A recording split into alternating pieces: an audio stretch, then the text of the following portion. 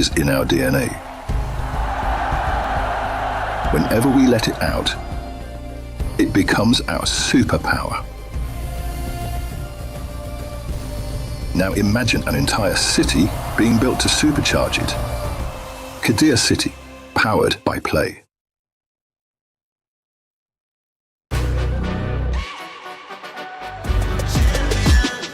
This ain't no regular thing. I came for the ring, you know what I mean. You see my name in the lights, better get right, I'm champion.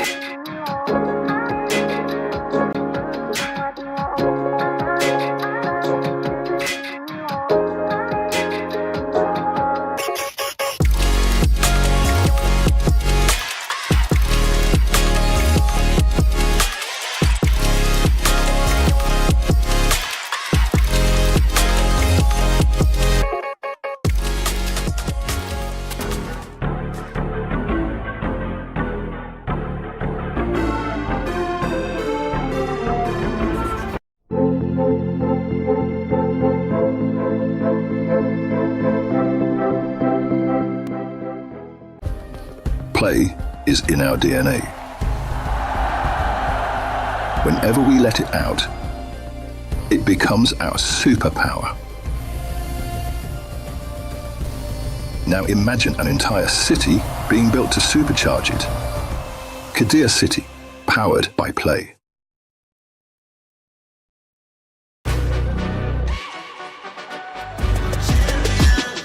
This ain't no regular thing. I came for the ring, you know what I mean. You see my name in the lights, better get right, I'm champion.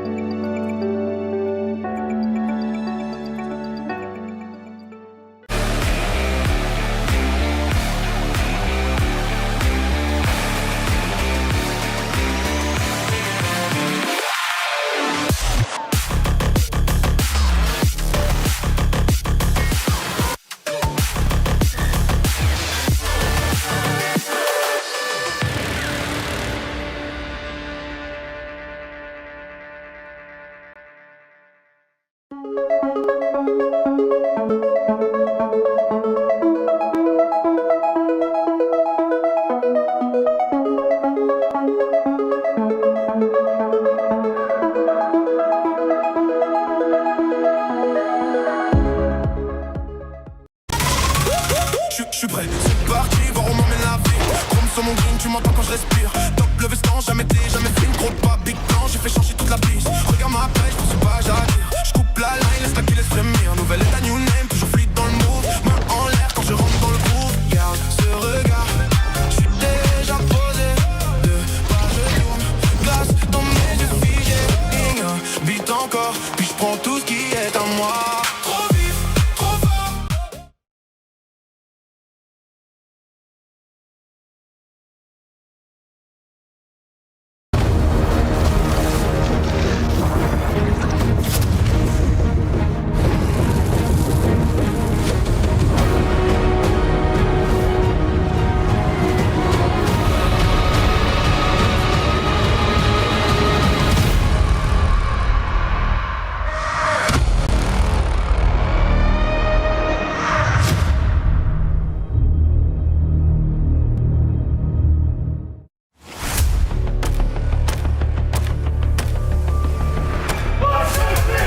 Obviously, there's some history in the game between, obviously, my old teammate that I also won last year with, Savage. It was definitely a bit of a pressure game for me, for sure. But normally I deal pretty good with the pressure, and I think I showed that in the server. Wrapping up day one of group stage, I mean, the favorites that you knew were going to win. You have your Falcons, you have your FaZe Clan, you have your Dark Zero, you have your Wild Card. All of these teams mentioned were going to be teams that should be expected to come out of the group stage to be then qualifying into those playoffs. Jumping into today of our semifinals in the upper bracket, my favorite game by far, and the one that you want to watch, has got to be Wildcard versus Team Falcons. Joom versus Adrian, two defending world champions here at EWC, to see who's going to put themselves in their first spot in playoffs. Winning EWC once is awesome, but winning it back-to-back would just be, I think, like crazy. Well, groups having just started yesterday are already going to be qualifying 4 teams into playoffs. That's how quick it moves here at EWC. I'm Manic. I'm one of your hosts here at EWC, but It's not just me on the desk. Thankfully, we have two gentlemen to help walk us through all the action. Friends. Dev Mata and Pengu. Oh, that was pretty rude of me. You are my friends. Thank you very much, We are Rob. all friends. Yeah, we're not just colleagues here. We No. actually No. enjoy Much each other's more than company sometimes. Yeah, well, oh no. That's the rare This is only occasion. week one still. It's a long tournament. Yeah, I was kind of sick of Jake by the end of last night, I'll be honest with you, Valid. James. Valid. Very fair. That's a Jake valid. thing, though, to Yeah, be fair. It certainly is. Gents, lots of action to come today. We kind of heard from Lax that I love these pre-clips that we're getting leading into the day. I think it's fantastic because Lax actually teed that one up perfectly. Probably, He did. maybe it could actually go on to be game of the absolute tournament, but definitely game of groups so far. Falcons wildcard, that one's going to kick things off very nicely. But we've got 3 other games to get through as well, Nick. Really? There's 3 more? It's I not just this know. one banger, there's actually more games after as well. Kind of ridiculous. Because, like you said, I do think that this could very well be a grand final worthy game. Totally. And there is a chance that they will meet much later in that tournament and it could become a grand final. Yeah, of course. We are qualifying teams through to the main stage today, which means a Yep. lot of the teams that will be playing are grand finalist contenders. They certainly are. Look, as much as I like to explain things, sometimes it's better to hear it from the voice itself. Tom Clancy's Rainbow Six Siege returns to the Esports World Cup for another year of intense FPS action.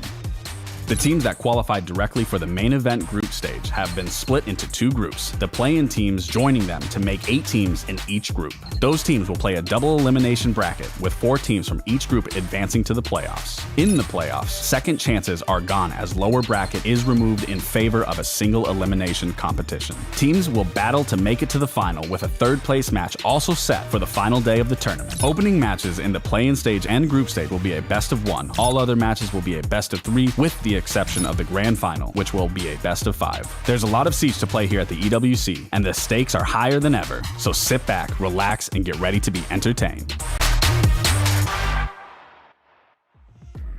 Lax is definitely the unofficial voice of EWC. He is now. Yeah, he certainly is. He's got such Beautiful aura voice. as he talks. But a great explanation, obviously, kind of leads into the fact that this tournament is twice as big as it has ever been. It is absolutely massive for Siege, and it feels like, James, we've really started to rein in on what EWC means into our ecosystem, because it's very important nowadays. For the first time in Rainbow Six Siege history, the Esports World Cup is really part of the official global ecosystem that we have, which means that the winner here at the Esports World Cup for Rainbow Six will qualify to the Six Invitational next February as well. There is so much up for grabs for all of the 22 teams here and all the 16 teams, most importantly, that remain. That's for damn sure. Not just an SI slot, but also $2 million across the entire event. Something that is ridiculous, Nick. I keep asking the question. I'm not going to ask you this time, but No, ask James this time. Come on. James, What would you do? What would you do if you couldn't invest the money? We were actually talking about this morning. Oh, really? Yeah. So you have an answer? We were cooked up having for me? quite a philosophical question about like at what point, like what do you do with money? What does money mean to you? And to be honest, like I love traveling. I would travel the world. I would spend time with my loved ones. I would see You would the learn sights. 5 languages. I would learn 5 languages. Yeah. I would live everywhere I could. That's what I would do with $2 million. That's valid. That's so valid. I would absolutely probably.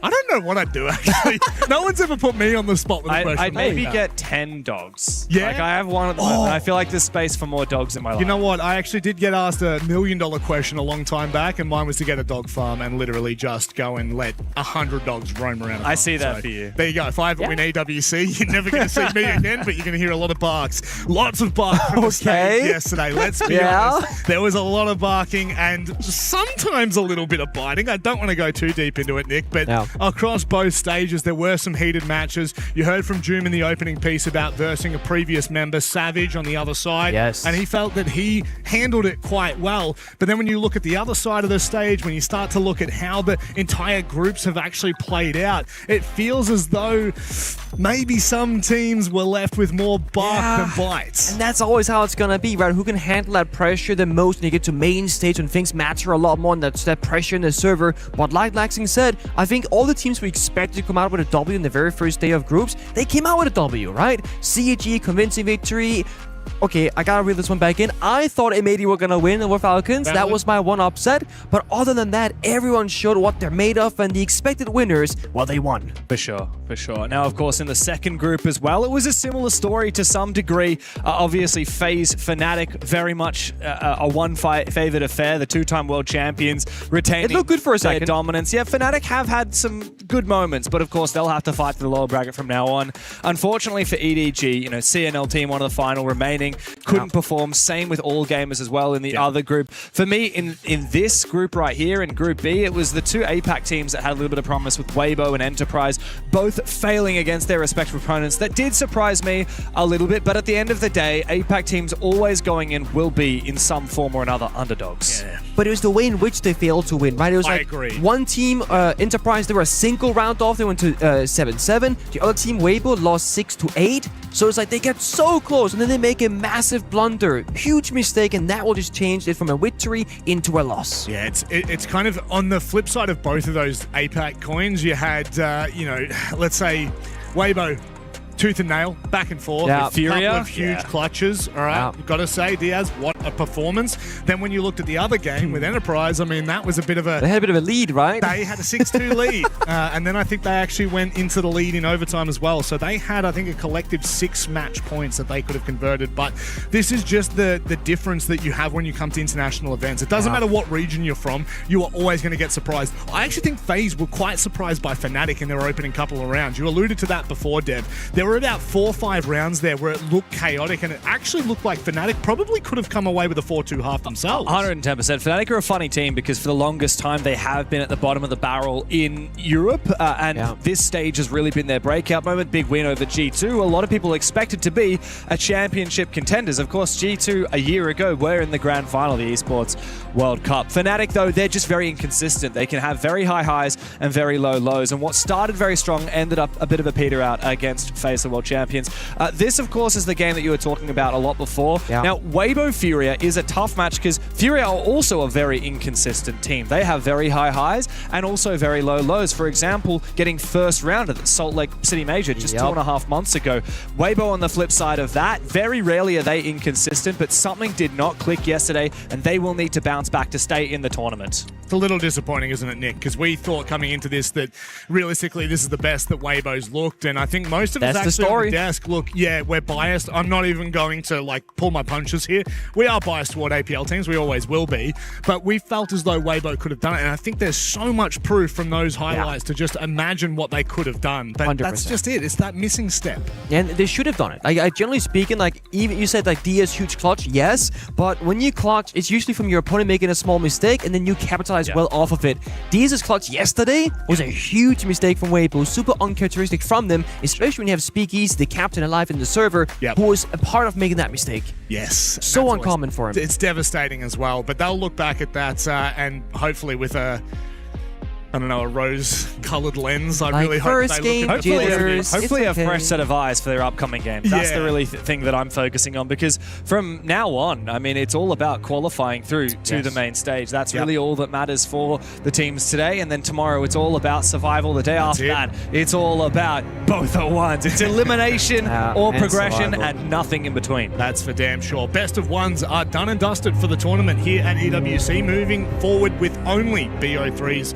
That is an exciting one for me, Nick, because the 2 games that we have today might actually be some of the best games that we have at EWC, maybe for the entire tournament. Yeah, getting to the good stuff right now. Falcons, juicy. the wildcard, we go to the FaceTime, the Virtus Pro. I mean, what's not to love? For sure. I mean, even yesterday, we were very fortunate enough to cast the Falcons versus M80 game, which are 2 huge teams, a lot of history between them. Notably, of course, Savage from M80 versus Doom. He's already taken down one of his teammates, has Doom, but all of the champions from last year's secret roster are on 4 different teams here at the Esports World Cup. Doom's taken down Savage. Next up on the chopping block is Adrian, the last year's MVP of the Esports World Cup. That's it. They're frenemies now, aren't they, mate? Yeah, they are. And I mean, we saw yesterday from Doom, a lot of respect to his former teammates as well, Savage in particular. And he said, I felt a bit of pressure against Savage, but I handled it on the server. What about back-to-back days with that kind of pressure? Well, let's hear it from the man himself, from Doom.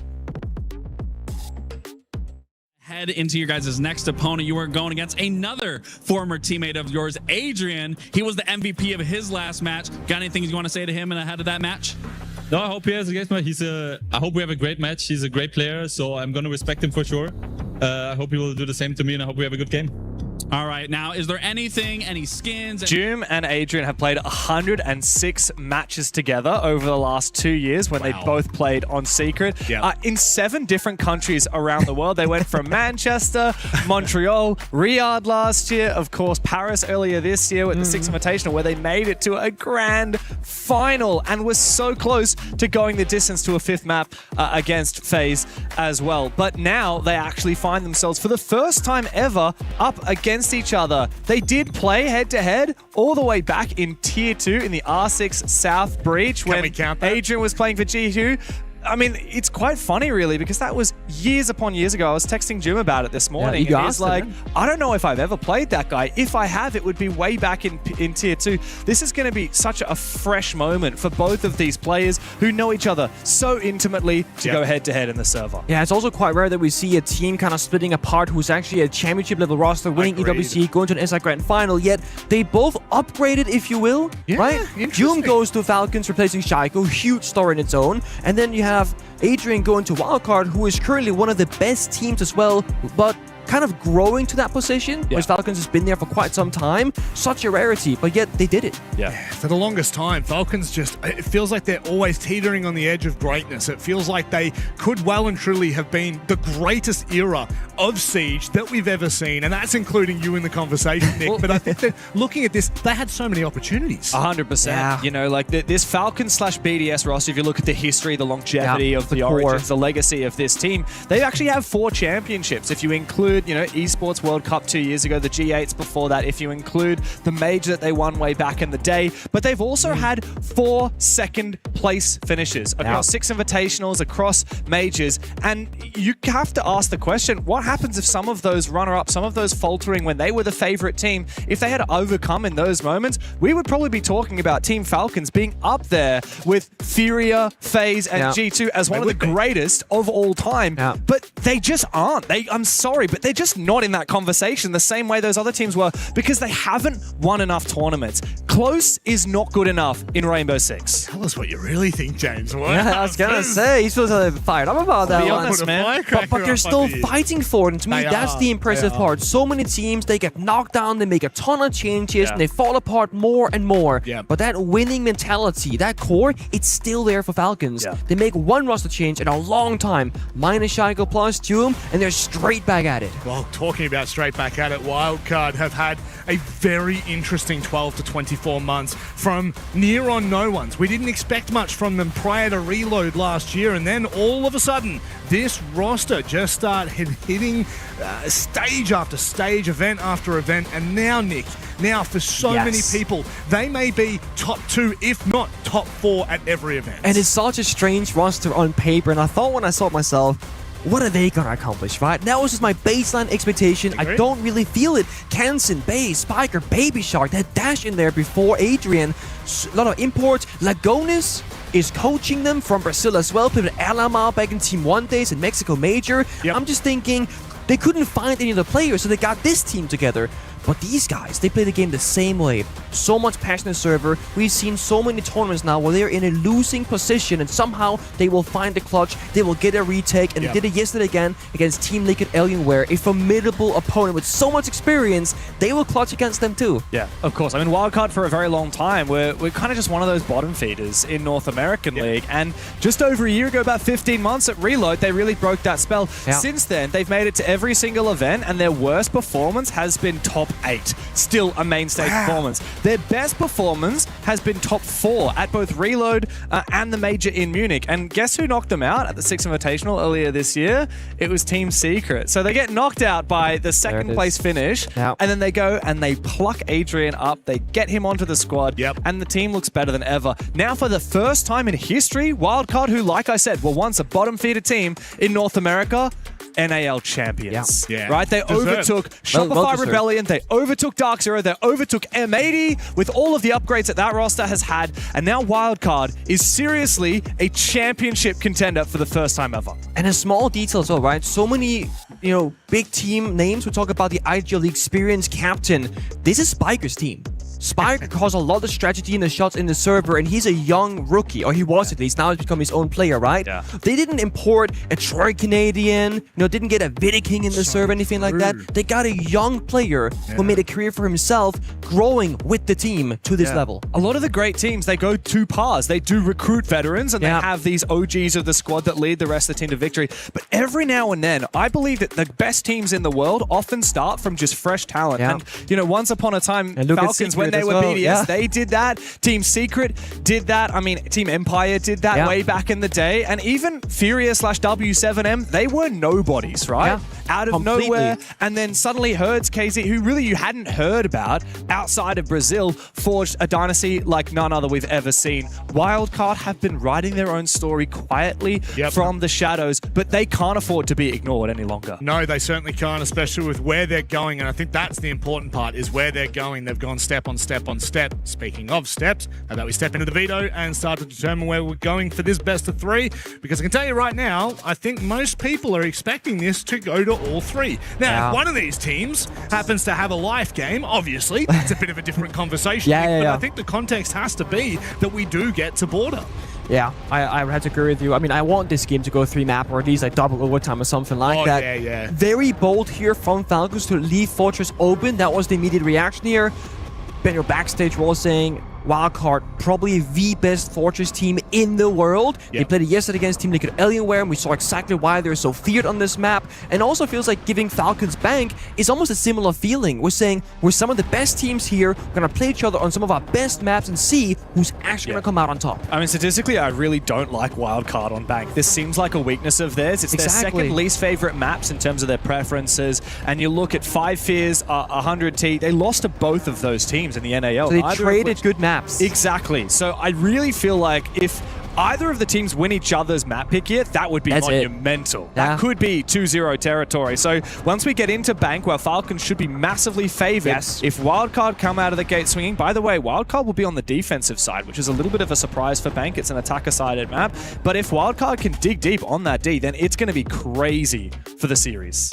I'm really excited with thank you. I'm so glad I did not have to laugh at that. I love tossing it with you guys and just staring you in the eyes and seeing if I can break you. I was like, can I keep it cool? I could not keep it cool. I had to look away. My eyes got bigger I'm and bigger. so glad that you broke. Oh, man. If it was you and Jake on the broadcast, it would have been a different conversation. It wouldn't have been like giggles. It would have been like a how about you dig deep and sort out this segment for us? Okay, please. I shall do. Let's hope that I can get this one right. No, it is... we talk about the greatest players of all time. We talk about what a great team could look like. Well, I think Falcons might have put together an absolute masterpiece.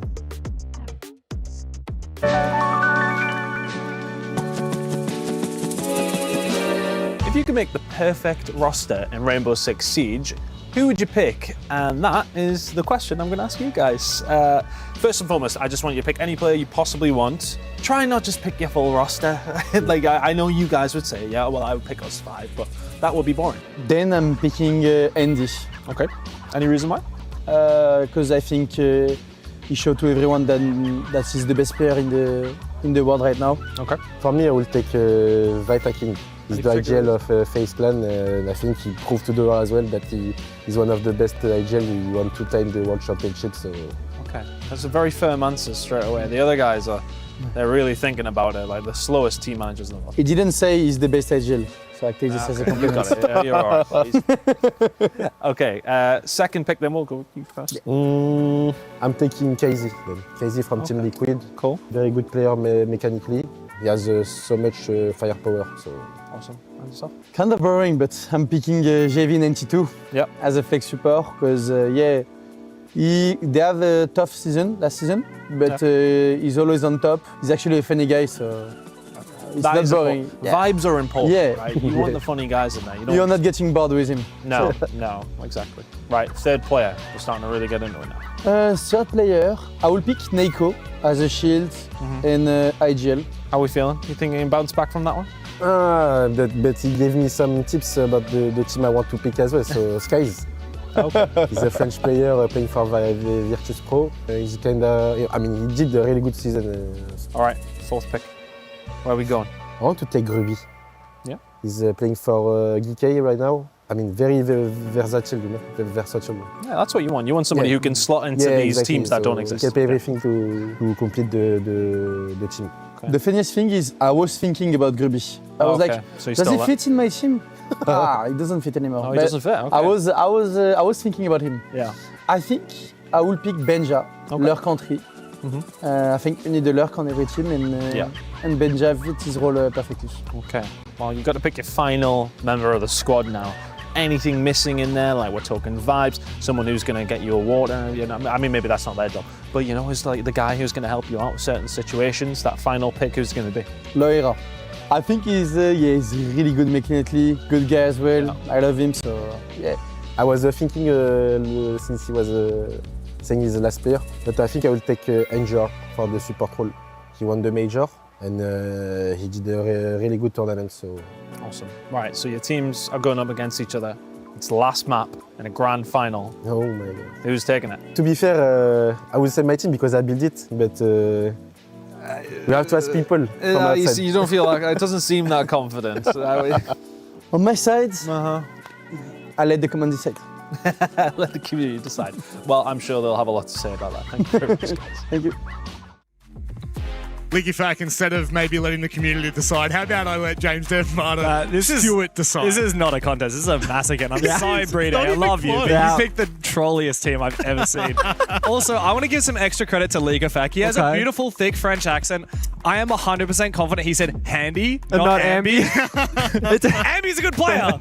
But Handy does clear him, and I don't think that's up for debate. I don't think it is. I think when he hit us with he's proven he's the best player in the world. I'm like, what final did Ambi play in besides Salt Lake City where he proved that? Handy is clearly the best player. Handy is like the guy for like 2 years now. He's like one of the best players in the world. I do think it's really funny though, because like obviously so many of the best players in Rainbow Six are Brazilian and they don't speak a word of English. Yes. Right? So we don't account for that. Yeah, you're not going to bring them into an English roster. So often we'll say, oh, the best player in the world right now. But like we kind of forget about Brazil a lot of the time because we are English speaking. I don't.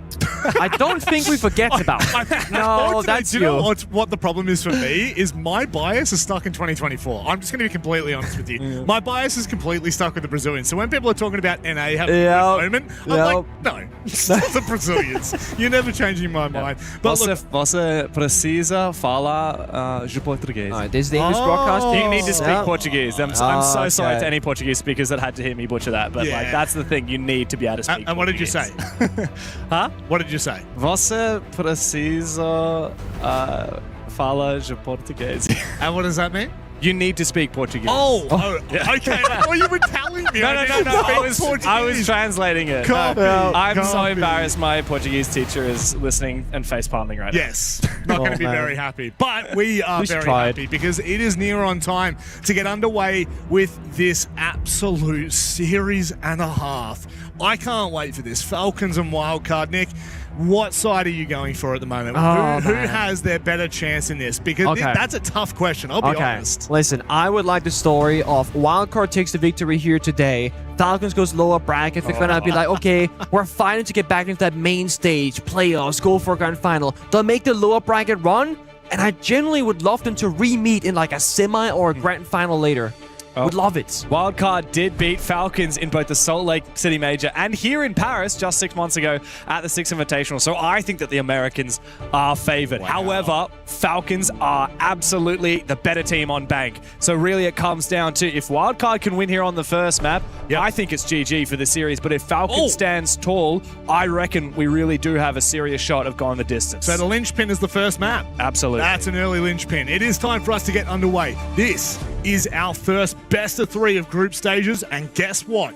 It's a qualifying matchup.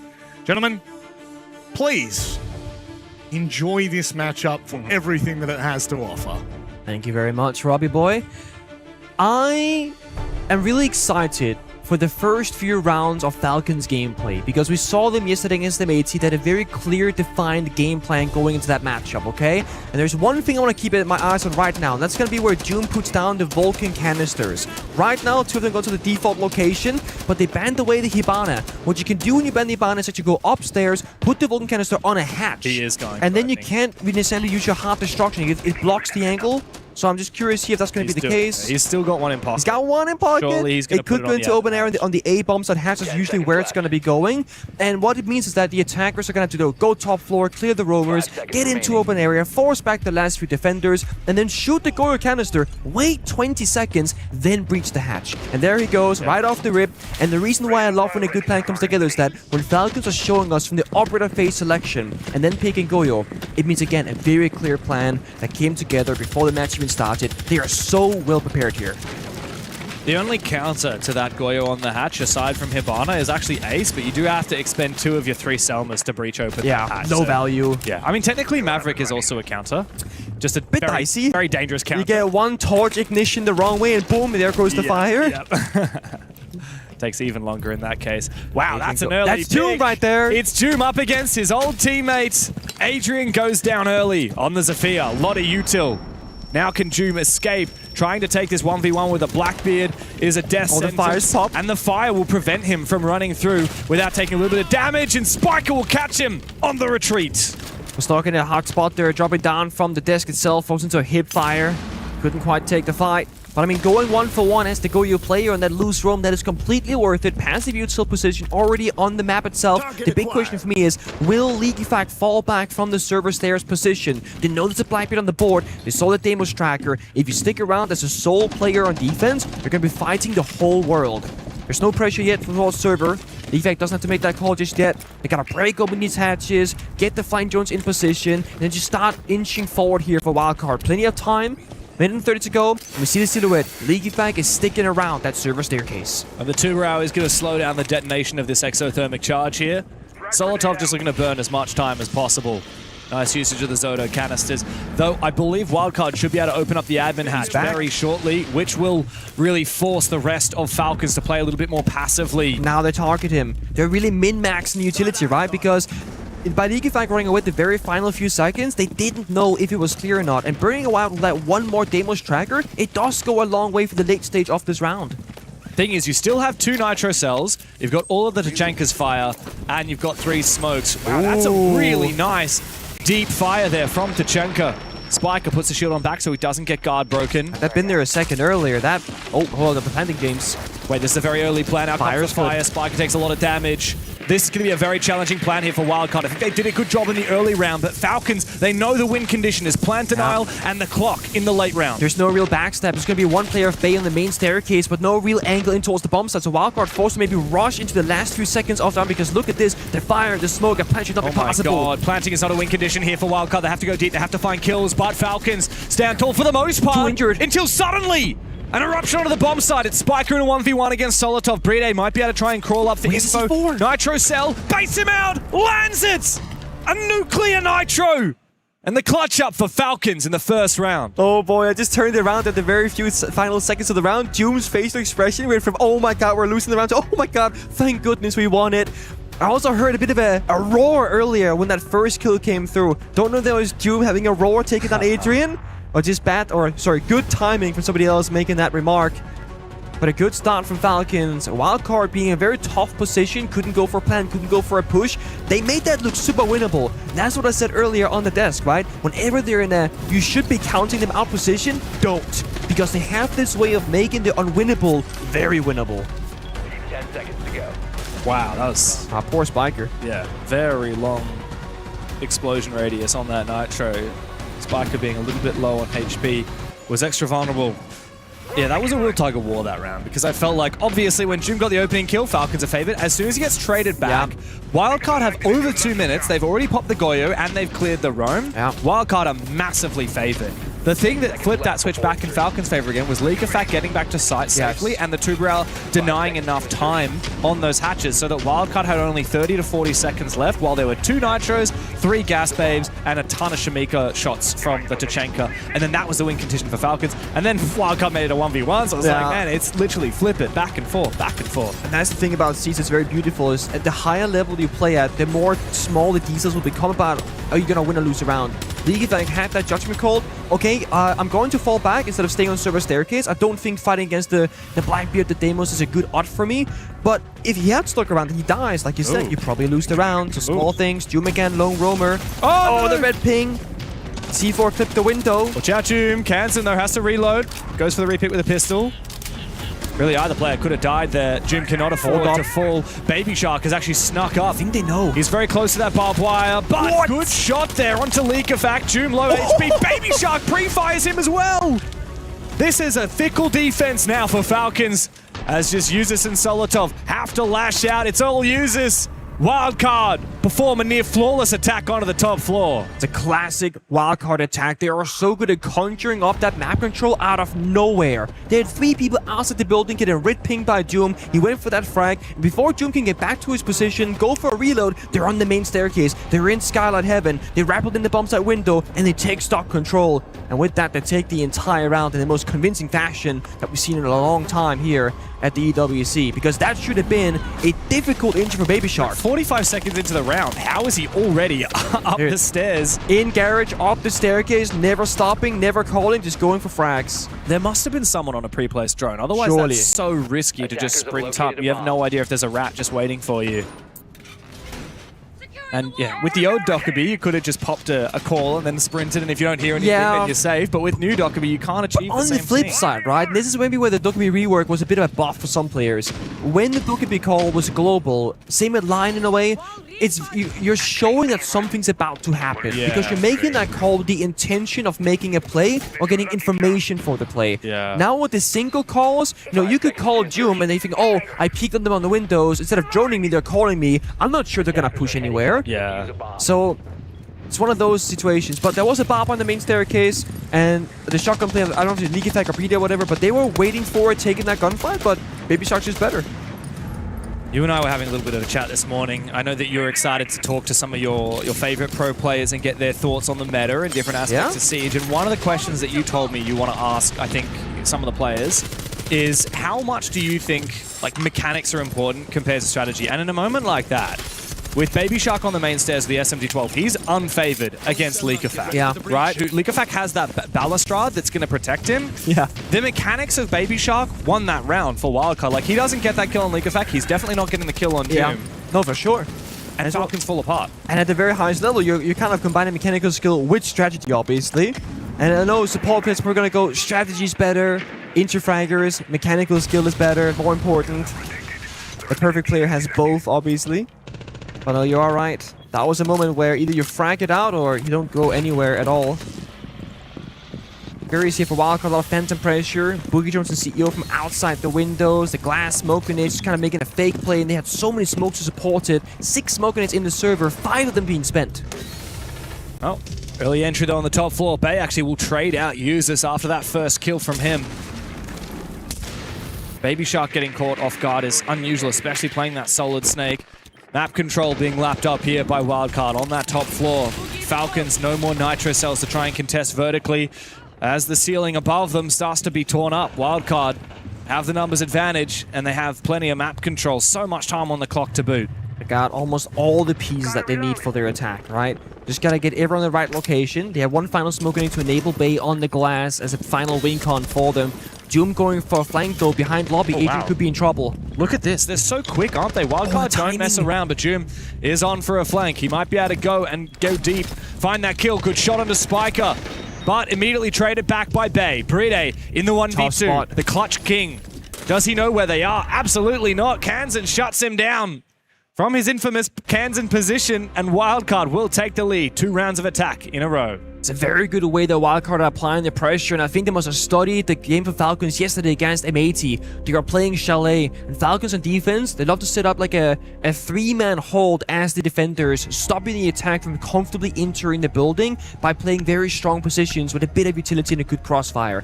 What Wildcard did in that round, the ramp goes on the CEO rappel, pops out the boogie drone, and it just creates disruptions out of CEO, the verticality, what's happening, a lot of sound. Then they start spamming smoke grenades on the first floor, by bottom square, by the open area window, and the glass was a known operator in that position. So they're not peeking it. But then when they throw those smoke grenades, they rush top floor. So they're saying, guys, we're tagging the bomb site directly, we're rushing. JK, we're going for a roam clear. Falcons are not able to have 3 defenders work together because they're worrying about so many different things in the server. So there's 2 people top floor, 3 people downstairs, and guess what? Wildcard, they attack the area with less competition against them. The 2 people above. Then they get the side control, and they have numbers advantage. Yeah, Wildcard, you're right. Like, they are so quick at just miraculously getting map control out of nowhere. I don't really know how they do it. I don't know whether it's pre-placed drones in the prep phase. Maybe that's something we can keep an eye on. I'm looking now. There's a drone inside Archives for Kansan. Bay has his at top square, at terrace. Spiker bottom square. One in, and we're just flicking drones. Like, at the moment, Shark is flicking through all the different drones. Yeah. I mean, first quadrant staircases, right? Well, you count how many people have gone up, how many people have gone down. The question is, have they counted Leakafak going all the way to the top floor? Leakafak's actually looking for drones right now as well. It's a good bit of information destruction there, playing the Solace. Mind you, Falcons also banned the Solid Snake, and this is going to allow them to play a lot more offensively, playing top floor, playing first floor, and then falling back step by step, because now droning has to be the way that you get that intel. You can't just cheese the operator gadgets. Joom got the Mossy, makes droning a bit more challenging. But Wildcard, they have their own ways of finding this new intel. They are playing Osa. Super low pick operator right now, but very strong in the current meta with those Talon shields. They got the Blitz, they got the Glass, they got many ways of picking these unfair gunfights and turn them into a winning position. And Spiker wants to could just second smoke and walk straight on in and just go for this freebie. It's very risky. I mean, that's his last smoke. He does have some help from Kansan on the drone. Users should be able to win this fight, unless if Spiker gets a cheeky angle, especially if a second teammate comes to support. And indeed, Solotov is there to support all the way from the back of Garage. He can just spray down. I don't know if he actually could see Spiker through the smoke or he just went for an educated guess, but that's the problem with the Glaz. It can be very predictable. Challenging operator. Smoke does give you vision, but you know, you just get smoke banged, one-shot headshot, and that'll be that. Now though, Adrian looking at that open area control. Leakafak's hiding in the corner to his right, and he should be guessing that should be the rough location, because you always want to play by that hatch for a safe fallback. Leakafak should just be falling on back, and does so. Yeah, smart move there. I'm glad that Leakafak took the fight, but also looked to retreat at the same time. This will be a very hard fight for Adrian to try and get that angle. Thankfully, he will be able to open up this hatch. There's not much time delay here. No Tubarao, thanks to Wildcard banning it out. And so now Falcons are forced deeper back. Adrian from the hatch actually able to punish Solotov. That's a bit of a mistake there from the Turkish player. He shouldn't be exposing himself to the hatch. No more breaching though. That was the final can opener from Adrian. So, I mean, it's down to Osa's Talon shields. You can go into server, walk in the bomb site door, and put down a shield. Then the issue is Goyo Fire, the Tashanga, the Impact Grenade from Leakafak, the C4 from Doom. Falcons have every single tool that counters this linear attack from the server. And Wildcard, I think they have to realize now, this shouldn't be the game plan, because they got much more things waiting for them to stop that plan from going down. Yeah, Wildcard really need to go for kills here. Thankfully, Adrian is fragging out. Second kill now on the 0. Sam Fisher is hungry to go fishing for a little bit more, but Bay is cut down on the long angle from Garage. Thanks to Users, who is himself low HP, needs to make sure to find a second one. Indeed, he will. He finds all 3 for Falcons. The Europeans are back into it again. No gaps left open. That Goyu is a problem for Wildcard's attacks. It keeps stalling them out. And I will say, on that base and bomb side, a very common operator, but Falcons are bringing it across the board. They love the Goyo. It's a smart thing to bring. We saw Falcons against the Made Sea. They were fearing the fast injuries. The shield play they played, Ella, Thorn, what's it called? Not Deimos, Denari, like all the trap operators, making Emity's life miserable in the server. And I feel like they have kind of found their edge here against Wildcard as well. Yeah, despite Wildcard being a really fast team, the problem with being fast on that basement is even if you're really quick on the roam clear, there's just so much time delay operators on the defense to prevent a plant, which means that I honestly think like we're not going to see another round of basement in this first half. We might in overtime. But I think that Wildcard really need to realize here that the win condition will never be the plant when you're attacking basement, because Falcons are way too good at plant denial and time denial. You need to go deep for kills. Like this, I'm talking like a vault drop. I was going to say lobby side, yeah. I'm talking you need to play Ying, which by the way, hasn't been played once so far and hasn't been banned out by Falcons, which is very surprising to me. Grim, Ying, all good when the defenders are clumped up into a small area. Blackbeard. Yeah. Camera feed up and Top 4 though, very different story. Some window repels, some far angles, some DMRs, all very strong for this side in particular. But Falcons spending with the Hibana, you gotta bring the ace for that elevator wall, which they're currently abandoned We can try and contest and go for denial. Right now, they're just pre-placed bandit batteries. Yeah, well, with the ace up and Kanto walls exposed, you need some way to try and protect them. Thing is, use some bandits in the garage.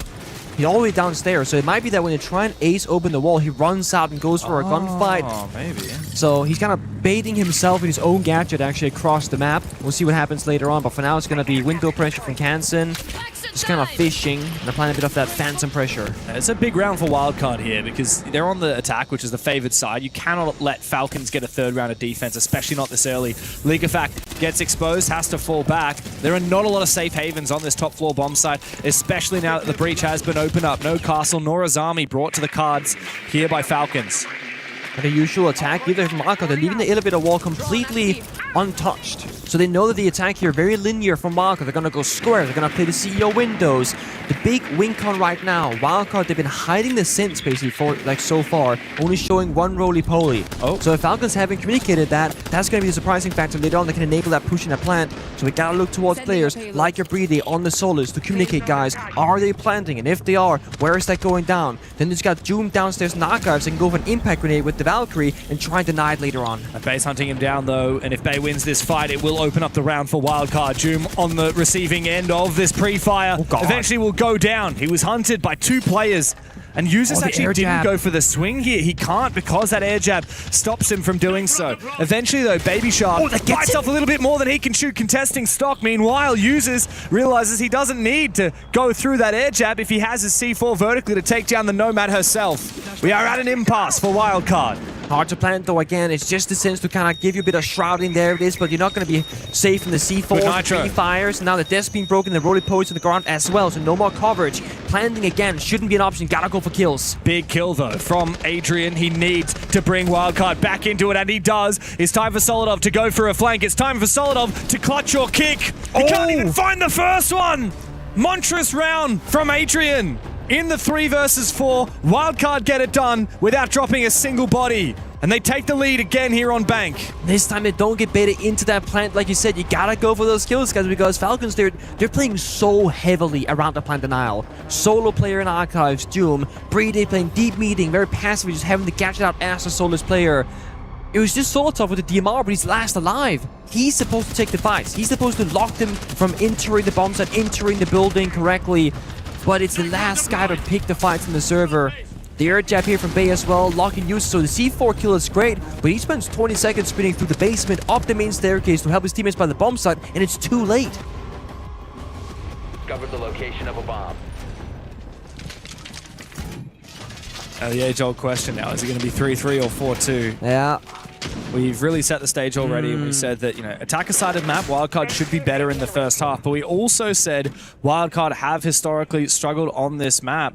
A loss to 5 Fears and a loss to 100T in the NAL. 2 teams that Wildcard don't typically lose to. Falcons on the flip side, I mean, they've been up and down, but this is arguably one of their best maps. They should be beating Wildcard here.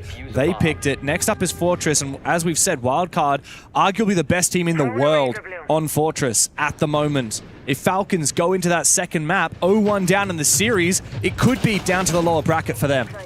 Do you think Wildcard need that 4th round, though? I do heavily favor those bank attacking rounds, and I think Falcons is waiting for their turn at that side. So this is the final one. They've picked up a very kind of stretched out upper line here for Falcons, right? You got some traps here in the Melusi and the Thorn to slow down Wildcard and give you a bit of information. You got some cancel barricades to say, hey, this area is clear, we can't get flanked, and this area where there's not a cancel barricade, that's where we're going to be expecting them to be attacking from. Doom, though, starts strong, takes down Kansen on the A, so less hard destruction for this round. In fact, all the hard destruction gone, and I'm seeing an Armor Glass. Yeah. This probably would have been a fast attack out of nowhere when they were ready for it, but losing a gun like that does make that rush much more challenging to get out successfully because you have way less guns to take that fight. Yeah, it's a risky play, especially when Wildcard don't have the redundancy on the hard breach. Now they have to get active, they have to redeem themselves with a few kills, but Falcons say it's fine, we don't need to try and contest. Instead, we fall back, we utilize the C4s. Spiker needs to win this fight. He sees Solotov cross in close range. He should be able to win, but no good from Solotov! The quick knife, the guard break, and he takes down Spiker. It's all gone down the toilet for Wildcard, and I think it's about to get worse. It's a flawless finish to the half for the Falcons, and the road to redemption begins now. We had rounds of Falcons led wildcard to the bomb site and played that plant denial. Now we saw Falcons lash out early with decisive aggression, saying, guys, play the map. And getting that castle barricade into the mix of it all meant that they weren't afraid of the lobby gap from a Nurk sneaking in, for example. They weren't afraid of anybody on the printer window either. So they knew what was clear, knew the fighting was going to be happening, and they were in the right spot to take those fights. I feel like Falcons got a better read on wildcard as that half went on deeper and deeper. I mean, Falcons had basement on lock. 10 seconds to go. They were really winning this bomb site strategically every single time, but wildcard was so good on the off bomb sites because of their ability to take that quick map control up until that very last round. I really feel like Falcons should have only got the basement defense wins. They shouldn't have won on that tertiary bomb site like they did in that final round right there. Wildcard dropped the ball a little bit. 2 opening kills, and then it just got worse. To be fair, I will say for Falcons, they are very hesitant to take some of those gunfights. We saw Doom in that previous highlight. They're just being AFK in our cars and being like, okay, I'm not going to swing them, they're going to swing me. Because again, they're playing for a win condition that is planting and staying alive. In the final rounds, you guys, now we fight them. Now we bring the battle to the attackers, and we catch them by surprise. Again, the best teams in the world, they can play a fast-paced round, then change up the pace. Now we go slow. We play plant denial. We burn down the timer. You go back and forth between those two, and it's so hard to adapt to on the fly as a player in the server. Well, what's Lagotness going to be saying now for wildcard? Of course, a major champion all the way back in Mexico 4 years ago with Team 1, that Brazilian squad that had that miracle run after the tiebreaker. He now coaches for wildcard, and he's been praised heavily and what his experience has done for these young players. But now they need to dig deep because, as you say, it's an attacker-sided bank, and wildcard have only managed to get 3 rounds on that offensive side. I'm sitting here thinking, like, what could you do operator ban-wise? And there is a question, I think, about the AC Bana ban here from wildcard. It opens up that top floor CEO defense to be a bit more playable, but it doesn't help you with basement, it doesn't really help you with open area. The ace does get banned away immediately. Yeah, surely this is a double up. Often it will become a double down. Otherwise you ban the Hibana because it gets more value than the ace ban because basement hatches. So when you see the ace first, I'm inclined to think Hibana as well. Yeah, I mean, Ace on its own, not a very powerful ban. Honestly, Hibana on its own, also not a very powerful ban, and you read it to perfection. It's the double down of the long-range hard breach. Yeah, it's a decision here from wildcard. My concern is it's just left everything else I know it does, right? And I know that I don't often call the AC Bana ban because I think it's really low in value. But I think there's a time and a place for it, and the reason why this is the time and the place is wildcard's story on this map. They're not supposed to win it. It's not their favorite map to play on. And what this gives you, as I said, is second bomb site. Often you go basement first, you win it. And then you're screwed, and you go back to basement. Now you go top floor first, and you're like, okay, that could be a 4-3. Then you go, guys, now we get basement open, and then you have just the open area bombs that will get quite tricky. So I do think a team like Falcons, who are super experienced on this map and they can play many different flexible operators to pick apart the defenses, they're not going to be too worried about the Ace and the Hibana. But wildcard needed this breathing room. Sure. Well, we're really going to see whether or not it works straight away, Pengu, because wildcard have actually gone for the top floor first. As they should, right? Which is one of the weakest bomb sites on this map, unless if you ban Ace Hibana. And a lot of people talk about the Kanto walls, which is over near the elevators. But another underrated thing that the Ace and the Hibana are also very valuable for are the stock walls into the hallway. We saw wildcard opening them up and contesting them, cutting off angles of safety for the defense. The surprising thing for me is Falcons, they're bringing Bride on the Monty, but we don't have necessarily a lot of explosives, I feel, to deal with. For example, the Azami. Capital. Yeah, and you've got Wamai Azami Mirror here is actually so strong for wildcard to try and create a fortress on what is historically a very hard map to hold on to. And that's the thing, right? Hibana Ace ban, and you're playing protective operators by the side. They have made this side actually feel playable. I do think Breedy on the Monty here is genius as a counter response because you can go for either a lobby attack where you walk up the lobby staircase, hey guys, I'm here, and you get the intel, or you go for a heaven attack where Breedy is currently hovering, you walk on in and do the exact same thing. But to your point, when Breedy is in there saying, there's a guy in this corner, I got the yellow ping, how did they kill him? There's 2 frag grenades, and that's it. There is no Capital, there's no good vert operators, there's a Kali sniper, but that's not going to force that movement from them. I actually like the Kali pick because it does counter the Mira. It does. Yeah, one of the things I and think... Asami. The Mira and the Azami, I mean, more the Mira. Like, I don't know if you want to waste the Lancers on the Azami until you've cleared both Mira windows. Pum, pum, pum. I mean, it's not as good as a DMR. Hey, speaking about countering those Mira windows, that from Leak Effect does the job as well. And now, very exposed on the bomb site. The thing that is missing here from Falcons is a Capital to potentially isolate these positions, but Bride's got hard breach. No ace required! Hang on a second! What a nitro from Kansan! That is not only the Monty going down, it's the only hard breach denied from Falcons. That changes everything. Now Falcons cannot go for a plant whatsoever. They can't get proper hard destruction either. They have no easy way in through the bomb site to break apart this defensive setup. So this is going to be Wildcard now playing much more passive, waiting for the attack to come to the site and then take the fights 5v4. Jim has found his shot though from down below onto Spiker. I believe that was through the floor. Up onto the Azami, the player that's typically very hard to take on down. Solotov, SP-SMG-9 in hand, tries to make his way up. Spotted on the Valkyrie camera, but he will eventually take that down. We are at a bit of an impasse. Falcons do not have that pushing power of the Monty, so they need to have an opening! And Adrian tosses that Nitro cell from way downtown and follows it up with a second kill. Falcons are falling apart. Joom desperately needs something here, and that nade won't be it, surely.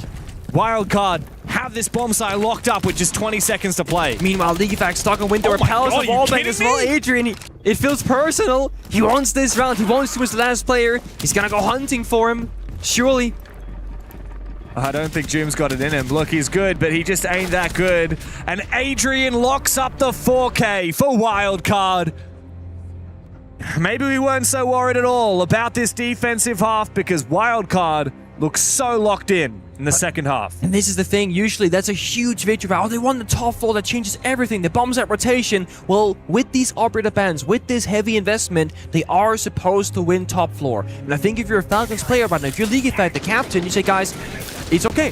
They're supposed to win this one. Don't worry about top floor right now. It's about the basement. It's about the open area in particular. We can give them this one bomb site. It's a different way of playing the game they're not used to, but it's going to be this special case here against Wildcard. So this is the big test. They go open area Dude, they second. still haven't gone basement. Incredible. So another thing is that they're also forcing Falcons to do the unusual things first, which can throw off your prep work, because on this side swap, you get the 2 minutes timeout with the coaches. You go, guys, okay, often what you can do, you discuss it in relevance. So if you think they're gonna go basement, open area, top, you start talking about top floor first, and you end with the basement point, right? Because it's the most fresh in your memory. If you go for a complete opposite rotation, you do kind of throw off the focus attention span there from some of the Falcons players, perhaps. Yeah. It's like, oh, we spoke about CO, but like it was supposed to be basement. What do we do now? Okay. I also think that the Monty is not particularly good on this bomb site. I think the Ash open area? Yeah. It's probably the weakest of the ones, yeah. I also feel like the Ash is a huge question mark for me. Like, what is this lineup from Falcons? I am missing a bit of, I'm going to say the word meta operators, like the Solar Snake could be quite good here. The only thing the Capital is still open. Yeah, I guess the Ash is good for destroying the castle barricades and the keeper barriers, but Zofia is just better at that. You get 3 big booms with Zofia and 2 big booms with Ash. Yeah, and you also can clear out any catch as well with Zofia as well that you can't do with Ash. Yeah. We'll have to wait and see, but I am missing a little bit of that spice from Falcons. It feels almost like they just want to go for a very, very nice default staple attack here to go top floor, do the vert, get the hatch, and drop down with the Monty and go for a plant.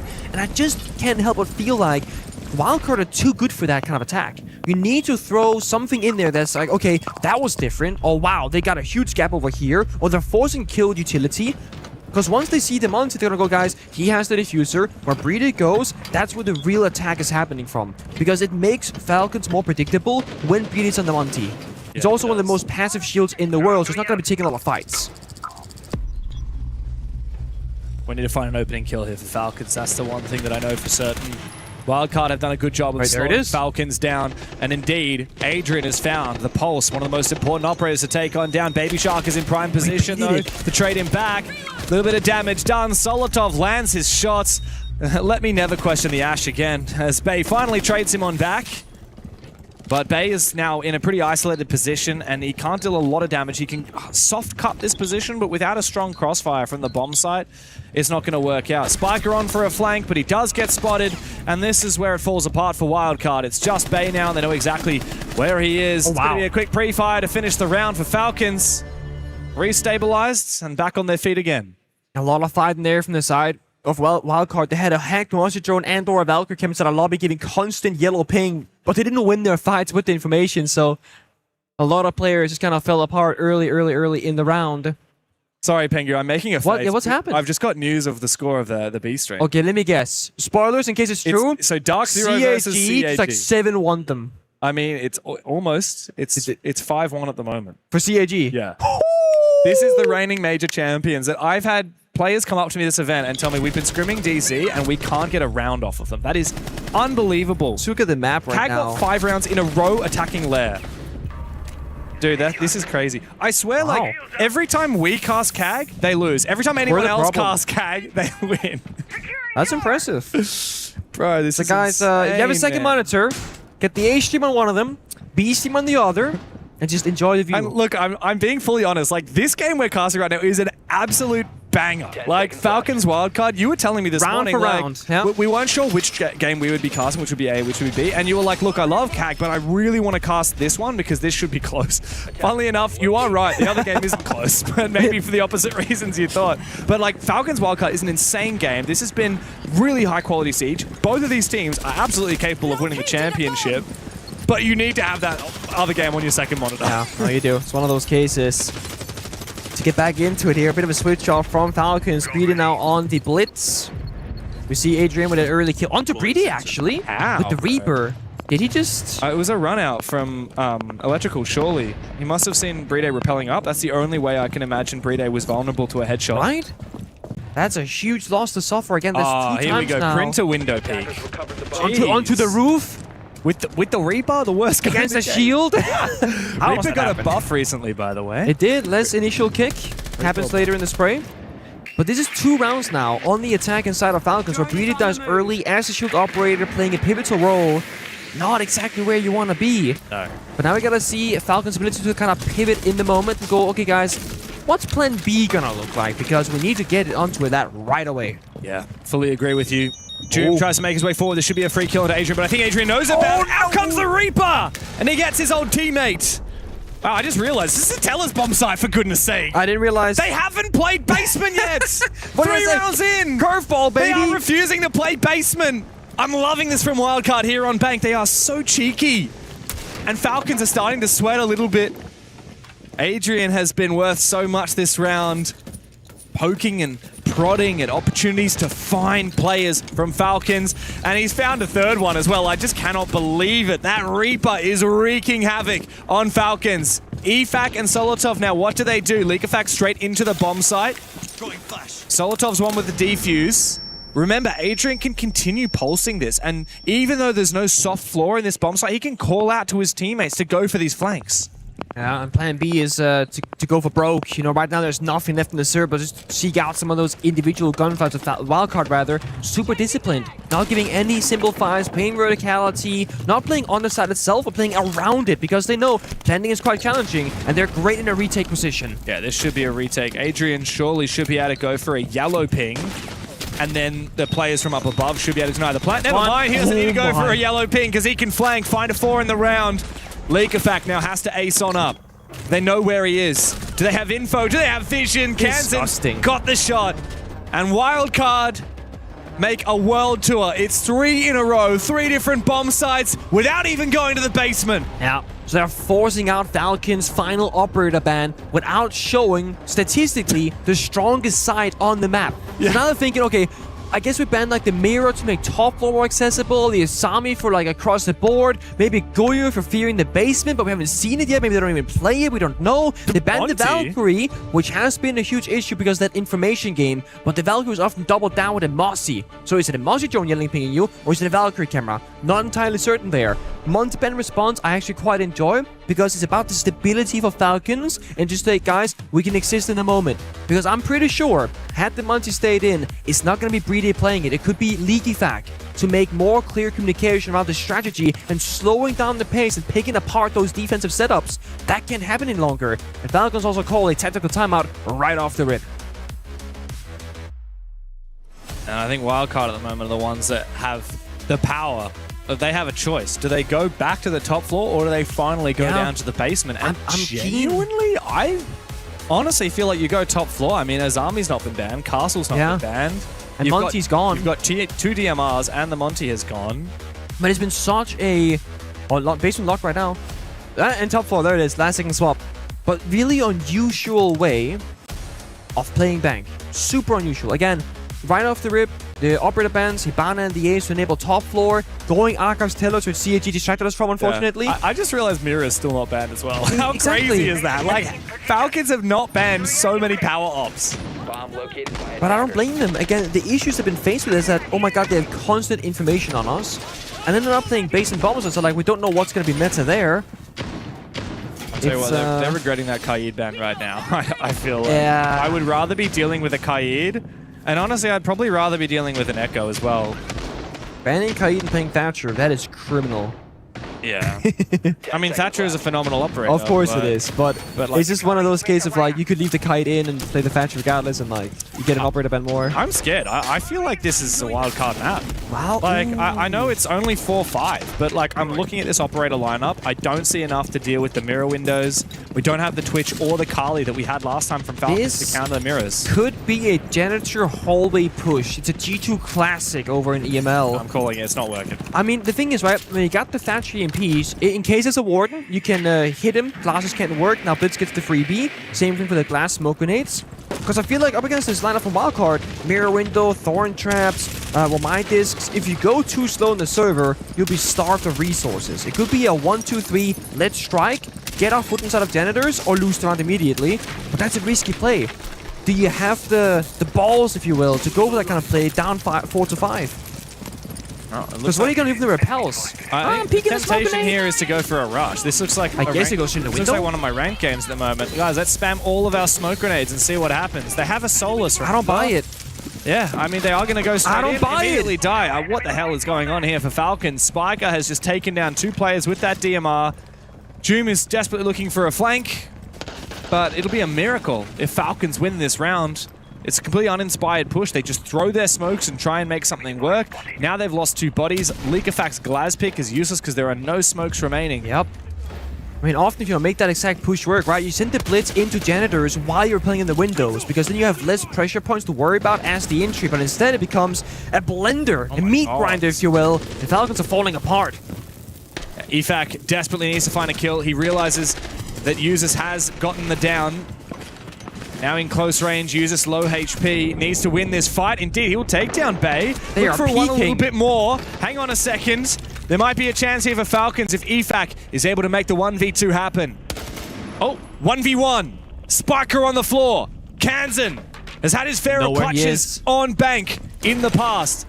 But now Leakafac has the info, knows exactly where he is trapped. Spiker still on the floor, will feed some information, now finished off. There's Leakafac double back again, looking to try and bait Kansan. He needs to make his way towards that diffuser. Remember, no Valkyrie anymore, so there's no info here for Wildcard to give over to Kansan. No bulletproof camera either. It's just a 1 versus 1. Pure talent. Up against pure talent as the mind games come on out. Leakafac goes for another one. DMR in the back pocket. Should he sneak it out again? Indeed! 1v2 for Leakafac! Falcons bite down hard on Bank. The IGL, the captain, the guy calling the strats, the guy playing the glass who started off that round having no impact whatsoever. And it's Wildcard fighting too much, maybe. Pegan is out of stock, going for the fights in the main staircase when they have the entirety of the bomb site, the mirror windows, janitors, right here. 4v2, we swing 1v1. We swing again. We're trading in poor numbers. We're peeking Leakafac on a tiny angle, having that DMR. Putting Kansan stuck in a hard place instead of stuck in a corner. Having to retake his own bomb site against Leakafac shortly after. That should not have been Falcons' round to win. No, I mean, that was Falcons, I think, coming into that round. The call was bad for the strat. That's my opinion. I mean, the results showed it too. The results, yeah, showed it. They were down 3v5. You should not be winning that. The fact that that clutch came through from League of Fact and Users is insane. And yeah, they desperately need it. We set the stage and we said, look, Wildcard are not a good bank team, but they're the best in the world on Fortress. Falcons need to win this first map. Otherwise, it could well be a 0-2 in favor of the North Americans. That round right there has separated Falcons from match point. It would have been match point against them. Instead, now they have kept pace with WC. Now they got all the Nets operators, the Solid Snake, the Capital, the Thatcher, and I guess it's the matter of, guys, we need something that's familiar to us. Basement bomb site. We know how to pick that apart. And this is where we gotta watch League of Fact in particular as this round progresses, how he's gonna call the player rotations, where he's gonna put the most important gadgetry. Before we can get there, we gotta clear the roam game. Baby Shark in open area. Babe playing through a staircase as the smoke. Adrian inside that first floor elevator with the pulse gunner saying, guys, this area is clear for the time being. And they all have one thing in common. They all have a fallback option. Adrian, elevator hatch drop. Baby Shark, open area hatch drop. And then Bay playing server staircase, well, the site's right behind him. So they can stay here for as long as they want, try and play for a kill, or just destroy enough drones, and then simply stay alive. Because the more bodies you have available later on, the better. Because if you don't have enough players alive, Spiker playing this Maestro operator can't afford to go on camps. So this is going to be a fallback strat, ideally 5v5 in for Wildcard side. You don't want to lose anybody. Adrian is just waiting there in the elevator hatch. Just waiting with a C4 at the ready. Yeah, it's going to fall back. He's pretty good on the Pulse. Now, Pulse on Bank Basement is a tale as old as time. Canadian popularized it way back in Year 1 of Pro League. And it still has its value for calling out where that plant's going down and making sure those C4s land. Here comes the hard breach for Falcons. We'll worry about the Pulse in the late round. There's a lot of plant denial here. Smoke, Goyo, Maestro, and Pulse, plus Wamai's C4 as well. But Bay is aggressively peeking. That is pretty ill-advised for a Smoke to be doing so. If he goes down without using his util, it's a waste for Wildcard. Mind you, if Bay dies or Baby Shark, who's supporting each other, the other person is absolutely dead. So they have to play this together. Either you swing together or you play safe together. You cannot play that awkward middle ground. Oh, he's going to peek. He's trying to play aggressively. He's out of gas now. Surely he can't get away safely. This should be a good execute here from Falcons onto the blue stairs. With the Thatcher to try and assist. Bride goes in for the kill, and he gets it. But Adrian, elsewhere, has snuck all the way to the top floor. How did he do that with the Pulse? He must have scanned to see it was clear upstairs. Users tries to hunt him down. Out comes a shotgun. Finally, Adrian put to rest, but the damage has been done. Falcons need to restabilize. Thankfully, Bride gets another kill here with that pistol on the blitz. It's up to Spiker and Kansan now to clutch up the round. Time to sap, do a bit of damage, and just keep flicking away. Planting here should not be possible for Bride unless he just hopes the cover is going to be perfect. Damage should come through from Spiker, but of course Solotov comes in as well. Kansan goes down. There's a second Evil Eye! Is the plant going to be confirmed? It will, but in the post plant, Kansan immediately follows up and kills Bride. Use us now. Must 1v2 in the post. And you're right. The angle is here for Wildcard to have one player get on the defuse, go for the long arm. The second player to fight Users. This comes down to pure mechanics and raw talent. Users doesn't have the angle, and Spiker hoses him down. Wildcard, match point on Bank. I love that small second there. Wildcard, they pause to think, okay, who should be covering and who should be going for the defuse? Because it's TCSG 11 bullets versus an LMG with 81. They put Spiker, the IGL, the support player for that round as the Maestro, the perfect guy to cut the cross. And Wildcard will call a crazy tactical timer because they're playing defense. They are gonna set themselves off for this final test, this final round on Bank, and take the win 7-5 and not give Falcons a good chance back into it because they know they just stole that momentum. Unreal. 6-5 match point for Wildcard on Falcons map pick, and they take their tactical timeout, as you say, to decide which of these bomb sites to go to, both top floor and it's gonna be a good discussion because even Archives Taylor's is on the table for them. Probably unlikely. Is it? I mean, no, it's not. It's locked. Okay, I meant that's a bad way of putting it. Am I trolling here? 1, 2, 3. That means it will be open now. No? Yeah. No, sorry, you're right. Okay. Yeah, absolutely. We're not going to go for it, so it doesn't matter. Everything except basement is open. Yeah, I was going to say. I was thinking, like, normally it's not even a conversation because teams don't play Archive Stellars. Yeah. But they did do that. Yeah. So we gotta see, like, a very small niche thing after attack timeout like that. You cannot go to a bomb site and play default round of Siege. Yeah, well, also keep in mind, the only way that Falcons won this bomb site last time around was with the 1v2 putt from Leakafact, the 3 versus 5, after Falcons had a very rough attempt at execute with the Glaz and the smokes in the early round. From what I can see here, Pengu, Wildcard are kind of doing more or less the same thing that we saw from them last time. Falcons, though, in contrast, are completely changing their strategy. I was gonna say you can hide the bandit because you can try and do some bandit trickery, but Adrian is showing it, putting down the bandit batteries, running out the building, etc. So what's the point in hiding it? Like, Falcon... It's just the case of, like, anyway. if they... Yeah, but so my point was that you could do something really, really cheesy if you really wanted to go balls deep.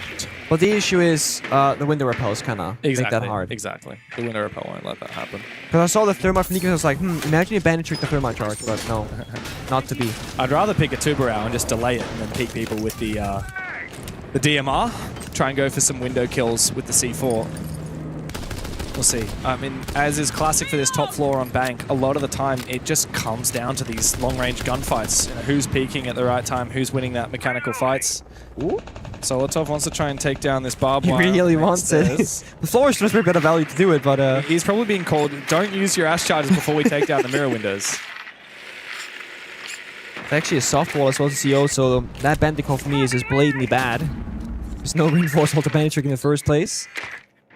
So, set up here from Falcons very early. Do the soft destruction, clear the barbed wire. And this is just peeling back the layers for Wildcard, saying, hey, you think the staircase is safe and you can't sneak up later on? No, we can. Ideally, you break that mirror window, but there's now a bandit battery placed on top of it inside the janitors. And that has been a change that happened maybe about a year ago at this point. Electrification will destroy the ash charge. It used to not do it for a very long time, but it will now. So you gotta destroy the bandit battery, then get the mirror window. And both those walls are electrified here in the others. That's why the Kali would have worked better. Ooh, wow, good shot there. Doom and Leakafact together get enough damage to take down Spiker.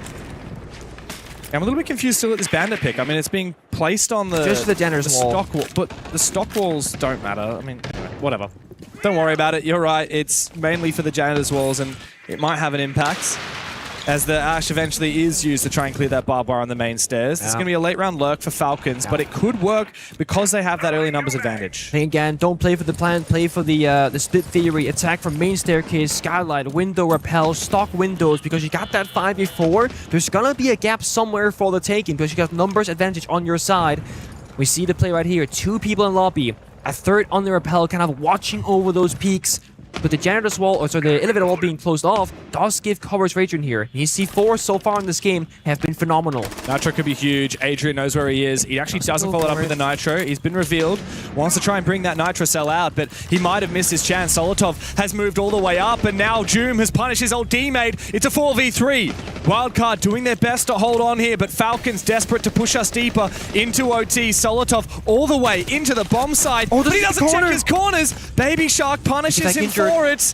It's now a 2v2 as Falcons are desperately trying to find these 2 kills, and it just comes down to Breed A and Users to do so. Do they check Baby Shark in the corner? Users needs to win this fight, and he will, but it's a 1v1. Users doesn't have the defuse, and Bay, I think, knows it. Users goes deep to try and find that kill. Will the American turn around? At the last moment, the mirror windows will block his way, and Wildcard will thieve Falcons map pick from them. And the way in which they do it, Archives Taylor's banning double ranged hard destruction, not touching the base and bombs until like the 5th or 6th or 10th basically, saving it for the last. It is a ridiculous way of taking a map that you have a bad history on. Oh my goodness. I actually don't know what to say. Wildcard are out to play. And I think, you know, all props given to the North American roster where rounds looked like they were spiraling out of control. My word, Adrian, I mean, like, you cannot go any further without highlighting a performance like that. It 2 felt like 4Ks. every single round that was slipping Wildcard could call upon Adrian in a huge moment, and even if it is a 4K, it's the impact of when he finds those kills. It always felt like right when Falcons were trying to make something happen, James, Adrian was there. Yeah, dude was popping off like crazy and also playing a lot of interesting different ways. For example, the pulse picks. Yes, just huge moments from Adrian. But I have to admit, like, this wasn't a one-man show in any way, shape, or form. I really want to give some silent credit to Wildcard's backline, right? Yeah. Also to their coaching staff. Like, they came in with that game plan. They didn't pick basement for like 4 rounds, and they made it look like defense was very much potable on bank. Yeah. Kind of unique the way they did that, isn't it? It is super unique. And I said how, like, Falcons, they go into a game with a crazy good match prep, right? Yeah. We saw only the default attacks. Nothing. Okay, we saw one unusual CEO really attack. Terrible. It didn't start off well. CEO. League Effect clutched it. They got the round victory, whatever. But every other round was just like breathing on the shield, passively walking in, either getting C4'd or not getting C4'd, and then no plans occurred. Yeah, I have to admit, I felt like the Falcons' attacks were a little bit uninspired. It did feel that way. They had a lot of firepower, but yeah, I didn't think that they had the layers that we saw from Wildcard on their defense, and even Wildcard on their attack as well. Were they just keeping it a little more basic, though? Is that something that we might have seen a bit more default? Maybe Falcons weren't expecting NA to come out to play this heavy. I just feel like if you're Falcons, you know, League Effect, I always talk about it, right? Deep strat pool. Yeah. Like deep strat book, rather. You should be able to go, guys, I got this idea.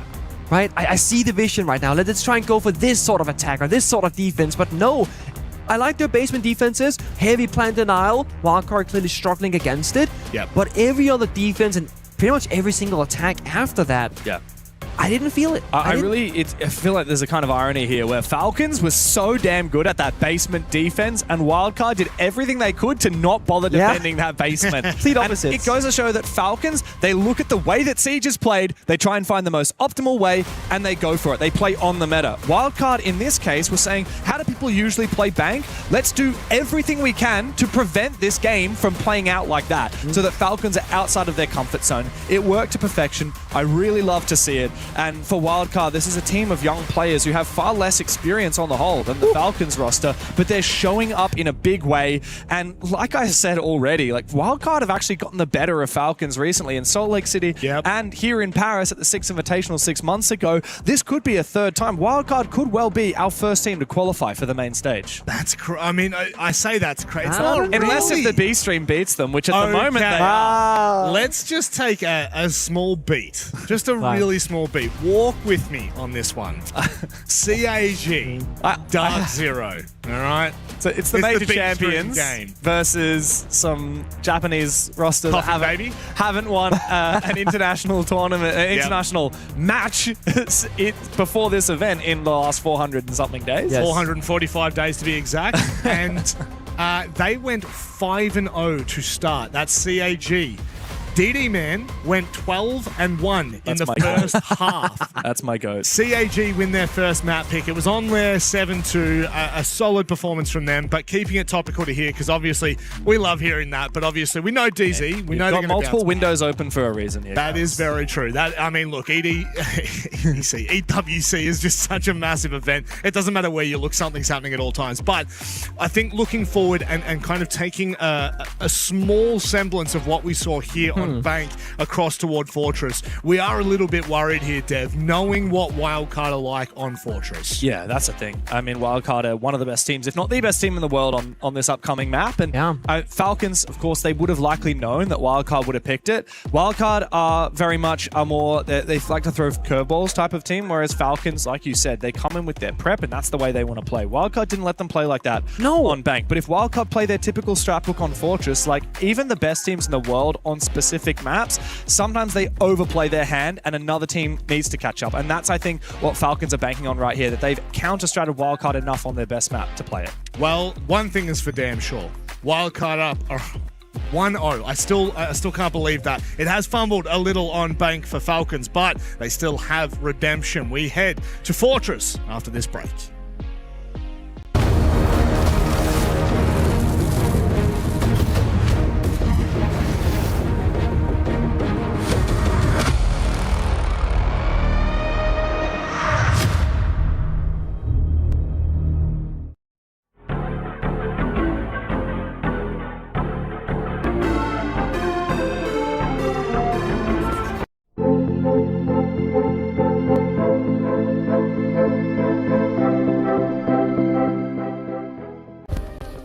play is in our DNA. Whenever we let it out, it becomes our superpower. Now imagine an entire city being built to supercharge it. Kadir City, powered by play. We were there. For every click, every clutch, every respawn. We were there for the years of grind. And we're here. Now. The proud founding partner of EWC. Powering the biggest event in gaming. Shoulder to shoulder with the world's best. Making history. Greatness deserves a stage. Lenovo Legion. Reach your impossible.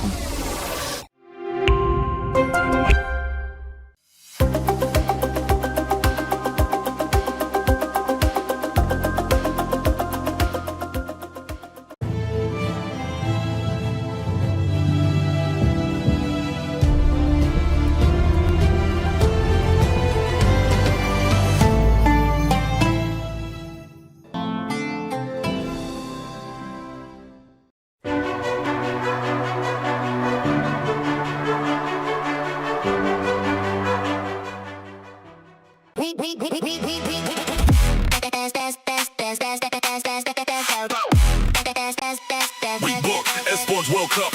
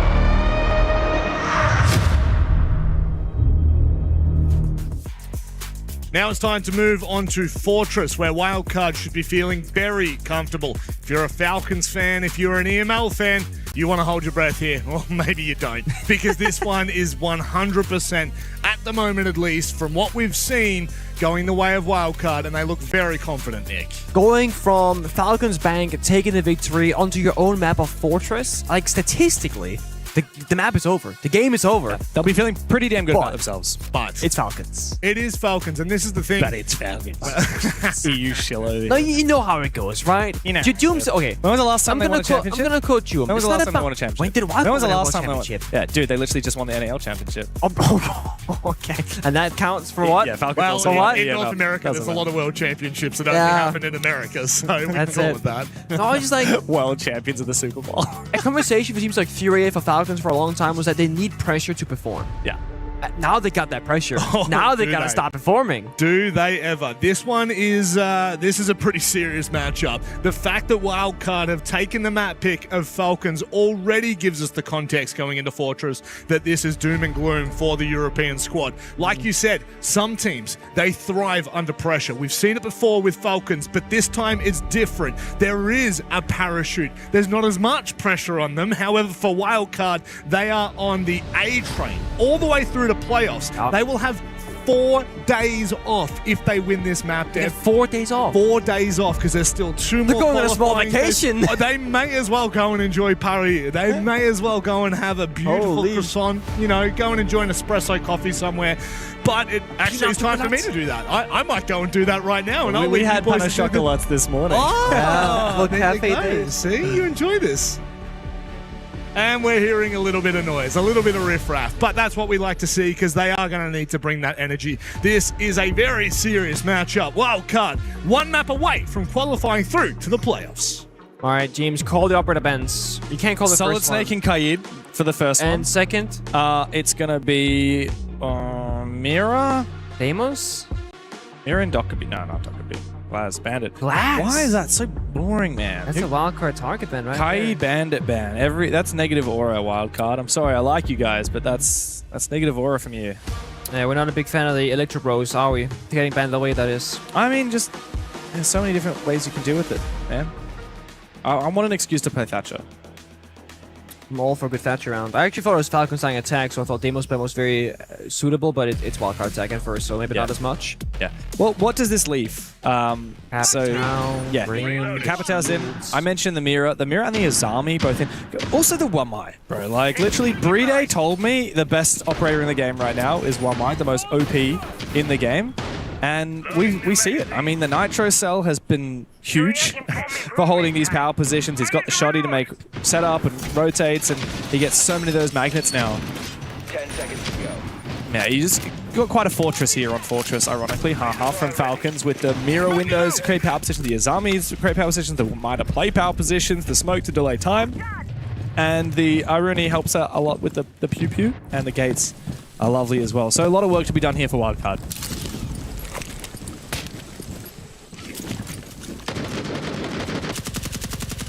I'm kind of thinking over, like, you know, Wildcard played a bit of a curveball on Bang, doing all the unusual stuff. They should put very well. They looked at the default way of playing Bang, did the opposite. I feel like now that they're in Fortress, they should go back to default, like go back to what they're best at, because they are one of the teams that are the best in the world at this particular map. So I'm expecting a lot more like usual Siege, default attacks, default defenses. Yeah. And right now it's starting off in a very looking like that to be the case scenario. A little bit of util clear, the default camera, setting up very slowly and steadily. Forge is all about getting your step 1, step 2, step 3. Almost like a bit of a clubhouse. There's a lot of possibilities of executing, of going for plants, etc. And that was the crazy stat that I saw in Bank. A singular plant went down, and it's a round loss for Falcons. Yeah. That was on that basement 1v2 situation that they had where Spire got the final kill. So I do expect this to change. I do expect a couple of plants from both teams on the attack if this game were to go the distance. Ooh. Early kill from EFAC on a Kansan. How's Jim still allowed to be really aggressive in Old Tower? Doors barricade, he definitely flanked it. Yeah, very late flank. There's no one here though. So Wildcard typically, like when they played this map against Team Liquid Alienware, they ran Ying or a shield in almost every single attack. We're not seeing either of them doing so this time. It's a little bit of a surprise to me. It's been a little bit of a passive attack, a slow and steady one. That's 2 massive shots onto Doom. Nice shot from Adrian to finish off Solotov. A little bit too aggressive here from Falcons, trying too desperately to re-aggress. They really didn't need to do so. Doom running back towards the bomb side. They know right now it's a 4v3 technically by side. Oh, yeah, I like this from Baby Shark. With the cover of that smoke, he can get into the bomb side. EFAC, though, will take down Adrian. Oh, wow, I thought that was going to be a trade, but no, EFAC dodges all the bullets. And Doom is caught on the ladder, trying to rotate back up. It's now Bay in the 1v3, and I don't think even the weapon can handle this. Falcons start very strong. And Leaguefac has plenty to say. Getting very loud in the arena. Is there beef between Leaguefac and Baby Shark? Is that what I'm hearing, or I don't know. Aren't they both on the ENC France team? Oh, in that case, maybe not. Look, there are certain regions in the world where there are beef between 2 players, and they didn't go on the same ENC team for that reason. Player in Batman. Yeah, Leaguefac did get. Oh, he killed everybody. No mind. I was going to say he killed Baby Shark, but he got a 3 in the round there for the captain. Very good, solid start. A lot more passion, will you say, in the server than we saw in Bang from them. So I guess it was Leaguefac screaming as the game started as well. Must have been. Bro's turning it up. And look, while we do say Wildcard are one of the best teams in the world on Fortress, like I have to admit, you know, they're not perfect on this map, and they have had losses recently. Of course, yesterday they beat Team Liquid Alienware quite convincingly 7-4. Obviously a very solid, very aggressive team in TLA. And then they did in the NAL, they beat 4 Fun Esports. Now, way back 4 months ago in kickoff, they lost to 5 Fears and M80. But I think in recent history, the last month or so, that has been when Wildcard has really found their stride on this map. And yet they haven't been defeated on this map for the last 4 months. So they do have that going for them. Falcons just haven't played this map in the last 3 months, though, on the flip side. It's a bit of an unknown territory when it comes to prep work, which again probably is why Wildcard going from a default approach. You can't counter-strat, no bots to watch. It does make it a little bit more tricky to deal with. Wildcard getting some destruction done towards the bomber side, bit of pressure, venting window opened up, you see the my shield. Oh, nice. Gets a mirror window, good bit of value there from Adrian from Spawn. Twitch is so good, we need to see more Twitch bans. So, last time Wildcard played this map against Team Liquid Alien, where Falcons, TLA banned out the Snake, and then eventually the Glaz after the 3rd round came through. But yeah, I noticed that Wildcard played a lot of Twitch in that game as well. So I'm a little bit surprised that Falcons didn't choose to ban that, especially if they want to lean into the Mira, the Wamai, the Goyo, all of which are very well countered by that Twitch. Maybe a 3rd ban to come out. It's entirely possible.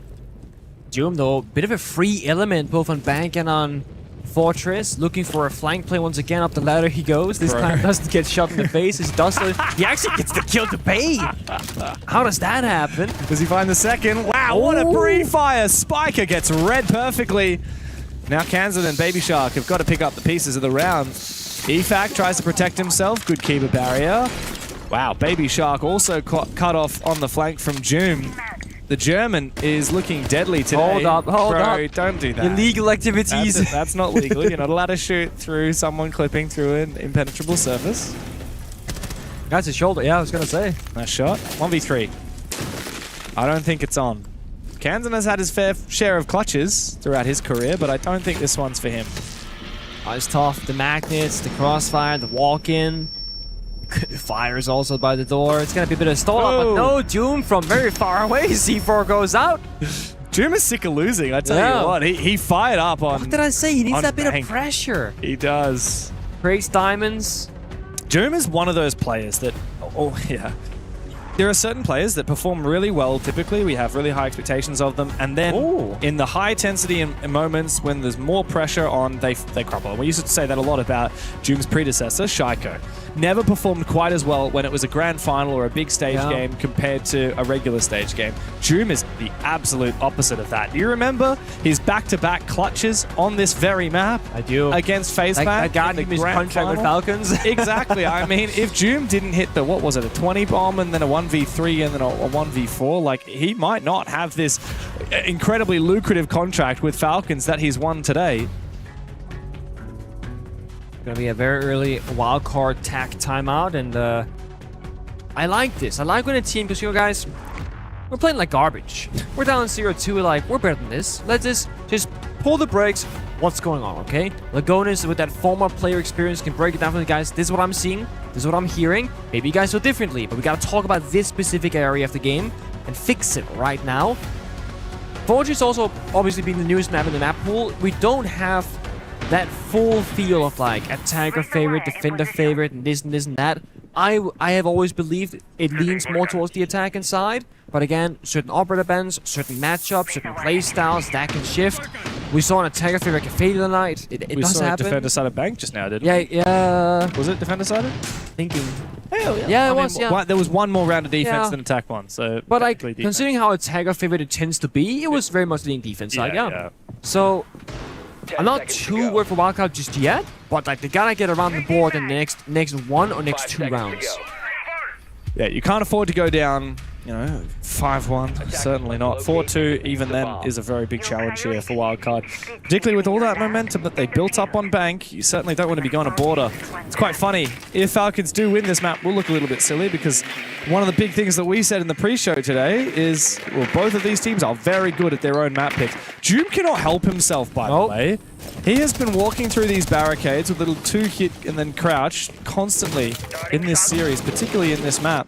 Doom loves getting active on Fortress. And it's been a bit quiet from the side of Wildcard. I mean, there's no real punch, no real push, no rush, not a ton of map control that they're fighting for either. And it's not a solo entries right now. Like Hansen's He's got bait droning behind him, but like, where's the gunplay? Where's the confidence? And yeah, you gotta shut down Doom right now because this guy, he's looking for a fight constantly, but it's League Effect to find it first, takes down Adrian. And now Falcons don't have to go hunting nearly as much. There's a lot of map control usually required to attack onto this bomb site of Cafeteria. And Wildcard, I don't want to see them baited into trying to overcommit to Hammam here, especially when Leakafak is holding it down with the Azami. Instead, they focus more on the bomb site itself, but Doom is ready to peek on out.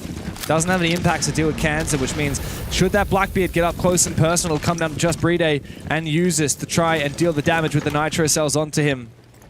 Is the plan going to be the win condition for Wildcard, or will they try and hunt for kills? Neither. Not fighting, not planting. Nice There's a peek, though. Shuts down Doom, but again, the damage, gotta find a little bit more. Canson walks on in. Oh, Nitro comes out, doesn't land. It's Mark, but Kanson's taking a lot of damage. If he can get close enough, he might be able to dash down the one. Can't find him, though! He had to commit to the second fight, and that meant that Users, while on the floor, was able to take the fight back onto the Blackbeard, into the 3v3, but Spiker has not been able to get that plant down as of yet. It comes down to Users, holding down the forward on the bomb side as his teammates drop around him. He finds one more before he's traded on back. Brede now must be the clutch king that we have called him for many years in the past. 30 years old, as of his birthday last week. He's got 2 low HP players, young guns, that he must find. It's his countryman in Baby Shark who needs to cover while Spiker forces his plant down. There's lots of time left, a little bit more damage, finds the first! And the old man has still got it! Big clutch up from Brede. It's 3 straight for Falcons. The confidence is showing, the experience from Brede. He's been that exact spot so many times before on different maps. Not as often here in Fortress, given how new it is to the map pool, but still, the old man still got it. A well-needed clutch momentum, very, very much heavily favoring the side of Falcons. Wildcard, not really pushing together. Kansan was in there with the Blackbeard, fighting 2 separate defenders. Nobody followed him. Very unusual, very unlike them as a team. Very disjointed. It's clear that Wildcard don't really want to commit to plants here, but the problem is, it means they're very disjointed when they need to hunt down players on the bomb site, and you move into one room and people are taking cover and falling back to the next room, and you want to keep hunting them down, and yeah, it's a fickle affair for Wildcard so far on their attacks. Mirror ban, ace ban, doesn't change too much. It means you can skip a step now with dealing with the mirror windows, because Bay on the Twitch has been like hunting for those mirror windows first, then doing the damage later with the gun. He did find 3 kills previously. I still think you should have banned the Twitch. Maybe they should have banned the Twitch. He's going to keep playing it because it counters mainly the Goyo here. I mean, Goyo, Valkyrie. True.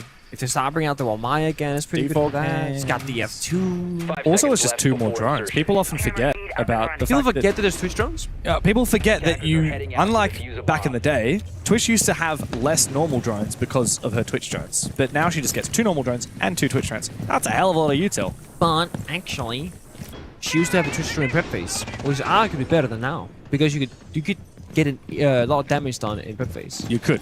You could pop a Goyo canister and just get a kill. Yeah, exactly. But she used to have only 2 Twitch drones. One in prep phase, still one in only action phase. has 2 Twitch drones. Yeah, but now she also has normal drones. Alright. Give her a I hate it when you argue with me, man. No, I mean, sometimes it's healthy, right? No, you need to get your opinions out, Air out all and your fight for frustrations yourself, and understand what's at stake, and fight for your values. Here's another thing that we can get value out of is taking down the little beepers, the proximity alarms. Oops. It's true, we got Spike on the shield finally on that Monty. Can't take a lot of damage now. Doom always flanking. New tower, old tower. So much freedom, and this is an awkward position. Hello. What? What are you doing? Reached the flank? How? I don't know if he was expecting it or if he just turned around. He looked ready for it. But yeah, I really feel like Baby Shark would have won that fight. I mean, he snuck into the building, which is typically not possible. Oh Here my come God. the smokes. Yeah, Wildcard will be a bit frustrated, I think, that while they did find that gap, they weren't able to capitalize upon it, because that was a mistake from Falcons. Baby Shark should not have been allowed to sneak in so close to the bomb site. No. He had League if I can use this right nearby, and nobody had any idea. And Solotov, he's running away from Monty and then getting kind of like a crouch walking behind him. Very, very odd. And again, the disjointment there from Wildcard. Obviously, the Goify was popped behind Spiker. His teammates waiting 20 seconds to help him. Here comes the Heart Destruction. The grenade for the bathtub. It's by the half-wall. Gets the kill. Uses is strong for one. Big kill, but Bay, as you said, comes to life with the F2. Uses his low HP. Got to be careful about the fire from the Capital. Times it well, though. There's info clearly. June is being on out. Out comes the Nitro Cell. That'll finish off Kansan. Can he go deeper for more? No. Wildcard come to life, but Spiker will bite off a little bit too much and try to ADS with that Monty. Bay now. 2 more kills required to clutch up the round. He seems to have a pretty good read, and the F2 is a pretty darn good weapon. Knows where Usus is now. Can he find the angle? Indeed! Bride must clutch back to back. This time in the 1v1. He does! This guy cannot be stopped! On the backline forever, old reliable for Falcons. I think the younger version of Bride just took control. He paused for a second. He thought about it, goes, this time I'm swinging. He hits them with the unusual strike first, ask questions later. Bride always plays for the positioning in the clutches. This time, not the case. He played the confidence. Damn. And he's so calm in that moment. Look at the faces of Falcons. Everyone's so energized except the man who got it done. Because he knows that was coming from 100 miles away. 4 rounds in a row for Falcons on what we have thought is Wildcard's best map. They came prepared today, and even when Wildcard do find a gap, Falcons still win the round. This is Jume's playground, and it's Bride's as well. It's 5-0. No one can take this man down right now. It's absolutely ridiculous. Yeah, the only man not to die in the service so far. I mean, Wildcard are going through their options. They're playing the Capital, and now they're playing the Shield again. They're playing for information, they're playing for roam clear. Nothing is sticking. I mean, think about Usus' value last round. Goyu fire to his left, double Capital fire arrow. He's getting shot by 2 different attackers. He somehow gets a kill, stays alive to the very end of the round. Wildcard are going from doing all the crazy things, the unusual victories on Bank, to failing the basic principles on Fortress, a map that they're much more familiar with, map they're much stronger on statistically. Yeah, looking rattled. Their attacks are not up to snuff today. Where's the energy? Ever since we entered the server, there was just a quiet entrance on stage. Makes me wonder if the Monty is actually the wrong choice here, because it leads to a very passive playstyle here for Wildcard. Notable as well. They're getting picked apart without the Monty. I mean, look at this game from June. Like, what is Bro doing? He just impacted the wall to go for another flank, and look, they don't want to fight him. Yeah. They're droning him. They don't want to get near him. It's June for you. It's actually Solidov who finds the first kill. June eventually does go down, decides in an ill-advised way to go for the re-peek, and Bay will finish him off. Now Spiker continues to take this map control with Wildcard, but they still look scared. Cover me! Reloading! Out of control low for Spiker, forcing back those roamers. Make sure you check all the corners, lock down the flanks, because right now this bathroom area is dangerous. They hear the reinforcement.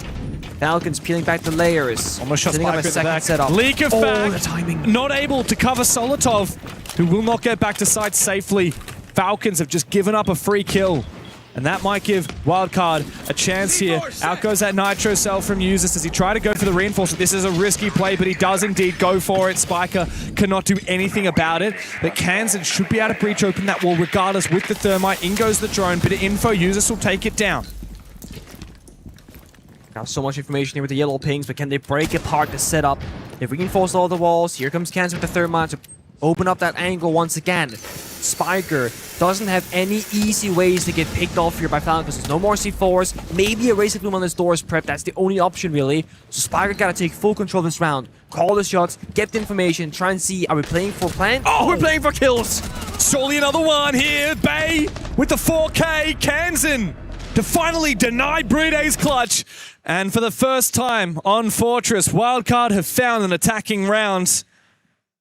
But it's really barely a sigh of relief. They need a second one to make this game look possible. And it's just Bay popping off, getting some good timings right now. June looked the wrong way in lobby, wasn't the gunfight. Leaky Fact flying inside a bathroom, master bedroom door, rather looking the wrong way so he gets granted. two very early frags here, solo top actually, where it's not really a contest. And then a nasty one tap off the Monty Intel. But the only worry is, if you're winning off an individual player, it's great when you need to clutch. When it's the only round victory out of 5, that's where, guys, gotta get the teamwork, gotta get that consistency, gotta work together. Baby Shark 0-5, Adrian 1 and 4. They were loud on Bank. They were making plays. They were seizing those opportunities. They're going for backstabs, gap finding. Yeah. 0-5 for Baby Shark is crazy because, like, he is one of the best players on that team. Like, on his day, he is fragging out like crazy. I actually have on my screen at the moment, I'm sorry I can't show you guys, but a graph of all of the players from Wildcard and their EPS performance over time. And Baby Shark looks like a heartbeat. It's all the way up. He's the best player on the team in one game, and then all the way down. He's the worst player on the team in another game. He'll get 170 EPS in one match, and then 70 EPS in the next. And that is the problem with this French player. He's so deadly, but he's also so inconsistent. And if you have a couple of people having a bad game at once, or perhaps you have a roster like Wildcard do, where we're expecting Baby Shark to be putting up the numbers game in, game out, and then as soon as he goes missing, it's just not enough. First kill happens though, Kansas goes down, Jum again, lethal as ever. Playing solos, playing a free roll. Greedy though, down early in this round, playing that Asami. Bay keeps it up with a double. He's on 13 kills. This guy is non-stop here on the striker. He will strike first. The plant is actually denied from Spiker. It gets stopped by Solotov's trap, I believe, who then follows up and finishes him off. Bay's going to have to go even bigger now. It's him and Adrian in the 2v3. What looked to be a very good start from Wildcard has suddenly been stopped. Completely dead in his tracks, just leaving one player, Adrian. That 1-4 scoreline, playing the Hibana, Heartbreak's duties with a DMR in hand, has to find a couple of kills ideally here to make this winnable. Yeah, out comes the bearing in close range. It's a deadly weapon. If Solotov peaks first though, it might not matter. Out comes a C75. Falcons lock in what ended up being a very, very dominant half. 5-1. Surely it's only a matter of time before we go to the third map. Okay, so I am curious, right? Given our result here being so lopsided and out of, expectations, do you think B stream is going any differently? Because I'm curious. That's a great question. I'm going to zoom in with my eyes. I cannot tell the score. I can see that the match is being played on Bank. I'm going to check the Twitch stream. Hold up. DZ versus CAG. Maybe they're going through a similar story. Maybe it's like CG stole the show the first map. Oh, we've got word. It's spoiler alert, guys. It's currently 4-2 at the end of the first half in favor of Dark Zero. Okay, so similar story. Bank defense as well, which does not bode well for CAG. Yeah. So really just coming down to the map differences here. Again, Wildcard on one map, phenomenal. Second map, where we're expecting more from them. Just again, not really finding their energy, not finding the pushes together. We could very genuinely have all 3 map games today. I mean, obviously we've got DZ versus CAG, Falcons versus Wildcard on right now. FaZe VP, that could definitely be a 3-mapper. Furia GK, maybe that's the most likely to be a 2-0, but I don't know. Anything's possible. I mean, Fury against Weibo looked mortal, like very mortal. That's true, and GK really dug deep despite being down against EP, so you never know. Pretty sure that GK let EP get the lead that they did just to break the hearts of APAC fans. Yeah, well, that's happened a lot recently. It's only CAG who have been holding on. Playing for the plot. Someone's got to do it. CAG started that way this tournament. They played for the plot too. They did. Oh my god, look, we're so vulnerable and weak. Oh no. And there's a boom, boom, boom, boom, boom, boom. Starts kicking out team after team. They've crushed the most keys, haven't they? 3 keys that they've crushed, yeah, apparently. They must be the key crushers, yeah? Oh, that's there crazy. You go, they play for the plot. What a stat line, bro. I still think we need Anaton to crush it by hand. It'll happen. I saw a picture on Twitter. It was Anaton and Ashen in the gym together, and like, dude, they've got more muscle than the entire casting team combined. Yeah, touche. Sorry, it's true. Yeah, it's true. I can't defend anybody there. But you know what? We out-height them. We're taller. We very much out-height them. And that counts for something. I think I'm taller than both of them combined. There you go. See? We're striking back. Just like Wildcard need to do in the server. They're not fighting back. Well, just like Falcons have done after Bank, which was, a very big moment for Wildcard. But having a 5-7 scoreline where a clutch decides everything for OT and regulation versus losing 1-5. Yeah. But you Not also, the same can I remind comparison. you that this is a 2 rounds of clutches from Falcons as well. This could very easily be a 3-3 half if Brede hadn't dug deep. In fact, that means that, well, Wildcard, I think they have 0 clutches so far today in this matchup. I can double check that. But on the flip side, Falcons have 2 in this game from Brede and then 1 from Leakafak on Bank. We did have a 1v1 from Bay to finish the first map. Yeah. So it's a clutch ratio of 3-1 in favor of Falcons. They just spent double shield against Brede. Valid. So I was honestly thinking to myself, when Fortress started, I wanted Falcons to get Brede off the shields because they were not finding success on Bank. But Brede has really woke up individual. Like, he has been the player for Falcons. Him and Juma, I think, in particular, have been great. And now, I feel like banning shields will be worth it. Yeah, no, for sure. Look, I don't know, what else you get rid of? There's so many other options. I mean, there is a lot of options here. Solid Snake is the Twitch, classic, like you mentioned, but- Solid Snake, Deimos, like Capital, as I always will say, Grim. I'm a big Twitch ban fan on this map, particularly with both the teams playing Mira. You know, the Fenrir, for example, is a great operator that would get countered by the Twitch. And not a lot of teams are actually happy to flex onto the Brava instead of the Twitch. Brava is a lot more vulnerable, as the drones are a lot bigger, easy to see, easy to shoot, and a lot slower to hack compared to Twitch's little zappy zaps. Loading mag.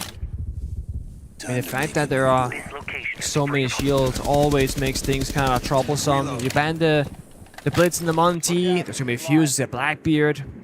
So it does feel a bit redundant, but at the same time, if you're targeting Brede, make it count. For the side of Wildcard, somebody please help Mr. Bay. Nothing to report at my He's sitting on 13 kills. The second after him, Kenston 3. The rest of the team has 6 kills combined, by the way. He has 13. He's He over has double. more than double the rest of the team. And now he's going to make it 1 more. Oh my It took the God. whole magazine, but that's why you get a whole magazine, James. This is Falcons versus Bay, by the way. Literally. Camden's got another kill. That's 7 kills for the rest of Wildcard and 14 for Bay. Oh, this rotate is scuffed.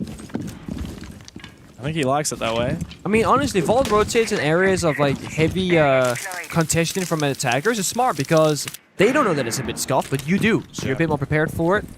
You get stuck in that Vault rotate, can't go for a quick fight afterwards, and with the numbers being 4 versus 3 in favor of the defense, they're playing just by the bomb side. They're playing in mid bay. Wildcard actually continue the trend they started on Bank of picking the less picked bomb sites. Yeah. They've actually gone to the tertiary. Playing backwards. This is a very strong bomb site, though. I think it's the strongest, unironically. Yeah, I mean, there's say so the much whole work map. to do on the attacking side. In this case, Hammam control has been taken here by Falcons as Wildcard peel on back. Happy to play this, let the time whittle down. Yep.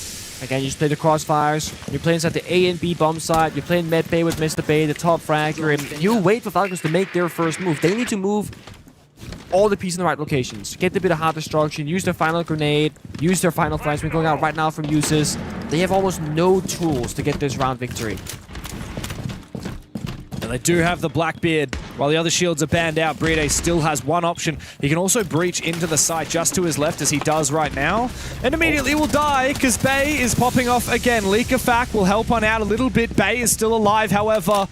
And now with users falling, Leakafak is just on his lonesome.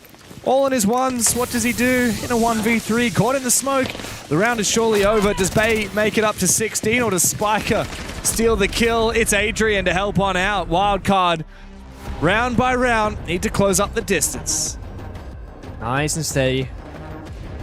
Don't get too worried, I guess, if you're them. There's still a third map to come, so don't be afraid of losing, if you will. And like you said, yeah, starting off with the opposite bombs of rotation, tertiary first, looking their way backwards. Of course, they're going to go to dormitory games right now as well. The first fight from Mr. Bay. But a kill is a kill. This is why that tertiary side is so strong. You can just play top floor, play around Hammam. Like, you really use the whole map to your advantage. Same with open area and Bank, for example. Whereas the top floor bomb sites often played more commonly, unironically enough. You kind of start playing a bit like Chalet. You start on one side, that's what the bomb site is. You extend over, away from the bomb site, and then either you will fight on the roam game, or fall back, reinforce the walls, and just try to live for as long as possible. That's a very stable and consistent way of playing this map that every team is kind of approaching. 10 seconds And it left. works the same way on both bomb sites on top floor. So if you know how to attack one of them, you kind of know how to attack both of them. I say I'm really excited here at EWC with how much is going on. Sorry to take a moment out of this game, but like there are multiple stages here in this venue. It's getting loud. Loud. There's a lot of people walking around. We've got 2 stages at the moment, both running Rainbow Six. And in a couple of days' time, we're going to upgrade to one of the big stages with a much larger crowd as well. Meanwhile, we've got so many other titles, and I just cannot stop hearing them. The drums, Yeah, that's like the war drums loud earlier. It's chilling. Also getting colder. I think the AC is pumping a bit more than usual. It's also the coldest day we're going to have for the next 2 weeks, bangers. So enjoy it while you can. Should have brought a hoodie. It's freezing in the server as well. Not much happening just yet. Again, early days here, unfortunately, means you pick apart the utility, open the doors, get leak effect active on the Twitch drones. You don't really want to push too quickly on this map. Again, I will draw a comparison to Chalet. You go too quickly, you're missing a couple of small pieces, the attackers can't progress together, a lot of crossfires on the defense. It's very important you kind of leapfrog, help each other forward. C4 went out there, did a bit of damage on Solotov, but nothing is gonna matter just yet. They're playing by horse with a mirror window set up, wide disc for protection. The triple man hold here on the roam. Kansen, Baby Shark, and Spike are working together. With Bay and Adrian holding down the side, and the fighting is happening right now. Solotov injured. Kansen taking a fair bit of damage. As Nitro is prepped, just waiting. Spiker tosses That could be it out. good. This could be perfect. Oh, no. Just barely doesn't get the damage needed to finish off Solotov while he lays on the floor. I believe it did, though, destroy the rest of that Selma, so there is not a full bridge to vault into the bomb site here for Falcons. Not even into the bomb site, just into the roam. I mean, this is just step 1, isn't it, for Falcons? But Wildcard are holding on. And if they drop too many bodies, then it might not actually get to a bomb site execute here for Falcons. Solotov finally finished off. This nade will take a little bit of damage away from Spiker. But him and Baby Shark together, ooh, careful. Bride wants to try and take this fight. The double swing could happen. Bride's about to get some help from the window. Joom should be able to find one of the kills. Baby Shark, though, finishes off Bride before Joom is able to help. It's Leakafact to come up from the other side and finally finish off Baby Shark, finding the second as well. And a third! Oh, no! Leakafact single-handedly brings the round back into the realm of possibility for Falcons. This is not the bomb site. We don't have to go for fights right now, guys. Mr. Bay left alone, 15 kills to his name. Has been the player so far, makes it 16. Could it be lucky number 17? He's going up against Joom, one of the best Fortress players in the world. We saw that proven here in Paris at the Six Invitational. And now, Joom is going hunting. He doubles back around from the other side of the map, and the time is in favor of Bay. Joom round in this corner. Bay's got the DMR. He's got the narrow angle, and he's got the shots. 17 to his name. The weapon is wielded and ready. The biggest enemy was almost going to be the bed mattress, blocking him from moving further left to get the gunfight angle. But Mr. Bay, 1v5ing Falcons, not entirely, but it feels like I mean, how is it that he's nearly broken 20 kills while the rest of his team has about 10 combined? Literally, I think they have 10. The rest of the team has 10 kills for the rest of the team. I mean, it's 12 kills for the rest of the team, 16, 17 for him. That's insane. It's been such an unusual BO3 where planting is just not a thing. No one's playing for it. Even Wildcard here, like, they had the roam set up and they chose to fight till the end. Even the diffuser at the very end there, Joom didn't have it. It was on the main staircase behind Bay. It's crazy. I mean, of course, Wildcard were off to such a flying start. We know what they're capable of. We know that when they're playing their best, they are a world-class team. Maybe even championship contenders for the first time, but keep in mind, like, this is still the youngest team remaining at the event. This is their first Esports World Cup. Adrian, of course, he won it last year, a young gunner, I think only 19 years old at the time. Now he's joined Wildcard, and he's joined an also very young and relatively inexperienced roster. To dig deep after being down 5-1 in the first half and make this look competitive is a dream. It's impressive. And a round like that, a performance like this from Bay, it's one to remember. Yeah. Also, mind you, Baby Shark did find 2 kills in the previous round, so he's now on the board feeling himself, and he's been peeking a lot, but not finding much value, but that might just shift now. And if that happens, that can even the score a lot more. If Bay doesn't have that hero around, maybe it's Baby Shark's turn finally. Adrian, quiet times from to bank as well. Back on the post, familiar territory, has intel, and that Reaper has been putting into good work. Oh, good crossfire. He's there again. Number 18 for Bay. Solid Hub will go down. And that's also all the Twitch drones finished off a minute into the round. Here comes EFAC though. Backstabs onto Kansan, but immediately jumps back out again. So it doesn't actually give any ground to Falcons. Baby Shark, unfortunately, remains quiet this game. He might be off the donut, but he needs to still have an impact. Bay is just around the corner. Does Brede know about it? That's number 19, but he will not get the 20 bomb just yet. Spiker and Adrian try and contest. Users will help one out. Falcons should be able to claim match point here and now, unless if Spiker can have a life game and a phenomenal moment. He sees Brede. This is trouble. Tiny bit of damage here, but that nade will make it nigh impossible now. He doesn't know where these players are coming from. He's trying to close the distance. Baits out Brede. Well played. 1v2. This becomes winnable. Also have the case for Brede, so now plan is no longer an option. I know where he is. Falcons gotta play for kills, but they got the solid stick scanner. Leakafak just biding his time, waiting for users, but he makes it a 1v1. Spiker, how has he been given the opportunity to make this moment his own? This was a 1v3. Falcons, you can't afford to let him get away with this. There's plenty of time on the board, and Leakafak still has that snake scanner. Spiker on the wrong side of this mirror window, but he has an awkward angle here. Leakafak finds it in the long angle. He holds firm. Say his name. It's match point, but the job is not done yet for Leakafak. He's just making sure they know exactly who clutched against him. Again, another round Falcons where they just played nice and slow, nice and calm. Brede has been in the mix though, unlike on Bank with these shields. He's taking the fights, right-clicking, but it's been Wildcard trying to dictate the pace almost forcingly.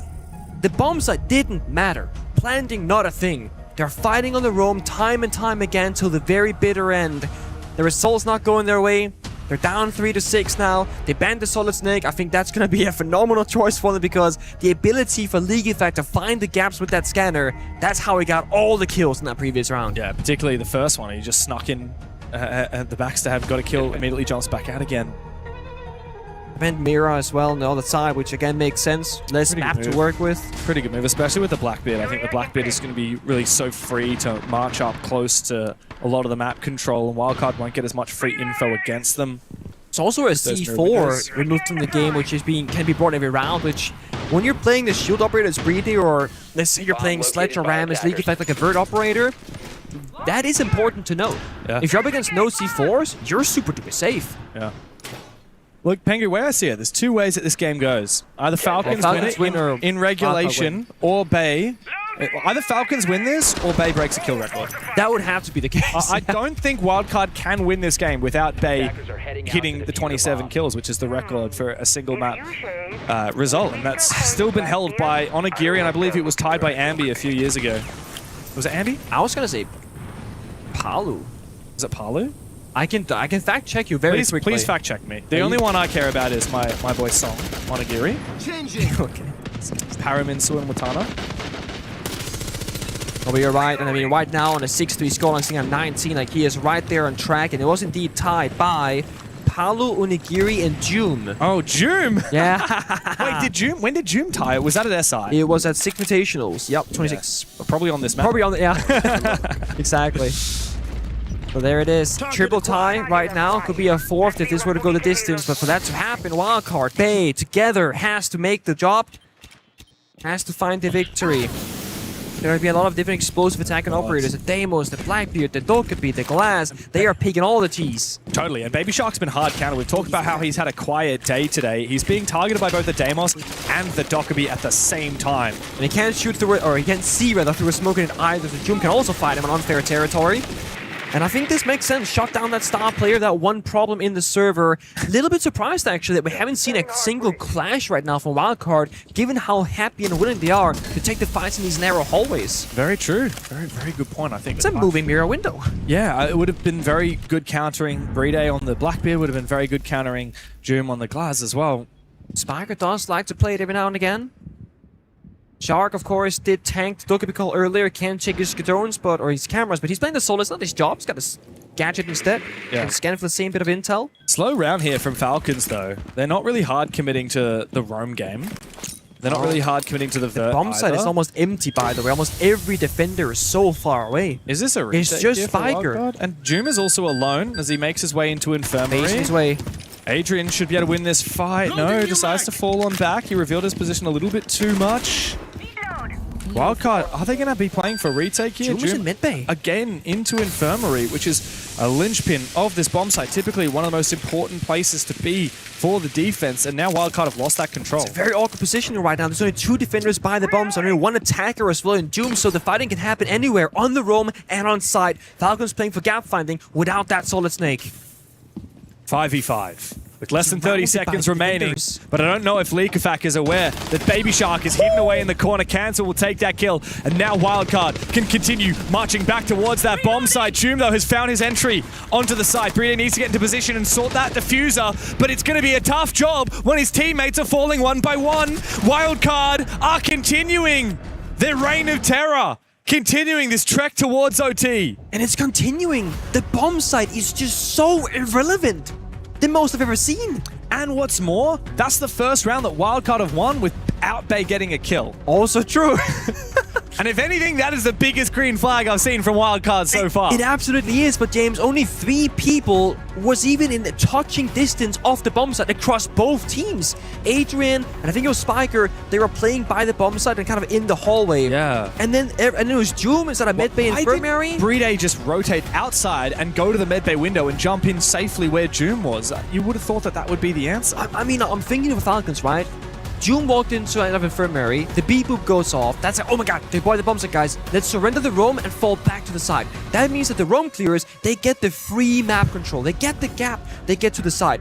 But the issue is, Wildcard, they just don't care. So they stayed on the roam, hiding in corners, and now Falcons walk in without that Solid Snake gadget thinking, what's actually clear, we don't know, and they go straight into bad gunfights. Julio's taken the last tactical timeout here for Falcons on this map. The squad has a few things to think about now. 2 chances to lock in Fortress before we head over to the third map. What a third map it is as well. Border, should we get to it, days, would be unbelievable. Great map for both of these teams, I think, as well. It's going to be a messy map. It'll be a messy map, and I tell you what, if Baby Shark doesn't wake up, I don't think Wildcard are winning Border. I know it sounds like, when someone says it, it's like, is it really that simple? But I genuinely do believe that when you go to a map like Border, you need Baby Shark. Yeah. He is gonna be your playmaker in so many of those front 4 positions, CCTV, E-stairs, break room, etc. And a lot of rounds will not be won and lost off of him, but finding the opening pick on a map like Border, where it's all about the fighting, instrumental. So you're right. But if you're Wildcard, let's just not go to Border. Let's just get a little comeback story happen here. 2 more rounds go into overtime, and then you got the momentum once again. Switch up. What's a big problem? Breeder.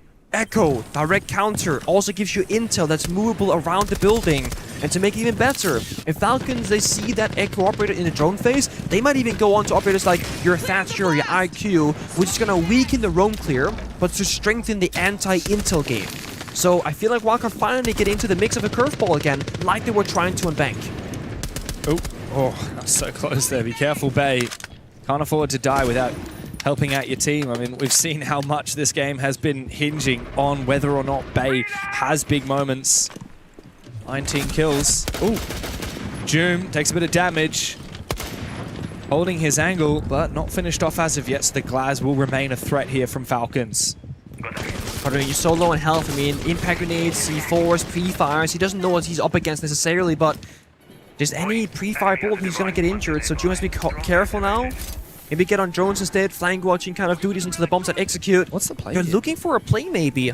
This could be a rush. You drop down the tower, pop in the wall in the window, you can hit the bomb site itself. They think Wildcard have a huge roam game, but we know right now they have 5 people by the side. This is a trap. Yeah, it is, and there's Vulcan canisters as well, just ready to go. Here comes the Smoke Babe. What's more, we've also got info from Spiker. They're stalling out. it is time to stall for Falcons. They need to get active. They need to be quicker than this. Okay, interesting. Just EMPing a player who's on their drone. That was Spiker. So funnily enough, Spiker actually can't use his cams right now for the Echo. They got Goyo Fire as well when they need to fall back. So right now, Adrian playing on top of the staircase. He's just playing that first pillar position. He can fall back when he wants to. Doesn't have a spare reinforcement though. It's good. Gotta pop that fire. It's instrumental to stall that 20 seconds. And there it is. It burns Breeder down for a little bit of damage. He even has, I think, still Toxic Babe in pocket as well. Right, so he can stall for further. Bay finds a kill. 20 bombs on the board. Traded back though by Solotov. The solo player from Falcons needs to have an impact. The Ash on the other side. Oh my god, what a jump here from Adrian. Brede, though, is found by Kansan from down below. A big flank from him all the way up from below. And as Solotov tries to sneak into the bomb site, he will feed Baby Shark. The hungry, hungry Shark swimming towards a victory here for Wildcard, swimming towards overtime. Uses in a 1 versus 4 on the Thatcher. L85 in hand, and he'll need to be fed 1 kill per 1 kill at a time, and it's just not going to happen, is it? Spiker from behind him, holding on from the windows. Wildcard have closed the distance. 4 rounds won on this defensive side, a 5th, and then we go to overtime. You know, I think Mr. Bay right now, he's actually fighting 2 different battles. There's the game in front of him, Falcons, enemy. Then there's the devil on his shoulder, because he can say, play for the kill record, go for the peak, take the risky play, or play to win the game, hold your ground, don't sell your teammates. Because Mr. Bay right now, he's become an anchor player. He's playing a Sami in a corner, watching the breach going 1-for-1. Mr. Bay previously, he's hunting the attackers. But it's been giving Wildcard a more stable way of playing the game out. Because they're not losing players early, they're also not getting kills early. But that favors them when they're playing operators like your pulse, your echo for information, your smoke, and your Goyo to stall things out. Falcons didn't do anything previously. They had 4 people in a tower, only 1 guy even entered the building, the other ones got flanked down below. It was a complete lockout. And I'm curious who's supposed to be finding these openings for Falcons, because Brede on the shield, he kind of started off strong on the attack. He was getting in there, he was right-clicking, teammates swinging behind him, forcing those 2v1s. But when Wildcard aren't giving them the solo gunfights, they're not breaking apart the crossfires. They're not getting to a plant position, because again, we don't get to see the bomb site. So I almost feel like for Falcons, I know that this style has been working really successfully, but what if they try to go for a plant play just once?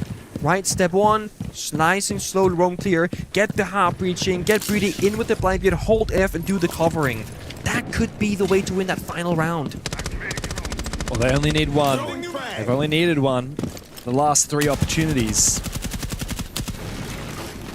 Overtime here would be scary for Falcons. Yep. Opens the gates for Wildcard to get that 2-0. Been a doubt for Falcons, right? Like, oh my god, guys, we had it and then we threw it. What are we doing? Yeah, they really did have it. 5-1 in the first half, by the way. If you remember all the way back when Falcons were on their defense, both of these teams are really struggling on the attacking side. This is a sneaky spot, though, from Leakafak up above Kansan. Oh, man. And Adrian as well. Adrian wants to peek it. Both players peek at the same time. That is a crucial mistake there from Leakafak. Just like that, active Gadget took a be gone. Captain gone, bit tilted. Has now called the shots from the grave, watching drones and watching player point of views. Solotov looking for a couple different angles right now, and this is again Falcons not progressing the map a whole lot. They are stalling out. Where Brede is going, that's where the push will happen from, and he's gonna get pressured by that Goyo Fire, rotate towards that Horse hallway, but walking forward further into Horse, that's gonna be the death. That's gonna be the majority of the crossfires from Wildcard just waiting for them. Wildcard are just patiently waiting, biding their time. They've got info. Oh, don't do it. Don't think Adrian needs to make a play, but he can just call out to his team. All right, there's somebody on that window. We can see it's Joom. Finally, the Ying picked out from Falcons. Oh but my the shotty from Adrian. He times it perfectly. He sees the Candela's tossed in through the window. He knows it's the time to go for that peak. Now the crossfire needs to hold true from Kansan, who does help out Bay with 21. It's Usus, the only man to stop Wildcard from sending us in a flawless fashion into overtime. Ridiculous. And Bay will stand up and tell Falcons that they are choking on this lead. Look at Leakafak as well. Frustration, a bit of doubt. Leakafak to set the old Bay. Live game Bay. Well, I mean, you're not wrong, Leakafak. He's not, but I mean, look at how Falcons are throwing these leads. If Faye has a life game and you go down to the lower bracket, then I don't really think he'll care whether it was a life game or not. And the thing is, right, the real hero of that round, I generally think that's Adrian. First of all, him and Kansan together got the opening to Leakafak, but secondly, he took the pulse scanner, saw Doom outside the museum window, knowing that was going to be the backstab, went into the lobby staircase, scanned all of lobby, and he said, guys, there is only going to be one guy in the window. I got that covered. You guys need to focus on horse and meeting/bathroom hallway. That's it. That's the entire push in Falcons. So it's predictable all of a sudden. And then he times it perfectly. The smoke and Dilla went out. Drive-by shot with the pulse. Gets Doom injured. Yeah, and if I'm not wrong, I think that the only time in the last... Well, we've only had like, what, 2 kills from Bay in the last 3 rounds, I think? Yeah, so, sounds accurate. Yes, well, this has been a life game from Bay. Funnily enough, he got a lot of his kills in rounds that Falcons were winning. Yeah. So if Leakafak wants to try and make excuses, I think he needs to have a little bit of an introspective look at what has actually happened for these last 3 rounds in a row. We're being served well right now. Being served very, very well. Slight spoilers for B stream results in case you guys don't have 2 monitors. CHEDC might also enter overtime in just a second. It is into overtime. It's confirmed. I take it back. It is entered into overtime to 6-6. CHE have just staved it off. So we are tracking along 1-1 on both streams. Yeah, and it's a very similar story. I mean, the team that lost the first map had a match point, ready to send it to map 3, and then that other team brought it back. In this case, wildcard. In the case of the B stream, it was cagged by Varel. Yeah. So, not DC was cagged by Varel. Yeah, it was. So now Falcons on the attack yet again. They've only won a single round of attack so far. There's no question who's favored here by the overtime side. It's gotta be wildcard, right? Like, look at the current trajectory. So clearly. I feel like if you're Leakafak in particular, you wish you could go on defense, just kind of mentally shift into a different mindset, because right now you feel that frustration of the last 5 rounds in a row. It's just slipping by. And I'm still looking towards the attacker saying, who's going to be the playmaker? Who's going to find the injury? It's not Leakafak. He's dead first, 2 rounds in a row to go into OT and to start off OT. Exactly what they need right now for Wildcard to continue the streak they've made in the last 3 rounds. Desperately moving forward, Solotov needs to find a gap. Faye has just fallen back. They're playing Flores, Glass, and Twitch. Who's supposed to take the entry fight? Who's supposed to get that bit of map control? Well, Wildcard have fallen back, so they've actually surrendered a ton of control for the attackers to take it, because they want that 5v4 crossfire and just simply playing the numbers. There is a dangerous path here. Spiker playing the echoes on drones, but Agent finds another. Breed is in the grave again. No more hard breach except for Jim's tin can opener. And they will not make this a sprintable breach here. It will be a vault into the meeting room. Wildcard just sitting back and waiting. Ooh, almost a chance. Adrian left his back exposed for a brief moment. Now Kansan steals the show with the TCSG. Users looks to try and repeat, but guess who? Kansan is waiting and watching for it again. Doom's already had plenty of life games here on Fortress, but it won't be his turn. It will be that of Wildcard. Massive round from Kansan. He says sit in the all chat, and it doesn't matter how many kills Bay has, because Wildcard have a full roster. They are seemingly just taking turns at destroying Falcons, turning their dream into a nightmare. I can't help but feel like Leakafak's a little bit distracted right now. He spends so much time shit-talking. In the old chat. In that moment as well, when Kansan says sit, we saw Leakafak respond 6-7, ha ha ha. Because yeah, that is the scoreline right now. Yeah, but it's against them. It is. He's not actually ha-haing on the inside. I can tell you that for damn sure. He's dead first in 2 of the most important rounds in the current course of this, obviously, given the circumstances. He played Dokkaebi and Glass. In the last 4 rounds. Leakafak is on an opening death streak of the last 4 rounds in a row. The definition of running it down. League of Legends use that term. We don't do that in Siege, but he has been running it a little bit. He has. Dude, he was 12-6. He's now 12-10.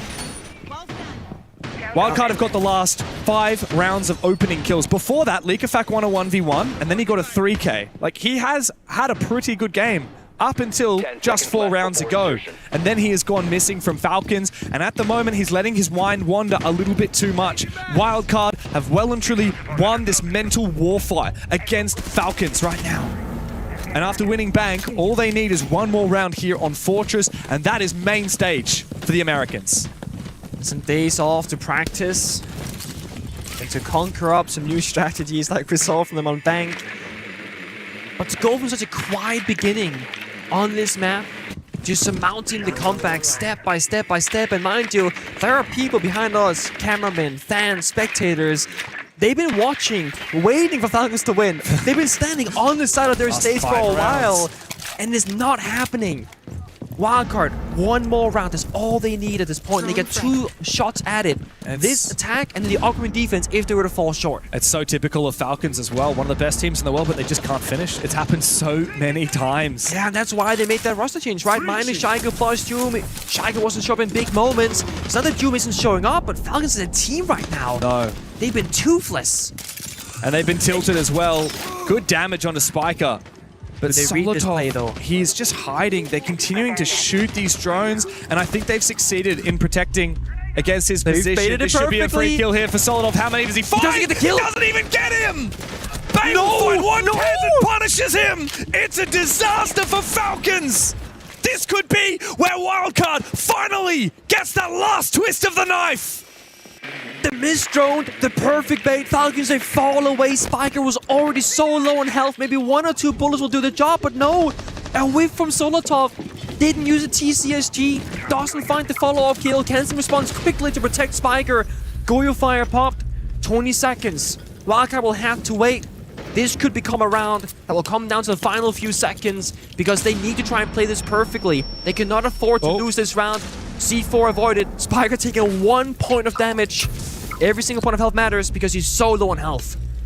Out comes a nade. Does it buy the space that Wildcard need to make their way forward in the 5v3? Leakerfax still alive. He has not been enough for Falcons in these last 4 rounds. He finds one, but that is all!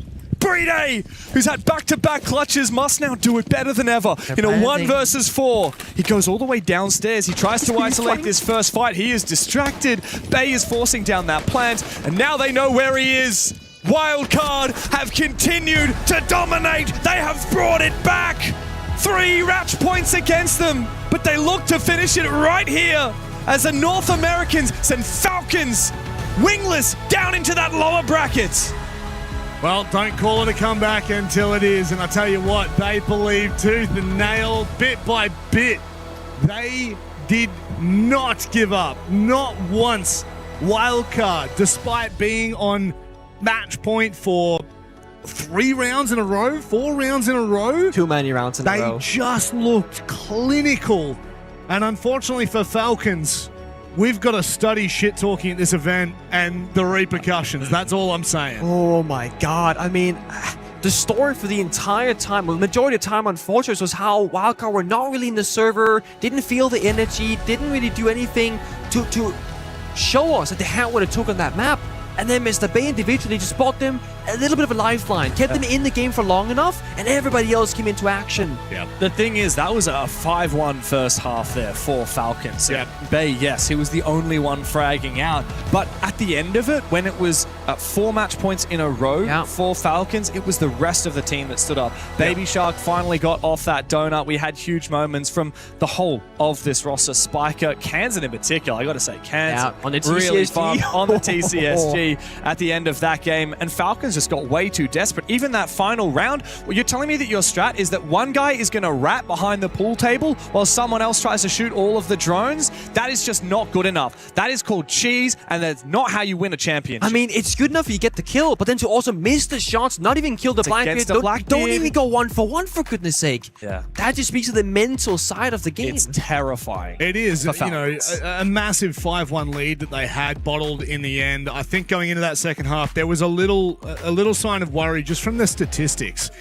Falcons only close out 30% of their rounds on the attack for Fortress. And in comparison, in stark contrast to 70% round win on defense for Wildcard. Yeah. So it was always going in with a bit of a context to the side, but I think momentum plays a huge part. And Dev, that momentum just could not find its feet in the second half. Absolutely. And look, Falcons should have had that momentum in the first half because, as we said, 5-1. This ended up being an incredibly defender-sided Fortress. And yes, unfortunately for Falcons, they start an attack in OT, but guess what? They lose it on the defensive side because it's all up here, man. Yeah. It's all going on up here. Going wrong. As soon as they start to feel like they're losing, what do? They get desperate. Likafak is making jokes. He's smack talking when he wins a 1v1 that was almost a 1v3 clutch against him. Yeah. Like, that is not when you need to be shit talking. It needs to be studied. It's when you need to lock the hell in. And a lot of the questions about Falcons for the last several years is like, this is one of the best teams we've ever seen. Why can they never get it done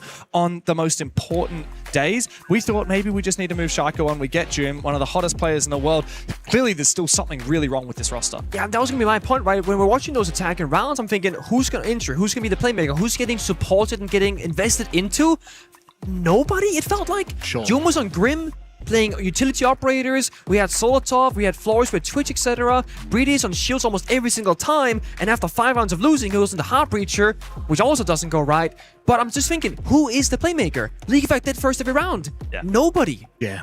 You gotta pick your hero and help them become the hero. 5 opening kills in a row in favor of Wildcard. 4 of those onto Likafak. Yeah. Real red flag. Look, I think there's a bit of a false positive in that first half as well, with Breedo clutching 2 of those rounds. So realistically, you know what I mean? Kind of. Could have been a 7-4. You disagree? No, I don't disagree, but it's like, you know, there are clutches where the enemy plays poorly, and there are clutches where you play well. I generally believe that Breeday won those clutches, not that Wildcard misplayed it. Yep. Of course, the clutch can go either way, but I think it was quite fair, and I think Falcons were the better team for the first 7-ish rounds.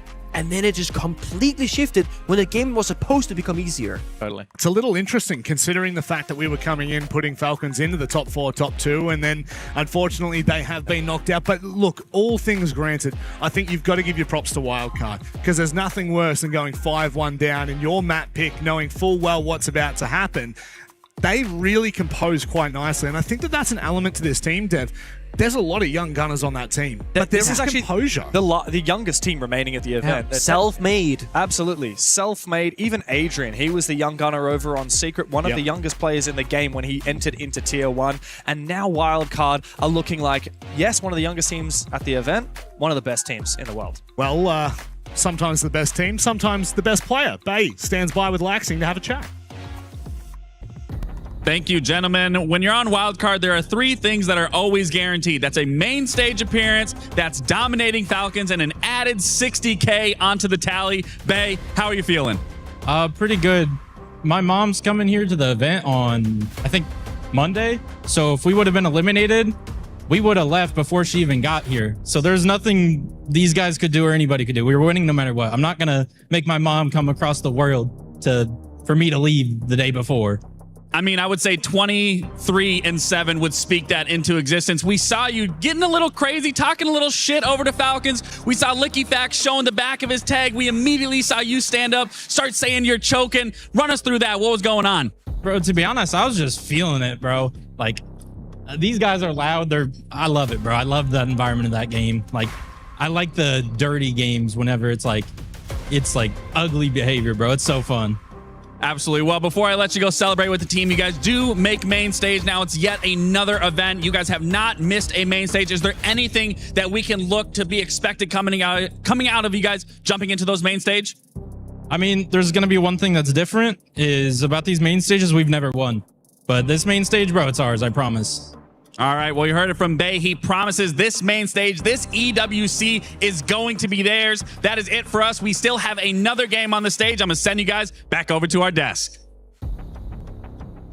I think that, honestly, is the best insight we could have been given from not just a player's perspective, but a team's perspective. When you have something bigger to fight for, Nick, everything else goes out the window. That's exactly. When you're sitting there, if all you see is the monitor screen and nothing outside of that matters, you are locking on the target, the goal of winning that game. And when you're playing for something bigger than yourself, your mother coming to visit, watching you go on that big grand stage, that shows Bay's performance today. Yeah, and look, the way he talked about the smack talk, the way he thrived off of the energy that Likafak was giving him. I'm never talking smack against Bay in my life because it just buffs him. You could say... Just start praising him. Oh, you're so good, Bay. Keep going, man. You're doing great. You know, thanks for playing. No, dude. You smack talk him and he's just evolving into that next level. I wonder if he's going to get the mum buff or the mum nerf, though, because emotions. I would really like to see him play like that with his mum here in the stage. We've seen Joom play in front of his mum before at Six Invitational and at Munich. Yep. I think Joom had a bit of a mum buff last time he was in Power. I hope Pei gets the same.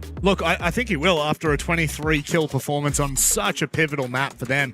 As Lax was kind of saying there, they're through to the finals now. Like, this was such an important match for them. And I think the context that Bay has given us is even more important about the fact that they know when they come to international events, main stage, we're expecting that. Yeah. But this time, Nick, there feels like a level of confidence that they're exuding on stage that actually really does make me believe that this run in finals is going to go all the way. Yeah, and also just the growth. Like we said, they're a young roster, youngest one here left standing, and they're self-made. What that looks like is that, oh guys, we're in the NAL, we're pro players, woo! We're getting almost no money probably, but we love what we're doing. You do better, get a better contract, you start making international tournaments, get some experience, travel the world. Yeah. Oh, you start making main stage, better contract, and all of a sudden, now we're making every event, we're making every main stage. Their goal has shifted from, oh my god, we're doing this as for a job, to, oh my god, we're fighting for a title. I love that growth from them. It's been such a consistent track for a whole year now. Do you guys remember last year? There was this really young team at the event that had a couple of good moments, but no one had ever really believed that they were a championship contender. From Europe? And then they went on to win the Esports World Cup. That was Team From Secret. Europe, yeah. That was Adrian. That was Joom. That was Savage and the rest of the boys. And now Wildcard have taken that mantle, and they're looking like the North American version of what Team Secret were last year. Very similar. Again, the biggest story for me is Savage was a self-made IGL, young rookie. Spiker. Self-made IGL, young rookie. And for me, that's the most important thing. Yep. Your leader has no more experience than the rest of you. And Spiker, in those final moments, he's an echo, proning on the floor, saying, I believe in my team, I will give you intel, you will find the kills. Look, it's a pretty hard sell to not believe in Wildcard for the championship. It is. Not only you have the self-made IGL, you have the youngest team remaining at the event, you've got Adrian defending champion, you've also got Baby Shark on home soil in France. It's just the recipe for greatness. I think I've been converted to a Wildcard fan today. It is. You know, like, it's so funny. Esports is so unique. Point to anything else in the world where you can be a team like this, you can make it into a big event, and then you can really start to make a name for yourself and continue to do it time and time and time again. It really is like a... Okay, I'm going to say this. You said hometown hero being Baby Shark. It feels like there's a bit of hometown love for Wildcard. They feel like the team that you used to watch when you were at home, and you used to, you know, you kind of used to have bragging rights when they win, but then you just hope that they'd do more. Now you're like, oh no, this team could actually go on to do something bigger, something greater. And something that I really respect about Wildcard is the humble nature that they have. Like, whether it's Spiker, whether it's Bay, they enjoy the banter. They enjoy that in-game kind of camaraderie almost with the other team. Yeah. But the one thing that they continue to show me is how much they respect their opponent, how much they respect the game. Yeah, and I was going to say, it's a team that I think has a respect from everyone.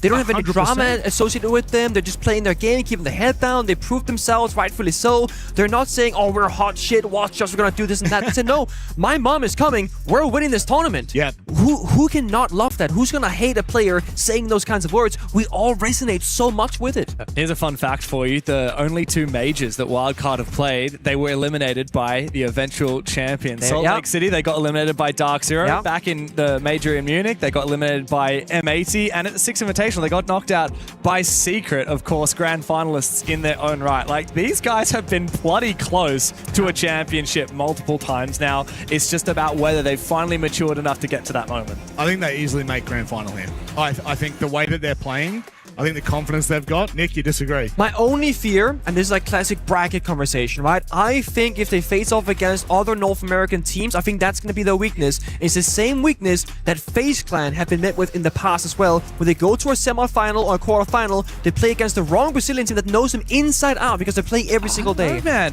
Wildcard won the NAL for the very first time. They finally did it. They did win it, but look, everyone's screaming it from North America. They know Wildcard inside out. I don't know, man. Look, Wildcard took down Falcons 2-0, by the way. Best team out of EML. Yeah. DZ are struggling right now against CAG. They've sent it to a third map, but they have dropped one map in the series. Yeah, they have. Shopify's already gone. Shopify's already gone. M80 are already struggling as well by losing a game. It's true. I think that Wildcard might It well plays be to Wildcard's strength. best team in North America. Yeah, and look, they may well end up being the best team in the world at the end of this event. Like, that's the beauty of this. Whether or not they actually go up against, who knows whether we see another NAL. I want to see them versus FaZe, man. Oh, like, it would that's be going to That would be the biggest final test. challenge. Yeah, The back-to-back yeah. SI champions, the most consistent team. Even against CAG, because if you recall, Wildcard would have made the grand final in Reload in Rio had they beaten CAG. Yep. CAG beat them and went to that grand final themselves. So Wildcard actually have a bit of a bone to pick with a lot of teams remaining here at the event. Certainly do, but boys, I know you're going to be off for this next matchup. But I'm going to be watching the cat game. Very upset that you are. Well, I know you're probably going to go watch CAG. We'll see some of it. But the one behind us right now, this is so intriguing, Nick. I feel as though the conversation that we've had for Virtus Pro has been a new life. Whereas on the flip side, FaZe continue to dominate. Yeah. Which one? I mean, who have you got? I have to go with FaZe Clan, right? These guys are so hard to beat, so good international grounds. They have somehow so much hunger despite winning everything there is to win at this point.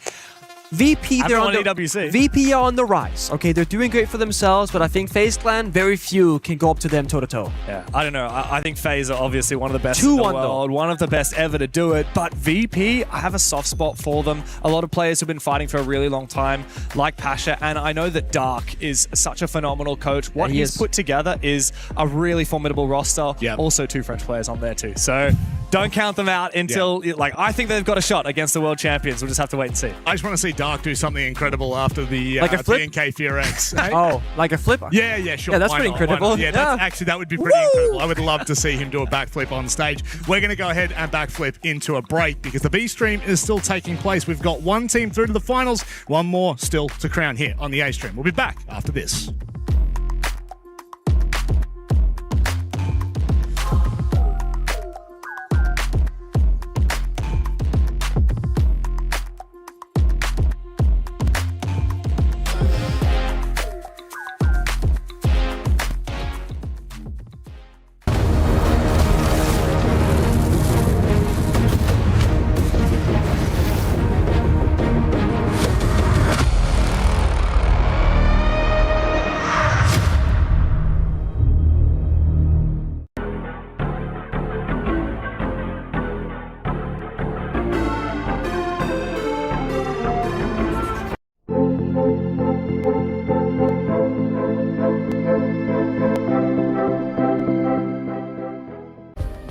Play is in our DNA. Whenever we let it out, it becomes our superpower. Now imagine an entire city being built to supercharge it. Kadir City, powered by Play. We were there. For every click, every clutch, every respawn. We were there for the years of grind. And we're here. Now. The proud founding partner of EWC. Powering the biggest event in gaming. Shoulder to shoulder with the world's best. Making history. Greatness deserves a stage. Lenovo Legion. Reach your impossible.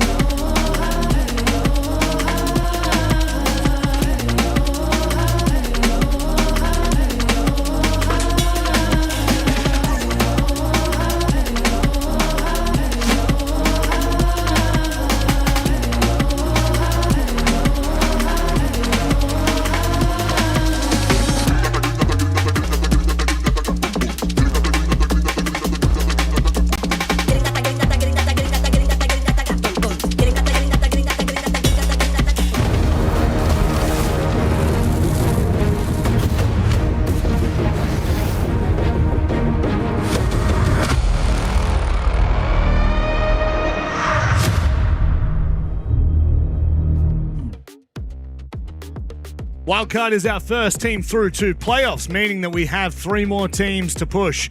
And one of these will be playing on stage right now. FaZe going up against Virtus Pro. A massive game. And when you need massive games, you need big old commentators to run you through it. I've got Guz and Jake joining me here. Gentlemen, how are we feeling for this one? Taking Guz firstly, but good to be here. I like to swap it up every now and then, mate. What a day so far for Siege. We've had some really good games across both the A stream and the B stream. If you're an APAC fan, you might have been disappointed that went to 3 maps. But for this this stream, Rob, obviously I thought it was going to go 3 maps as well. We saw LickyFact doing the point at the name, and then they lost 5 straight or 5 straight. I think. Yeah. Like that. I think kind of deserved, if you ask me. Bay got up, and then Bay hit him with the. He gave you the joke. He gave you the joke, and I think that's fair enough. You know, in football, there's the chop. And in esports, there's the choke. And unfortunately for Falcons, they are not doing themselves any favors when we're trying to rewrite their history and maybe start to crown them as champions, Guz. They're not really giving us a lot to go with. No, not quite, but still an opportunity for them to produce a result here at EWC. And I mean, changing the discussion up for this particular matchup, I think it has the true potential to go all 3 maps. I think that FaZe have obviously proven over a long period of time that they are ultra competitive and never to be discounted. But on the flip side, Virtus Pro came into this event with decent form. And their match yesterday against Edward Gaming, whilst speaking to Tim, he was under the impression that it wasn't reflective of the scoreline. It ultimately ended up shaping to be very, very one-sided, 7-2 in their favor, but a lot of close rounds. And you could look at that in one or two ways, right? VP maybe allowing Edward into too many situations, but I think if you look at it from the more positive outlook, the fact that they were still able to close out the series so confidently is a nice little builder for them here at this tournament. Yeah, I would definitely say that it was a good opening match for them to test the waters. I think that we've seen Virtus Pro now perform really well in EML and then back it up in their first game here. And I think that it's more important about the fact, we've talked about this a lot, Jake, in the fact that you can be a good team, but to be the best team, you have to have at least 1 or 2 of the best players. And I think that Virtus Pro have proven that now. Well, they certainly have. When you kind of look back, so EML Stage 1 finished second. They had 2 cracks at Team Falcons, lost both of those series 2-1, 2-1. But most of those games were either in regulation or even overtime. So clearly a team that can push the best of the best. And if you look back, who was the best of the best for EML Stage 1? It was Pasha. Now you look at, well, what about EWC so far? Unfortunately, of course, we haven't really seen much of Virtus Pro coming in through the group stage, but a wonderful start from Rorik. 140 EPS in his opening map. So that really puts to the test that they've got multiple talented players on this roster. New look VP, but it feels like the old times with this organization returning to the international fold. Oh, could you imagine if we end up seeing a return to old for Virtus Pro? If we could rewrite a new script for them, guys, it feels like this could be the event that they really do it on. After what we saw in Stage 1, you've teed it up perfectly there, Jake. This could well be and may actually leapfrog any conversation about who the best in Europe is at the moment. Yeah, absolutely. I think that they probably have, at least in my eyes, one of the more interesting and exciting and tantalizing storylines from the EML region. And with that comes pressure. I think there is an expectation on these guys to do well, which is a little bit funny to say given the other competition against them from the EML region. But again, a testament to how historically, internationally, that region has done really well in Siege. So I'm really excited to see if they can take it up to FaZe, because it is going to be a very challenging matchup. Yeah, it certainly is. One of the best from EML versus undoubtedly, the best in SAL, and you could even claim one of the best in the world. There's no doubt about it. FaZe Clan are an absolute monster and continue. I think that the most important part about this conversation, Jake, is the consistency. It's not just being at a great level, but it's doing it over the last 4 years. Yeah, I mean, that's the thing. Funnily enough, I was speaking to Tim actually in the shuttle on the way over for today's matches, and we were kind of talking about teams that have at their first international event, maybe only been together for a couple of months, and then we used FaZe as the textbook example of, hey, they've been together and performing at a very high level, what, 4 or 5 years? So how are you meant to expect the likes of Fnatic, first international event, new look roster, it's only been a good couple of months to compete? And so that's where for teams that maybe fall short, they do need to look back and say, we don't need to go and rush and make changes. No. Look at what FaZe have done over many, many countless years. They didn't make a change after they essentially choked SI 2024. They kept at it. They went back to the well and then eventually got rewarded. And that's been the strength, not just of FaZe Clan, but really SAL as a region for so long. It's probably taken only maybe the last 12 months where that's maybe changed, and there has been a couple of different roster changes. But nevertheless, FaZe consistency is king for them, and I'm expecting them to also rise to the occasion for this match. They play better when they play against the top teams. And they are definitely playing against the top team right now. Let's go ahead and have a look at the vetoes, determine where we're going for this one. Fortress, Border, into Lair. Now, if you have just come off the back of that past series, Wildcard had a phenomenal Fortress after going 5-1 down in the first half. But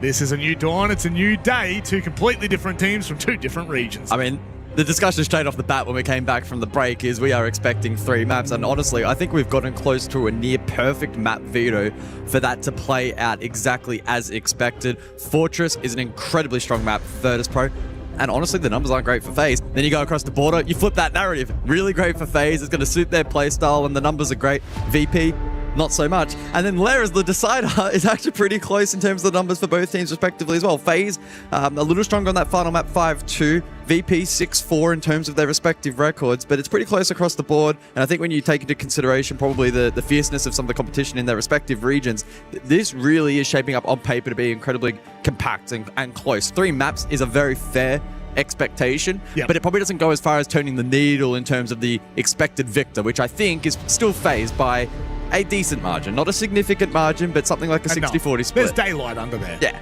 It's interesting, obviously mentioning FaZe Border 6-1 record. It's their 8th preference map. That's the way the system kind of looks at it. It's always a bit of a funny one. But I will say, I think when we kind of look at the veto that we've gotten, you probably might end in a situation where the first 2 maps are actually one-sided for both teams. Sure. But I do think we get to 3 maps.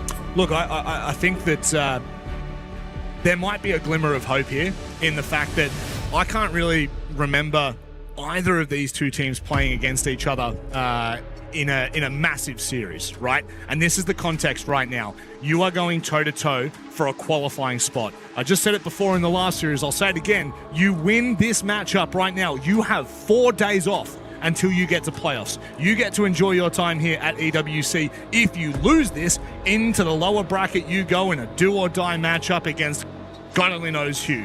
It is time for us to get underway, and we won't bother with any semantics. Gentlemen, enjoy this one. Fairly well, Rob. When we saw this as the matchup for today, guys, I thought, quite honestly, maybe matchup of the day. Don't think it would have been too far-fetched to suggest that. FaZe versus Virtus Pro, a spot in playoffs. Should be a good one. And again, to reiterate, when we look at the veto, the expectation firmly on Virtus Pro for Fortress, FaZe then for Border, Lair, throw it all up in the air and we'll see where it lands. Yeah. Anything that subverts that, whether it be in favor of FaZe in a 2-0 fashion or VP flip that 2-0 to them, would be certainly a shock result. We had a very brief moment in the pre-show to mention VP in their match yesterday against Edward, but FaZe on the flip side actually an equal result against Fnatic, a 7-2. But that one played out a little bit differently in terms of how the match developed. The big storyline in that matchup was entry. FaZe struggled to find entry kills in that match, but it didn't really matter in the end because their mid to late round was so perfect and left Fnatic stunned on so many occasions that they were able to get a strong result regardless. Yeah, I mean, I think that you can find the positive in that 100%. By the way, with FaZe starting on defense here for Fortress, I do expect Fortress maybe more than Border to actually be a little bit more equal. Even though this is a very strong map for Virtus Pro. We're talking about only having lost it once to Shopify Rebellion this year. And as we know, Fortress is, well, the North American League map. So not too surprising that they did lose to the Rebellion then. But I think for FaZe, they can't allow that same entry failure as they had against Fnatic, against a quality outfit like Virtus Pro. That will come back to bite them. So need to see FaZe do a little bit better in these earlier minute and a half, first 2 minutes, those entry battles. That's where they did lack a little bit. Reloading! Bans as well for this first half. Blitz, Deimos, Clash, Wamai. Nothing standing out as being particularly unusual. Good early bandit trick as well to note from FaZe. Soaking up a little bit of util there from Rorik, but didn't overinvest in those summers, so we'll have 2 remaining for the bulk of the round. And by the way, Virtus Pro, the second best entry team in EML Stage 1. So again, that's going to be something FaZe are going to have to deal with. KD is trying to keep that reinforced wall towards briefing closed, but it seems as if it's going to get opened up on the right-hand side. Halfway through this opening round, Skies will hold the angle. Rorik out of Selma charges now. Left side is clear. Skies' patience, though, from Virtus Pro. Like this gameplay, not looking to rush after that wall gets opened up. And trust the Monty of NACO as well. And they can continue to play this more slow-paced style. It is Fortress after all. Need to be careful of Souls over towards the corridor, and Souls does strike.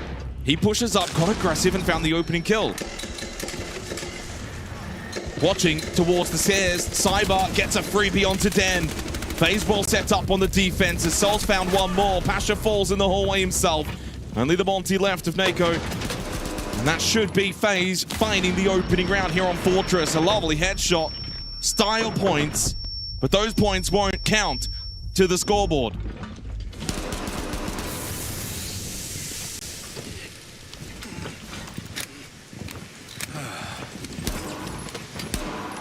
Yeah, into the meat grinder for the opening round for Virtus Pro.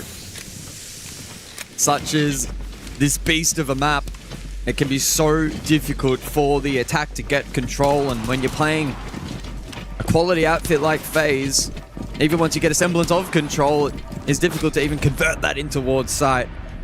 It was great work from Souls on the disrupt swing. Rest of the team played their part against the split. And VP, couple of questions now to answer into round 2. It's going to be very defender-sided, though. So, I mean, I don't know in terms of the questions if they're going to be too damning. You're going to struggle probably more in this half than you will in the second half. Fortress sits at a 61% defensive win rate. In the Europe Minor League region for SAL sits at 56. Look, don't want to detract too much from the A stream, of course, but a quick score update over on the B stream. Dark Zero CAG. During the pre-show for this particular matchup, DZ got off to a perfect start, 2-0 up. CAG have responded, spoiler alert, 4 rounds in a row, now leading at the halftime break. So there is potential for CAG to get another massive result here at the Esports World Cup. Well, it is important that you keep your eye on that one. I mean, obviously, for those watching along at home, you can actually have both streams up. It's not impossible. Get the split screen up. Yeah, get the split screen. 10 seconds remaining. Yeah, big game. Both of these are big games as well in the ramifications regarding, you know, if you lose, who do you play next? So for FaZe Clan and Virtus Pro, just to put it out there, the loser of this series will play the winner of Weibo Gaming or Enterprise Esports. Unfortunately, if you are the loser of Dark Zero CAG Guz, your opponent will be either M80 or Team Liquid Alienware. Oh. Now, given how the bracket has been seeded using the SI point standings, it's leading to some potentially devastating matchups in what is still relatively early in this tournament. Good point made by Rob as well. Qualified today, you get a pretty extended break. I don't know if that's for better or for worse, but... Well, interestingly enough, while we've got some time here too, as it is Fortress, this will play out slow. Furia GK, as that will play later today, the loser of that will play Fnatic Edward Gaming. So if you imagine if Furia were to win, that means one of either GK, Fnatic, or Edward Gaming would be in playoffs. That's a big result for any of those teams. Souls. Well, that's a big kill with the DMR onto Pasha. And the second. Souls has started really nicely on Fortress. Found the opening kill in the first round. Backs it up in the second round. And FaZe, this is what we mentioned they need to do better of. Entry battles, so far, tick, tick in the opening 2 rounds. And not allowing Virtus Pro to set up the util layer, which is so crucial on Fortress. Drone is activated. The most fundamental early round groundwork from the attack hasn't been too bad to start, but in that little transition window from FaZe, it's been really good in response.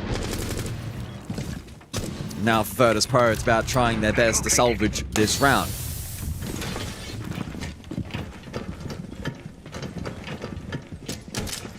Dan does still have one more smoke grenade in pocket to try and maximize the usage of this glass. Sky is very low, but so is Souls.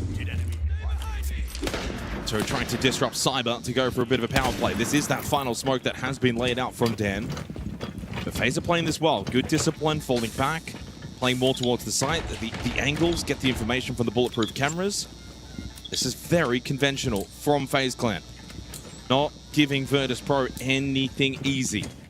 Allowing them to take some space, but then the site and the objective, well, that's going to be far more difficult. 35 seconds remaining. Dan, patient, hoping someone from FaZe will step in his way. Ooh. Eventually, he is rewarded with said patience. Catching out Cyber. And with Nako over towards Games, this now suddenly looks more doable for Virtus Pro. Yeah, very rare error there. The overpeak from Cyber, 20 seconds on the clock, rotation from Skies, and it's Dan to try and cover this plant directly. Handy call at the doorway. Dan, great cover. Plant should be successful. Dan again, this glass has been so impactful. KDS by himself in a 1v3 retake against the Monty. Needs to deal with him immediately. Virtus Pro steal the second round. Seemingly out of nowhere.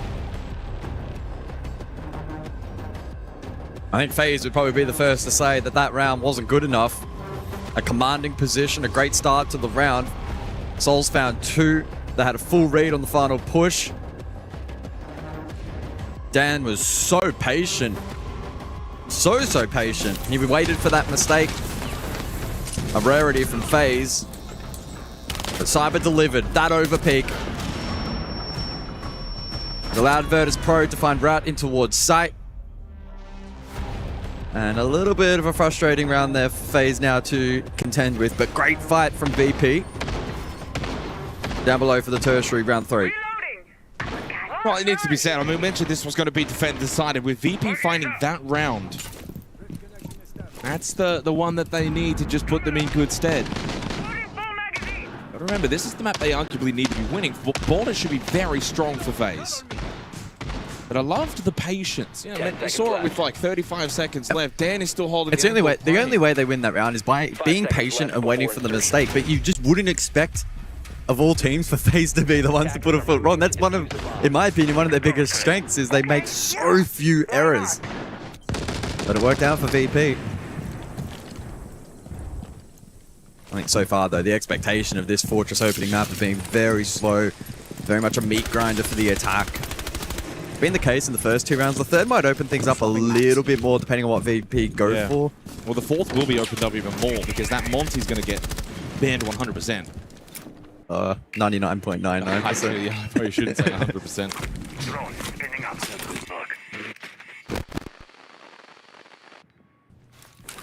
So waiting and Cafe for the third round.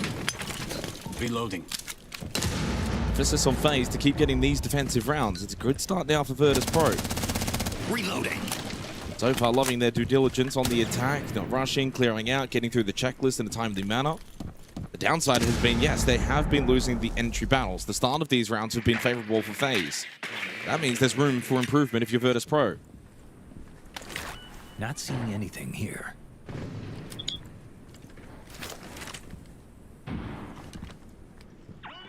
Significant presence on the second floor at the moment from the defense. May as well rename Fortress to just Posture City. A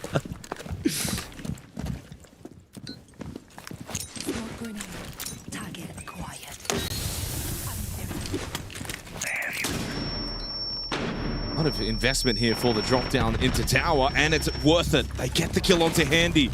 Dan to follow up onto Souls. Cyber from Museum. Headshot onto Skies. FaZe needing that one. Need to try and calm things down. Settle the nerves. Couldn't get the trade. Lovely kill onto KDS. And falling apart for the second defensive round straight for FaZe Clan. Virtus Pro are starting to pick apart the Brazilians. FaZe are so formidable on these roams with their typical ability to trade picks, even in the most chaotic of situations. Well done there from Virtus Pro and finding some good info and then being able to exploit the space provided. Should now just be a matter of conversion, but Cyber may have something to say about it. This is again where the Monty could be, in a way, able to stop. Cyber runs through the flames. Can he find an angle here onto the Montank? No. And now also using that mirror against FaZe. Vidiking getting caught and called out. Has to eat the call. Both so low for FaZe on the defense. Rorik also taken low towards Infirmary. Loving the movement though from FaZe. They are just very much squiggling around. Hard to shut down. Vidiking needs to connect the shots. Unable to. make it 2 straight on the attack for Virtus Pro. They take the lead on Fortress. Dark is up and about, loving his energy behind the team at the moment. He will know that attacking rounds here on Fortress likely to come at a premium.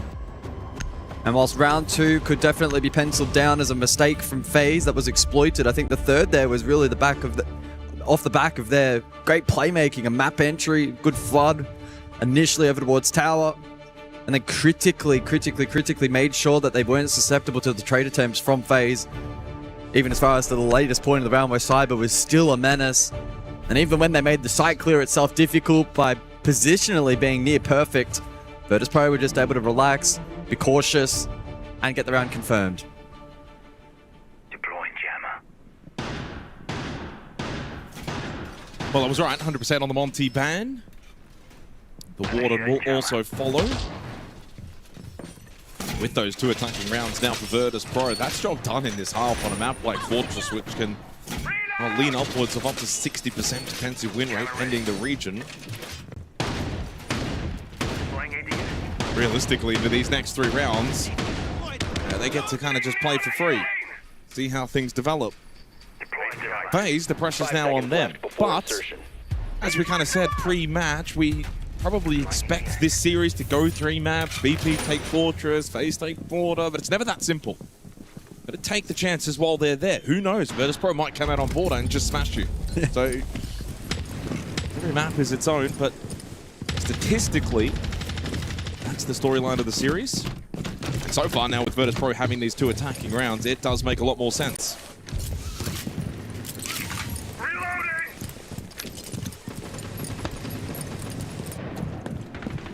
I think ever since Fortress has come into the forecast, I think it's the map that's most likely to see 5-1 half splits in favor of defense.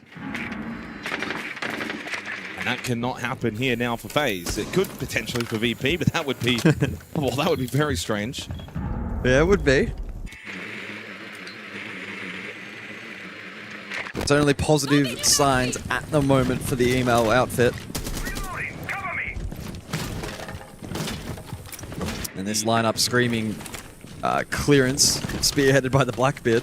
The EML team with the Brazilian APAC coach.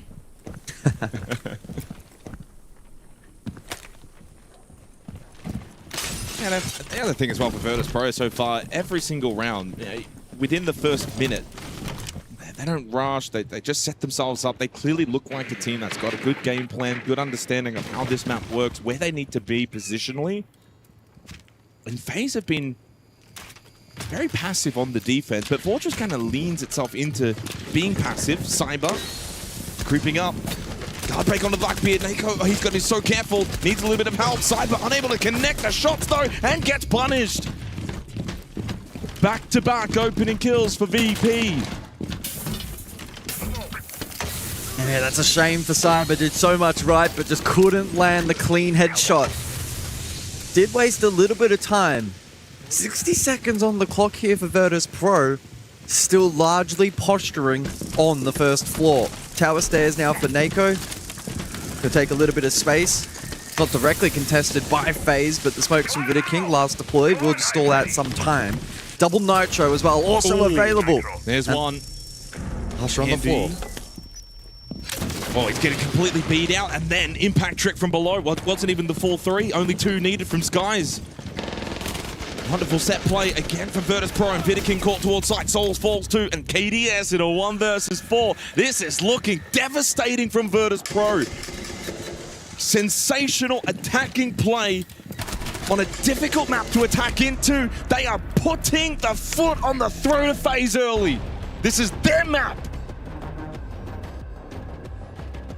Well, so far, this series playing out as expected with VP looking strong on their map selection, but you add in the caveat of it being Attack Fortress, I think that only makes it more impressive.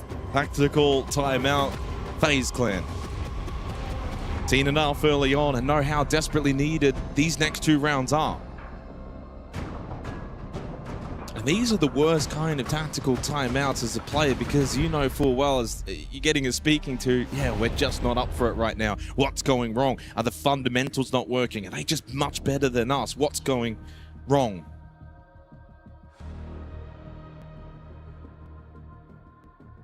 Yeah, a bit of a crisis meeting for FaZe here.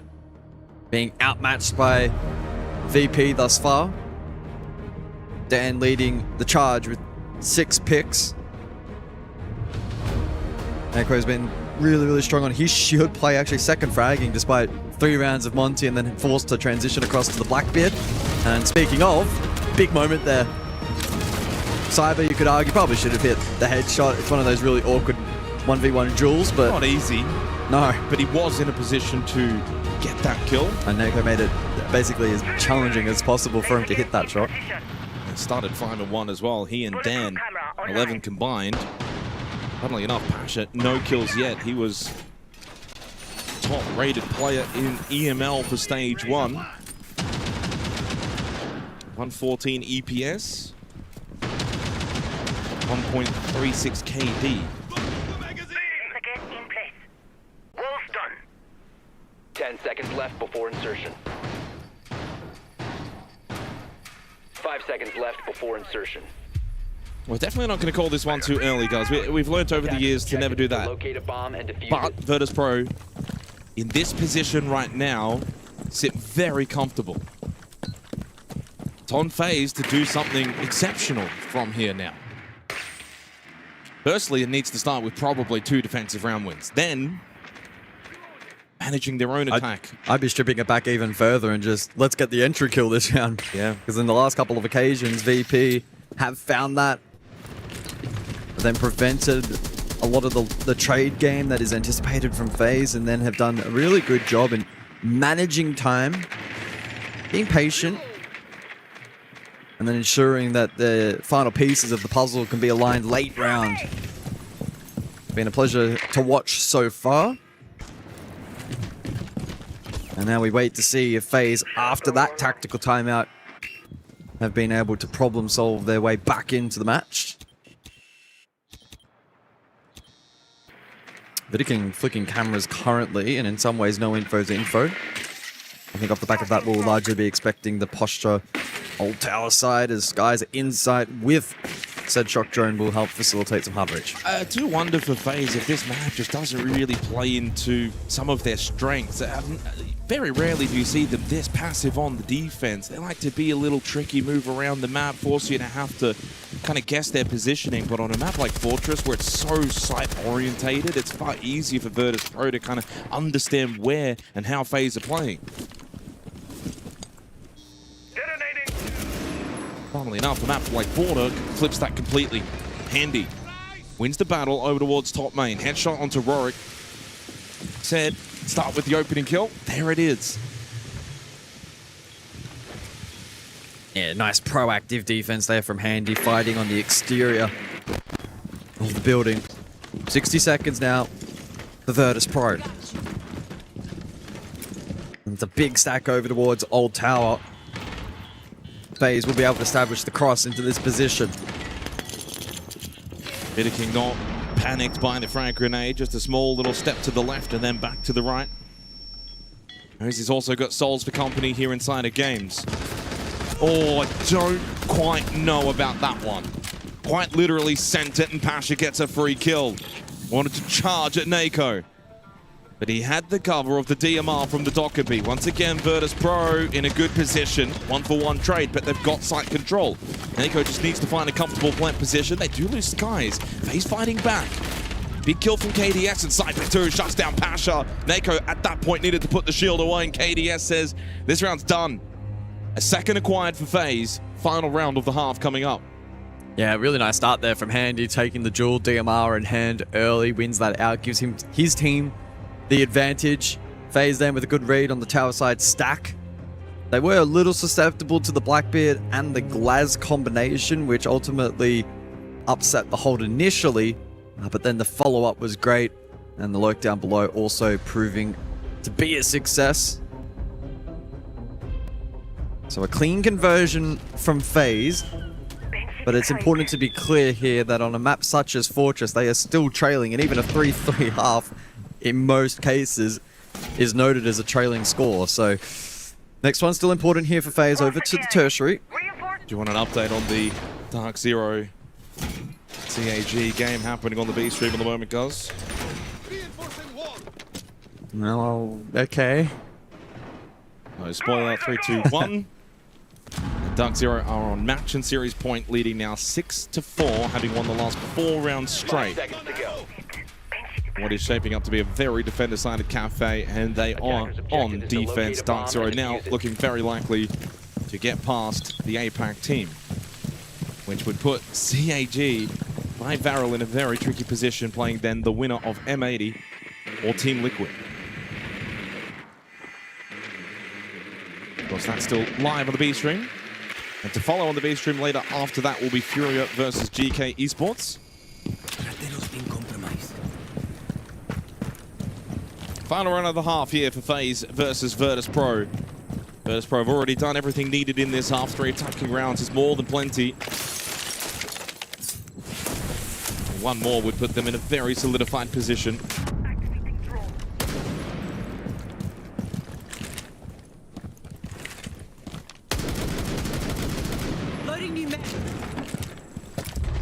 Opening kills have been important. Only one round where it has not converted into a round win. That was back in round 2, so a long way to go. VP going for a very, very different lineup this time for the Waiting Cafe attack. Almost a complete switch. In fact, a total plan B for them. Dropping notably the Snake, for instance. They'll facilitate more util clearance. The Flores. Capital for a bit of spacing. And of course, the Glaz will be a looming threat, especially with no ward and counter on the board here for FaZe. Opening kill goes the way of Pasha, as Virtus Pro eagerly try and etch their way towards a lead at the halftime break. FaZe the round now, where FaZe will look to get proactive, get on the front foot, and try and find a pick pack. But VP are cautious and are expecting that, as they have over the course of the last few rounds. Handy's aggressive with wanting to make sure he can keep an eye on this window vault in. Heading into the final minute of the half. Big corridor stack from VP, and Cyber walks straight into it. Easy kill onto Cyber. He's done that a couple of times in this half where he just goes searching. In fact, a lot of FaZe members at times will go searching and then caught by VP, who have got a lot of discipline. Pasha gets rid of Vidiking. A donut and a half from him. Souls, an all-important kill onto Skies. Whenever Handy's still alive, a round is alive for FaZe. That's kicked down and got some help from Souls, but a quick clear from Nako. Grabs the case and goes for the plan inside of Waiting. Needed to win that, Souls, and Pasha is just better. 4 attacking rounds from Virtus Pro on Fortress. This is their domain. This is their map pick. Half-time, timeout coming. 2 minutes for FaZe to talk things over and see what they can do on their attack, because it's not looking good. No, it's not. But again, important to remember and contextualize that it is the selection of VP, a very strong map for them this year. Second in the series will be FaZe's selection of Border, again, in a similar vein to this opening map. It's very strong for FaZe. So we came into this series expecting 3 maps, and I don't think that's changed a ton. A little bit. I was probably not expecting Virtus Pro to get 4 attacking rounds. Exactly. Maybe Yeah. 3-3 or 2-4, something like that, and then dominate on the defense. So, I mean, That's the small curveball at the moment. Definitely got to give flowers to Virtus Pro for how they played that half. Attacking into Fortress is not easy. Ended up splitting the opening kills 3-3. Interestingly, only got the plant down once. That was back in the second round. Dan with a 3K, Sky with a 3K, Pasha with a 3K, showing that they're not a one-man, a two-man kind of team. It's a full stack. Everyone's going to have their say. I think they'd be very happy with the way that they played in that half. It's not just a case of, oh, it's our map. Just very good fundamentals, really good discipline, never rushed. You look at the opening kill timings, there was only a single pick that was above the 1.5 minute mark. 90% of the action was in the final 90 seconds. And when you're an attacking team and you're playing with the clock kind of a little bit more against you, that adds a little bit more pressure, and they managed that really well in the half.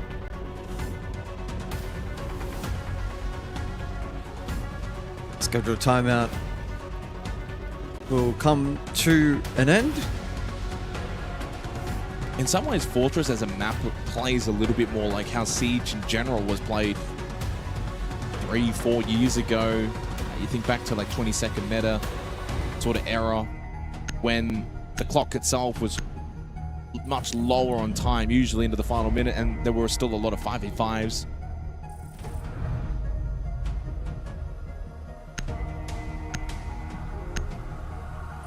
So the bands Kaid, Monty Bandit, and Deimos.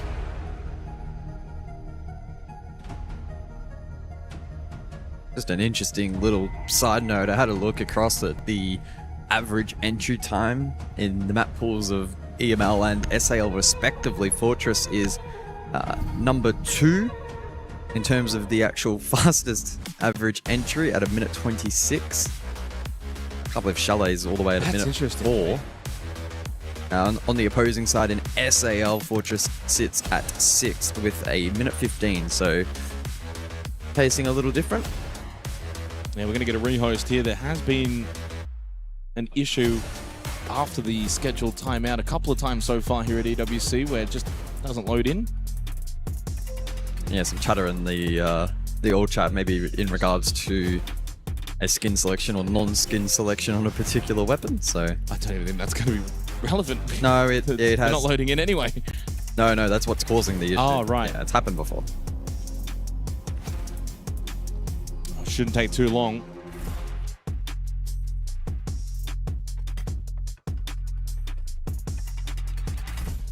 Well, looking across the border briefly, well, we've got a little bit of an extended halftime break. Again, a 6-1 record for FaZe Clan. That's over the last 6 months. The only loss being against Team Falcons,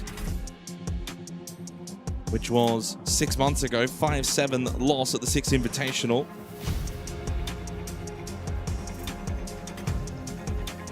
They ended up winning that series 2-1. Interestingly enough, actually, in that series, guys, against Falcons, where they lost to the border, Lair was the final map, and FaZe won at 7-0. Lair, of course, will be the final map in this series as well. Verspro have not won on border at all. Played it once against G2, lost at 3-7, and permaban ever since. And the update on the B stream as we are getting close to finishing the rehost. Dark Zero have qualified for playoffs, knocking CAG by Varel into the lower bracket, and it's a meat grinder of a lower bracket for them. Team Liquid Alienware or M80 awaits for them. A bit of a wake-up call, I guess, for CAG after riding the coattails of their impressive victory. Still a really good over Shopify series against Dark Zero. We got the benefit of watching some of it. Yeah, exactly. Looked competitive. We were watching it back in the green room, playing some good Siege, taking on the SLC champs. It's never going to be an easy game and one that was never over until it's over. Dark Zero's in really good form right now. Yeah, they do look scary.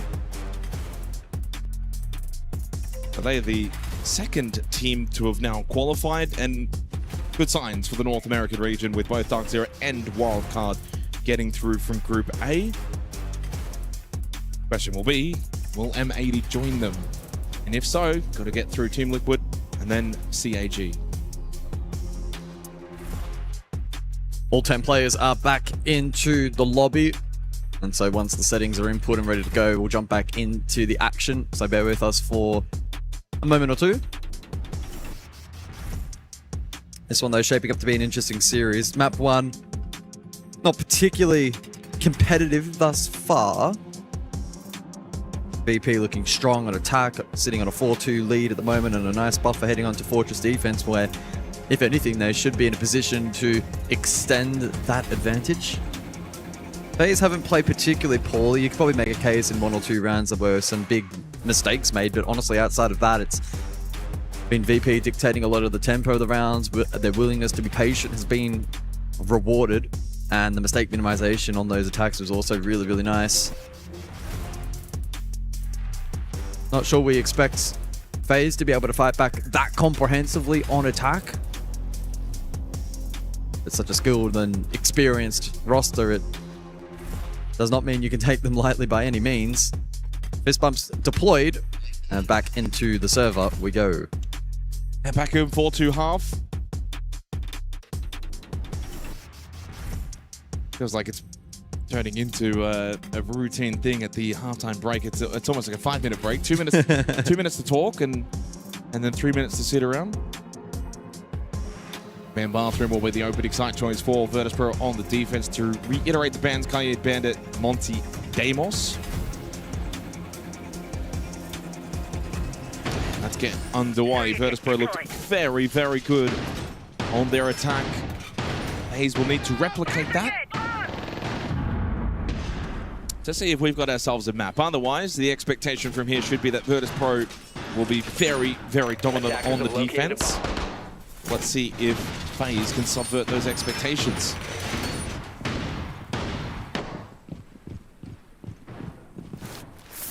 Reloading. Cover me. 10 seconds to insertion. Yeah, I'm intrigued by this second half. I think I'm tempering my expectations very much for a FaZe comeback, but I also wouldn't put it past them. First couple of rounds here are going to be telling on attack and what kind of mindset FaZe are in and what their game plan is, and will that be compatible against the defense of VP? Well, there's a saying, guys. It goes like this in any sport. You never count out the back-to-back champs. Till proven otherwise. Well, champions at the 6th Invitational, of course, still seeking success at the Esports World Cup. Well, if they keep winning hammers, does it really matter?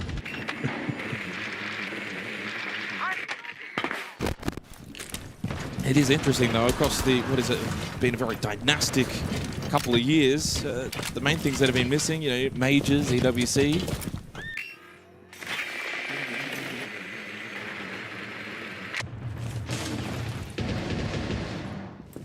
Now, this will be interesting to see if Virtus.pro on the defense will opt to get a little bit more aggressive or testing tower stairs, but he gets pinged and forced back. He'll look to delay them with the gas babes. Cyber will not be able to make his way up there quickly. Pasha, nice the cell shot out. Well, there's a couple of eyes on that one. Handy found the opening kill on the Rorik. Good start for FaZe to find that first pick. Cyber now making his way up tower stairs. Yeah, you could have asked for a better start here with your FaZe clan on the attack of Fortress. This is good. Yeah, Rorik got squeezed. Difficult to fault him in that particular position, but credit to FaZe in being able to capitalize and cut off the smoke. Keep deployed. Guys now also forced back, so FaZe layering nice pressure courtesy of Cyber on the blitz. Already somewhat see the difference here. Virtus probably look a tiny bit more aggressive on the defense in this opening round. Cyber peppered away. Nako with the DMR to finish him off. So they lose the blitz. 2 ROUs available for Souls. Running on by Skies and Nako watching the doorway. Souls thinking he could slip on in. Skies taking out a 1 HP towards Museum. Now into bathroom he goes. VP will play site. Triple stack inside of bathroom. Pasha will be the flanker. And Nako, though, he's getting it all done. 3 kills for him in the round. Shuts down the Starman in Handy. KDS bites back. Nako low on health and still decent amount of time remaining for FaZe. 30 seconds is plenty on Fortress. Dan has double Zodo and Nitro, so there's good denial potential here for the defense. Handy has to find the safe plant position, then also for Vidiking to watch and cross and cover, but he's at 0 and 7. Plant was successful, but couldn't do anything else as Virtus.pro will make it 5-2.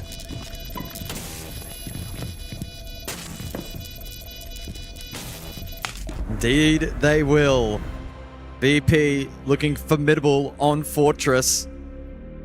I love the active defense. Didn't panic when they lost control of tower when the smoke fell. The blitz was still standing, and instead of allowing FaZe to take that space for free and continue to layer pressure, they were able to disrupt. They found that delayed trade, dropped the shield, and then some good proactive shooting, especially on-site from Nako. Was more than enough to catch FaZe off guard. There was that key pick onto Cyber. And Nako deep with that DMR got full use. And the vibe's very good in the VP camp currently. And on the flip side for FaZe, they just have the look of a team with a few long faces right now. Nothing's really working for them. Vidiking 0 kills. Attackers have discovered the location of a bomb.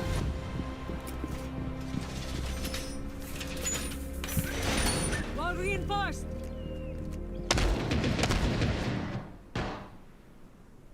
10 seconds remaining. It's a long way back from here now when you're facing a 3-round deficit. 5 VP's seconds on to go. defense.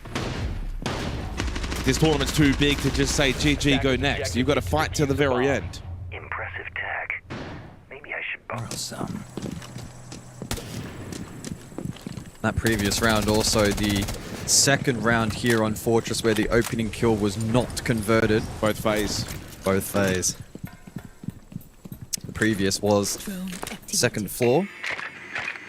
That was funnily enough where Souls got the double with the DMR and then they threw the round late. That last round, far less of a throw in comparison, but the side of phase that we don't often see, where advantages are not being converted. Let's cause some chaos.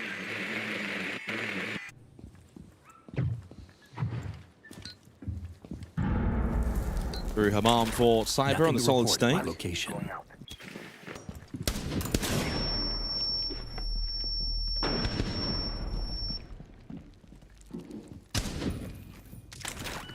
Kawan deployed. Going for a drive.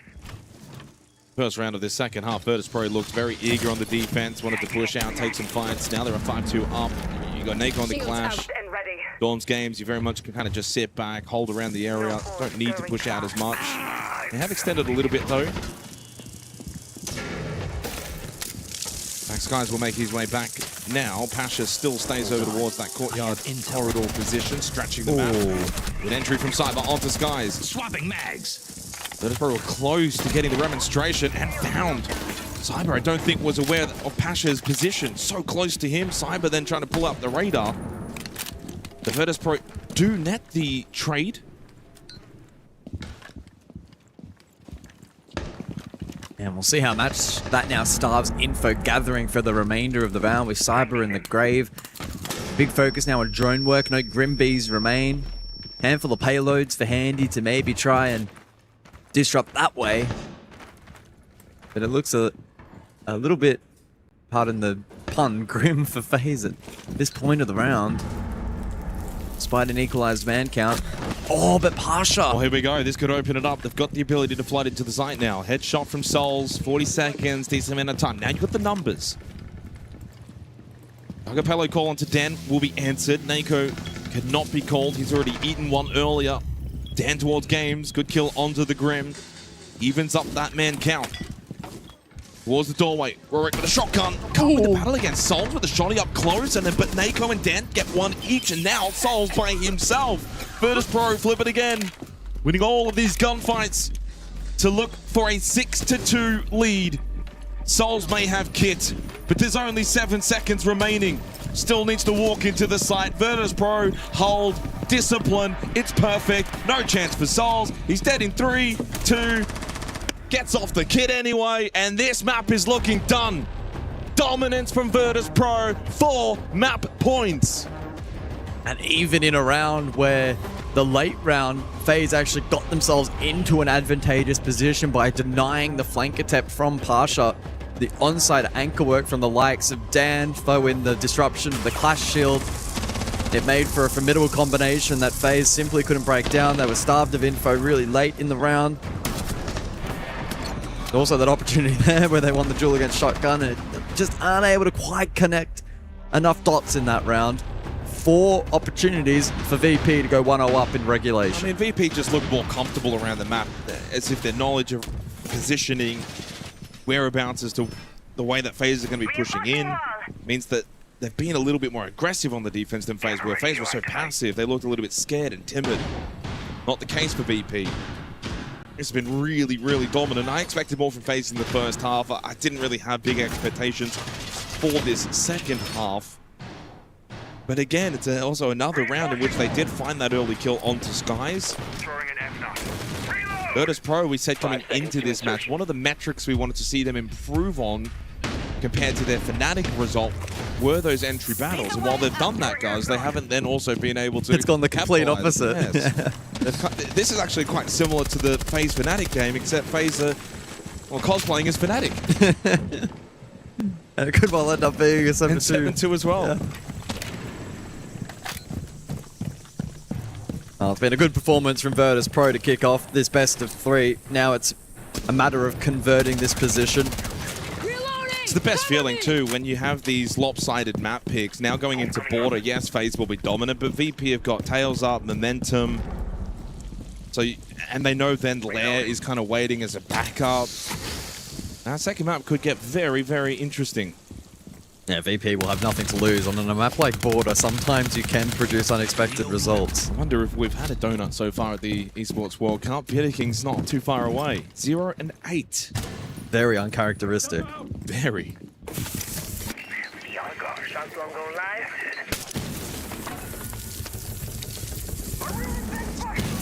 This new look Virtus Pro. Here to establish what this organization has done many, many times over the years, and that is to succeed at the international events.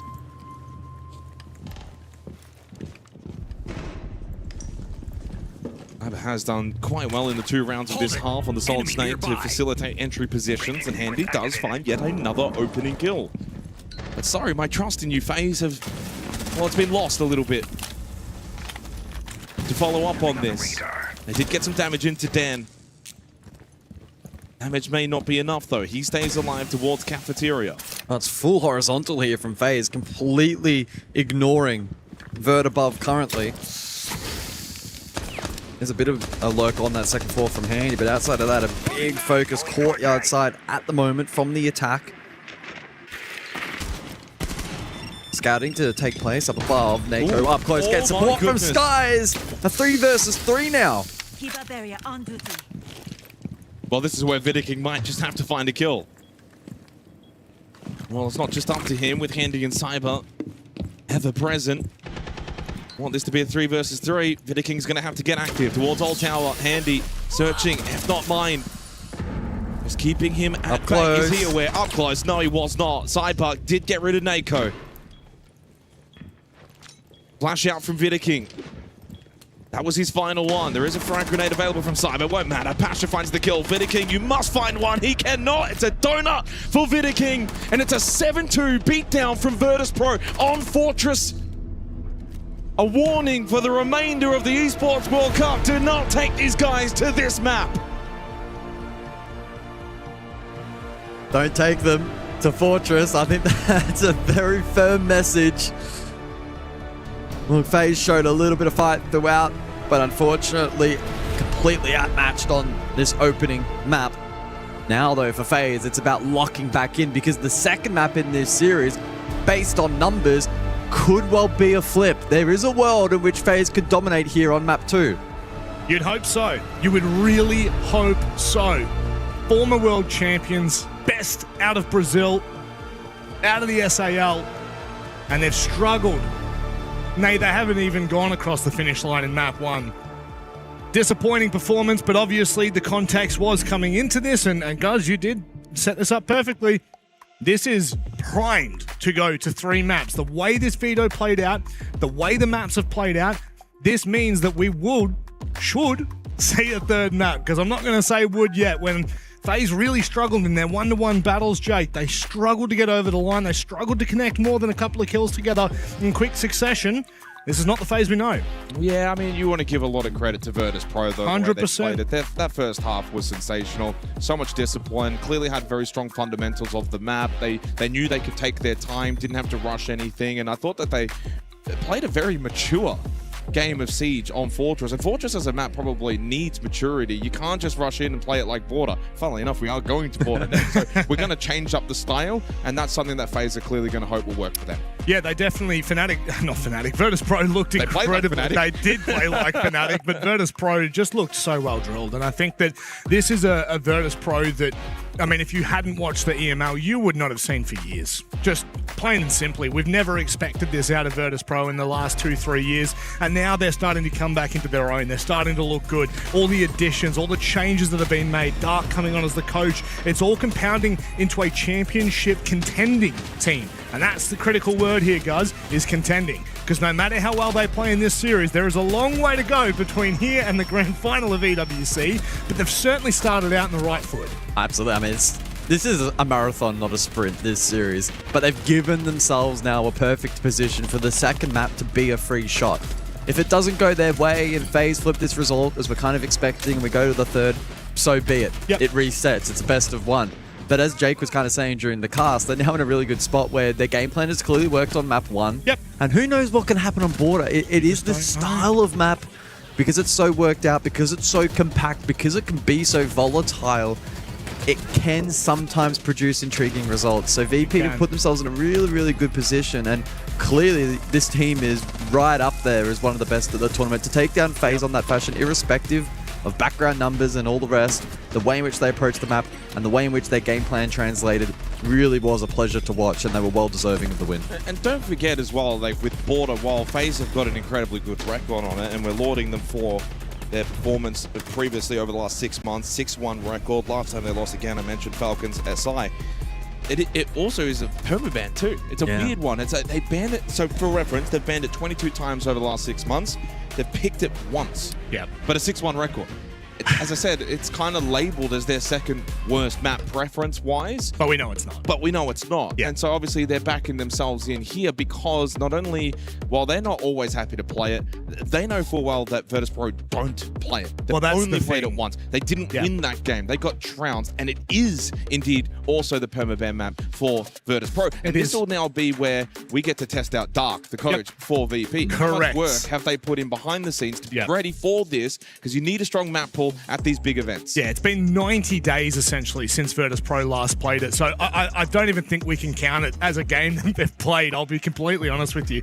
And knowing what Virtus.pro are like after seeing that kind of map, I think... Look, this might just be an interesting discussion point. You can shut me down, Guz, because I do love getting shut down here. Hit me. I'll hit you with it. Well, I won't hit you, but I'll hit you with this one.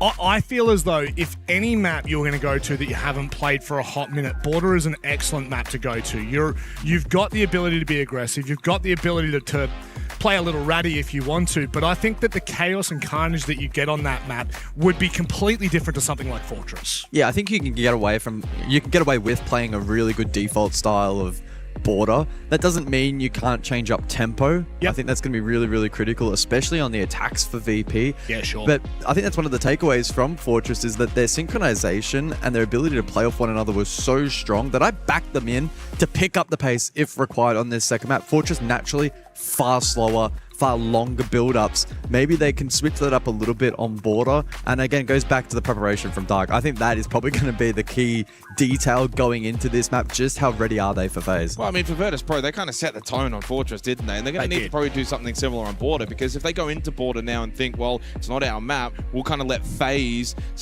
kind of start things and set the tone, and we'll kind of follow them. It's just going to end poorly for them. So Virtus.pro have to go into Border, whether it's defense, attack, and really try and get on top of FaZe and force FaZe to have to then respond to them again, like kind of Fortress. And if they don't do that, then I think FaZe can very much get back into this series.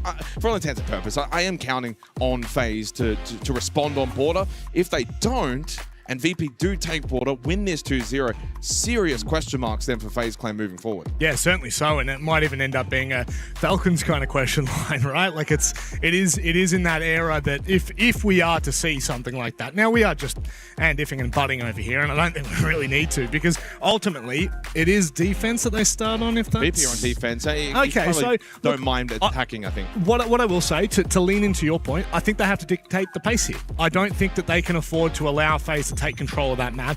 I think they have to be the aggressor. Play at the windows, play at the entry, be aggressive. Also, so pretty much the opposite of Fortress in some ways, where it's more sit back on the site, hold these key positions like tower, and then fall back, that sort of peeling the onion defense. I think on Border, you want to be far more in the face of FaZe Clan in this half if you're Virtus.pro. Don't just sit back and play site. And if they do that, I mean, starting on defense, Border, you can control Border on defense. I think it's worth, no matter what happens, guys, I think it's actually worth taking the risk to lose the opening pick 6 rounds in a row. I'll be honest with you. I think it's worth that risk to make that move. I think the funny part about this entire discussion is we saw the last 3 rounds back on Fortress. FaZe got the opening kill and didn't convert, which was in stark contrast to what we saw in their match against Fnatic, where they were often still fighting from behind but being able to win rounds. It was a complete flip around back on Fortress. Border, I would hazard to guess, just off the top of my head, would be one of the strongest maps in terms of entry conversion. You see that snowball effect, whether it be for attack or defense, just due to the nature of the compact map and sort of how the defense is normally structured. So for FaZe, that for me, I'm immediately going to be looking at that. The entry duel is absolutely critical. Because and it takes space around the map. Yeah, and if we see FaZe get off to a good start in terms of the entry, but then failing to convert, that is a massive red flag. So for me, that's what I'll be looking at immediately. Look, I think that when we're looking at the game that's just unfolded in front of us, I really do think that that's in the rear vision mirror. I don't think that's going to affect FaZe going into this. So there does have to be that element from Virtus Pro that is proactive, that is aggressive, that is willing to take battles on their own kind of terms, I guess, is just the simplest way to put it. And I think that starting on Border, this is an opportunity for them. You look across, though, and you look at the players that we're kind of expecting from FaZe to come alive here. And these players are absolutely horrifying. Well, right? They've got a 60% attacker win rate and a 60% defensive win rate, FaZe, on Border. Now, it's not even worth looking at the stats for Virtus Pro. They played it once, and they got beat so 3-7. that's non-compete. So Don't worry that's about whatever. We're going to see what they've worked on. But when you're 60% both sides, it means that it doesn't matter if they're starting attack, which they are, or it wouldn't have mattered if they're starting on defense.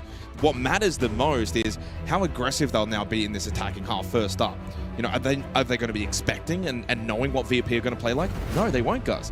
Because VP haven't played this map either. There is nothing really to workshop on. Yeah, they're going to want to make a statement, I think. If you're FaZe right now, you have to. Can FaZe get everyone involved inside of the server? I obviously don't want to flag it too much. You flag it, brother. You're going to anyway. you have to. Vidaking 09. I had a what was his EPS? 25? Yeah, I don't think I've ever seen an EPS that low. Do you want to know what's worse than the EPS? Is the cost. 0% cost, Nothing. 0% survival. He was rated 15th in SAL in stage 1, so he needs to step up big time, and FaZe need to get him into the game. The first few rounds, Rob, are going to dictate who gets in control of this map. Yeah, sure. And so I'm expecting fireworks rounds 2, or towards rounds 2, 3. So the first 2, 3 rounds, then you get into the bands in the first chat with the coach. So it's the first 3 rounds that are going to set the tone. Whilst we go in as having FaZe be complete favourites on this map, the unknown that is Virtus Pro at the moment, after seeing what they've done in the last 6 months, there is that element of optimism that you have for this roster, and especially given the fact that we have not seen them play on this map for over 3 months.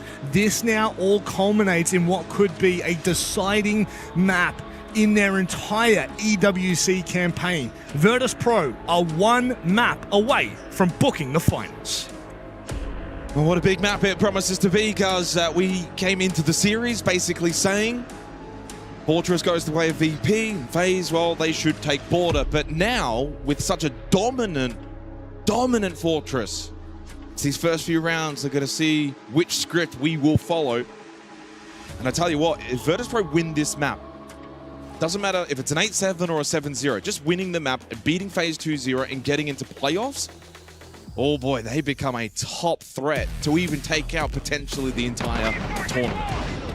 Yeah, it would be a bit of a shockwave, that's for sure. But it certainly feels possible.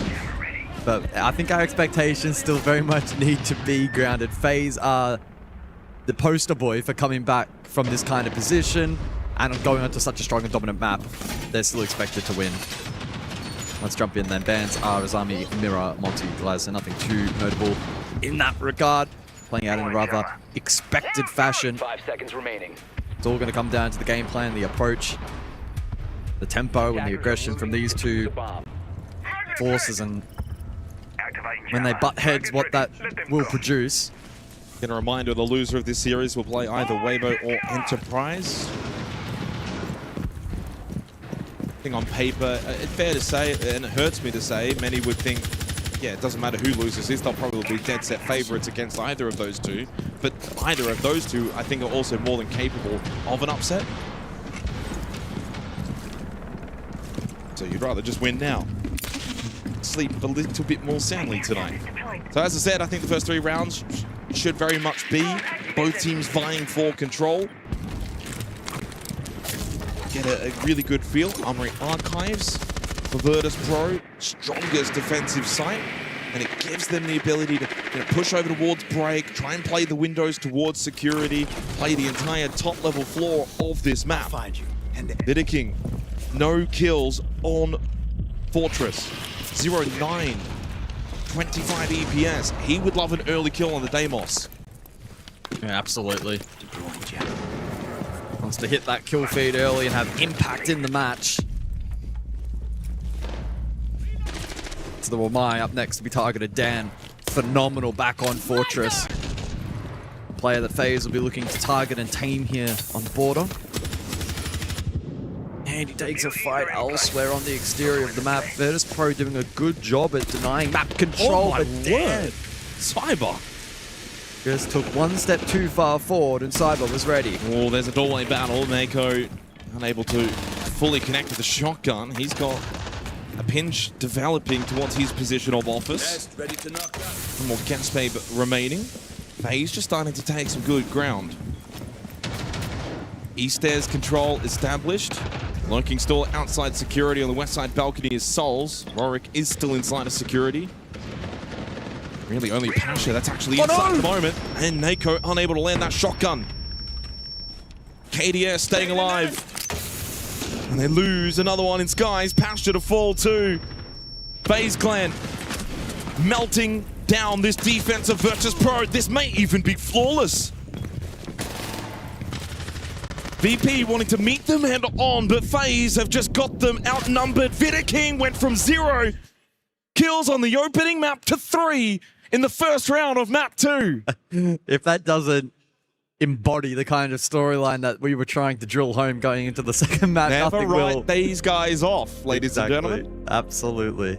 Yeah, really clean work across the board. Great pressure layered. Good presence of mind early when VP were very eagerly contending the map exterior just to be ready for everything and anything. And that read from them was initially really, really good. A couple of missed opportunities for VP. Yeah. Certainly for Nako, definitely. And then also the first death as well, guys. Cyber, Dan, just a strange angle, and Cyber hits a really good shot. So I think early on in that round, it wasn't necessarily bad from Virtus Pro. See what they were trying to do. They wanted to establish break position, security, lock that down, good office hold, kind of somewhat didn't want to battle towards East End, did afford that over to FaZe, and then but just you lose one, you don't quite hit your shot with the shotgun, and then from there, FaZe just snowball. And it's kind of what you said before in terms of the entry battle on border. That snowball effect is very, very strong. Once you start losing defenders on this map, where you want to stretch out a little bit more, you're not quite just compact on the site, opens up the gaps, open up the pathways for the attack. Saw that evidently in the opening round. Bent Workshop, the follow-up here in the second round. Will play largely similar. Top 4 hold focus, and certainly towards security.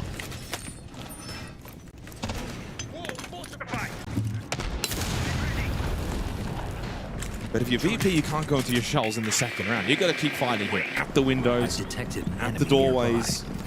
Make it difficult for FaZe to get into the building. Because once you start to fall back against FaZe and you afford them a lot of space, I think it's quite self-explanatory as to what will then happen next. Death bar tracker out. Hostile tagged. No mute counter this time around for VP against the Deimos. And Cyber's already found incredible space here waiting, mind you. East stairs. Oh my goodness. You can't be half peeking into that. Did it in the opening round, Cyber, and he's done it again here in the second. These feel like warning shots from FaZe. They are not a wounded dog after just one map. If anything, they look invigorated. They look comfortable. VP still are trying to fight. It's not as if they're, you know, scurrying back to the site. They do want to swing. They do want to take these fights, but FaZe want it more. Handy straight through break. Easy kill onto Rorik. His attention was more so focused outside security.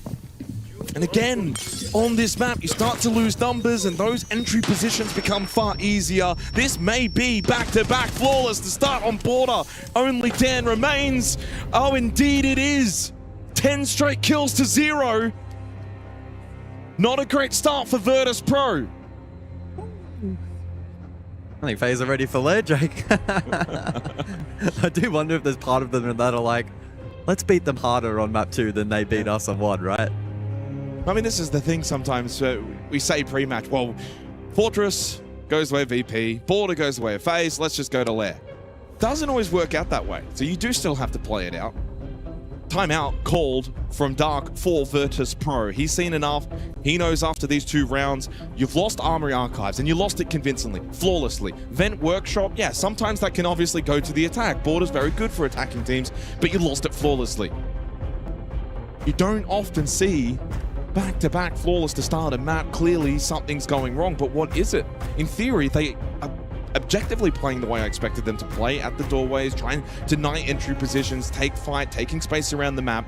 FaZe is just hitting really good entry shots, most notably Cyber, back-to-back crucial opening kills. Yeah, and we're seeing the snowball effect of those entries where, concerningly back on Fortress, converting entry proved to be a challenge, as is expected here on Border. We're seeing a far different outlook, where they're finding that opening pick immediately, then taking control, and as VP look to fight back, they get caught out. Back-to-back, you're right.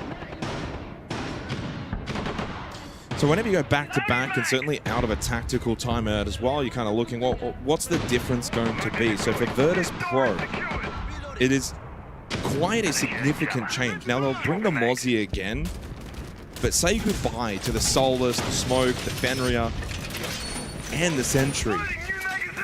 Castle comes in, so does the Wamai, so does the Tube around the Mute, and immediately it screams to me, let's play a little bit more defensive in our approach. They're trying to force more utility clearance and offer a little more safe haven in terms of positionally where they can play, where maybe they don't necessarily have to take initially a lot of gunfights. They can instead lean back on the util and peel a little bit more on the defense. But in some ways, it also concedes that initial. Yeah, that's. 2-3 I can't help but battle. shake the feeling that it's a little bit of a negative approach, but if it works, it doesn't matter. Exactly. I think that's the key takeaway is it's probably appropriate given just how dominant the start has been from FaZe. It shouldn't be looked at as waving the white flag. No, it's definitely not. We're only 2 rounds played. But it is waving the white flag in the conventional sense of, yeah, maybe we're not going to be as aggressive, but we want to force you to beat us in a different way. Yeah. And if this doesn't work... well, Lair. I think Lair, yeah. They do also bring, by the way, Quad Nitrocell, as Mint ever so humbly labeled it. C4 Maxi. C4 Maxi.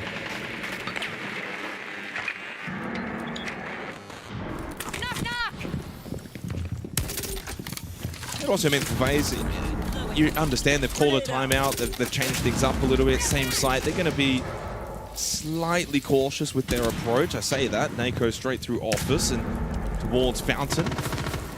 They're showing still a little bit of presence here. They're basically saying to FaZe, we will be more defensive, but we're just going to do it somewhere else. Nitrocell trick down the hallway there from Skies, but doesn't quite net the results of catching FaZe off guard in the corridor. Courtesy of the Habana being able to chip away at a lot of this utility and establish a nice foothold over towards top east stairs in the surrounding area. Here they come again, though. I mean, Simon just wants to push down this hallway, but electing not to.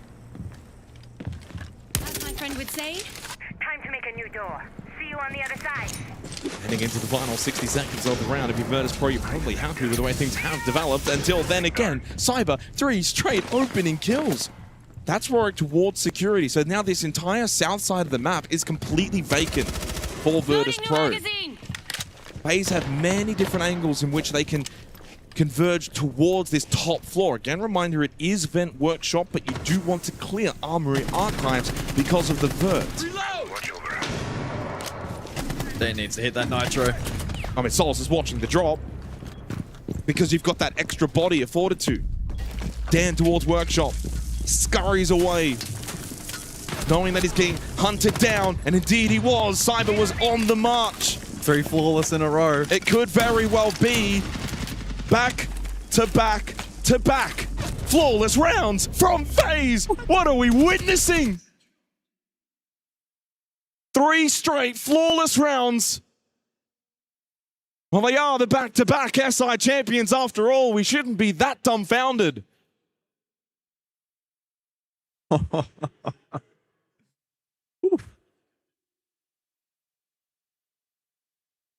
Look, I can't fault VP. They went in to that round just with a different plan, and send it us just to didn't Lair. work. Get it over with. Let's go to Lair.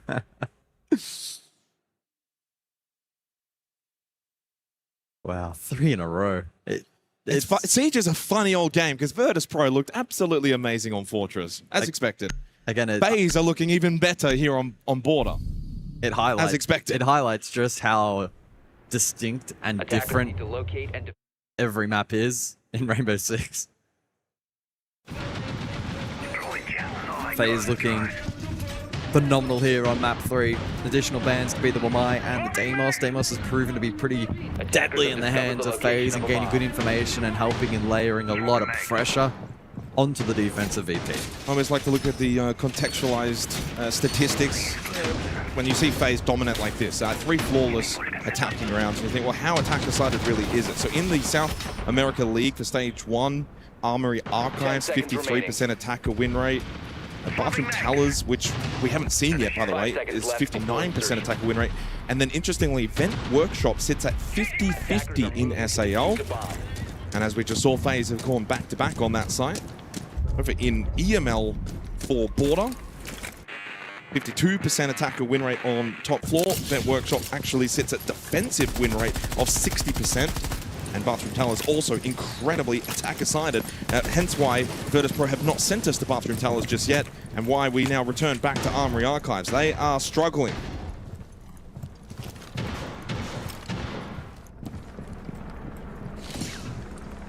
Essentially, it's attacker-sided, but maybe not 3 straight flawless rounds attacker-sided.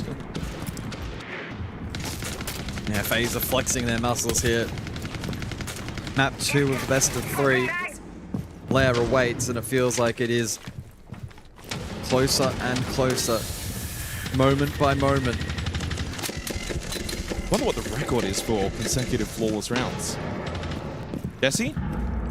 Do we have him on speed dial? I tried to see if our tracker... Oh, he's on the B stream at the moment. I tried to see if our tracker noted the number of flawless rounds on a map or for a team, and haven't been able to find that, so we've also got to hit up there and get that sorted out. Shout out to Vidiking as well on screen as he dumps Util. 5 kills after failing to have any impact, quite literally back on map 1, didn't achieve anything. Very easy to hang your head. You go 0-9 on the first map, and then just bounces back. Make that a 6th. Whew. Speak of the man. Oh, hang on. Cyber and ADS are both down. Sky's able to retreat back through Passport. Now, they haven't died, so it's still on for 4 straight flawless. It is still a possibility. I wouldn't put it past them. Cyber's back up. KDS should also be revivable. And if so, would give FaZe the 5 versus 4 advantage heading into the final minute. Echo offers a point of difference towards Bathroom. Everyone else is essentially towards side. All those guys, bot metal. There's the first kill of this map for Virtus Pro. There's the second kill. Finally making a stand on Armory Archives. And with KDS, Cyber both so low, this still proves to be quite tricky for FaZe, but afforded a freebie as Nako tried to make his way back up metal. Shut down by Vidiking. Now 7-0 from 0-9. Total reversal. Cyber stays alive by the slim margin. Dan then caught in the corner, and FaZe are rolling here at EWC. 4 straight. Well, it's almost a little bit underwhelming because it wasn't flawless, but what made that round so exciting was the fight back from FaZe. When it started to look a little bit dire, they were still able to find win cons, able to isolate the remaining pieces of that defensive puzzle. And as you said, it's 4 rounds in a row for FaZe.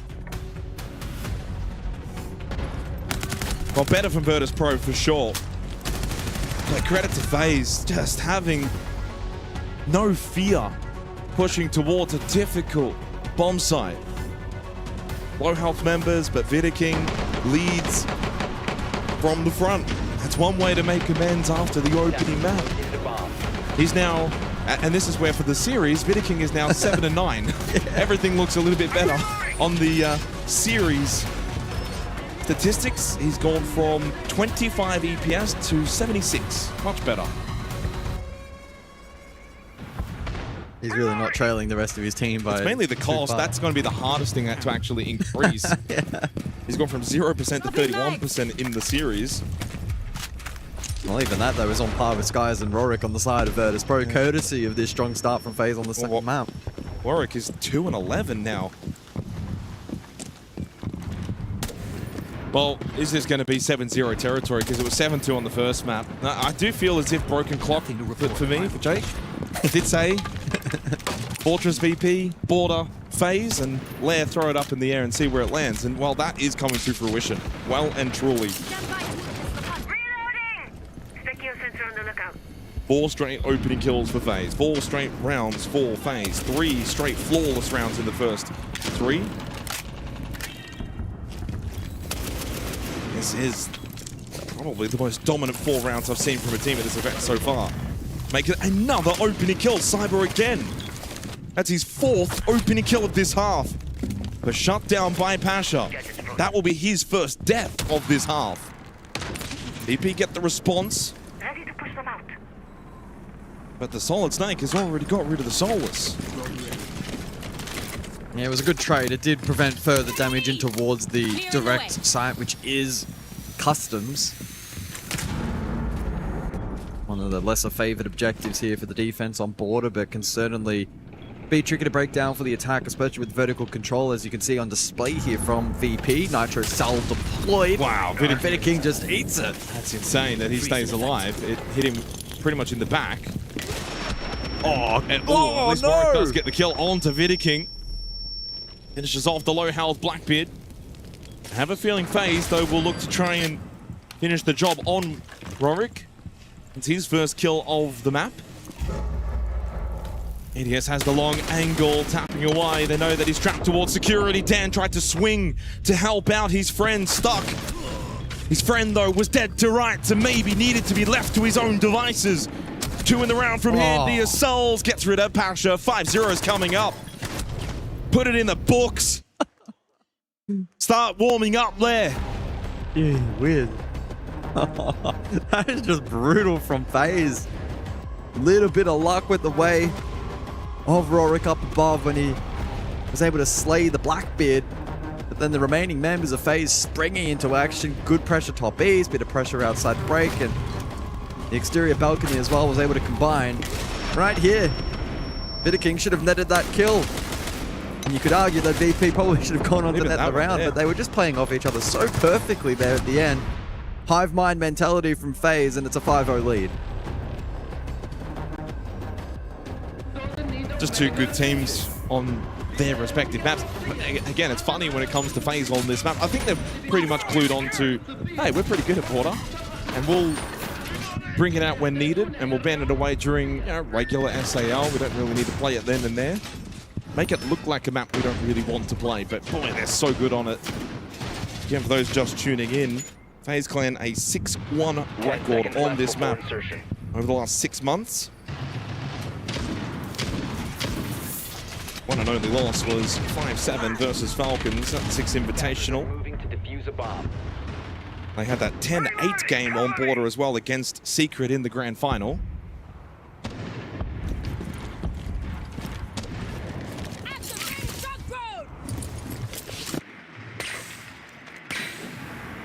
Final round of the half. VP, they just want to hear that bell. Get back to the corner and look for a reset. Repulsion device planted. The biggest thing for Virtus Pro is now going to be heading into Lair. Can't allow this to affect their mentality going into that 3rd map. They need to reset. Haven't let it deter them here on map. Exactly.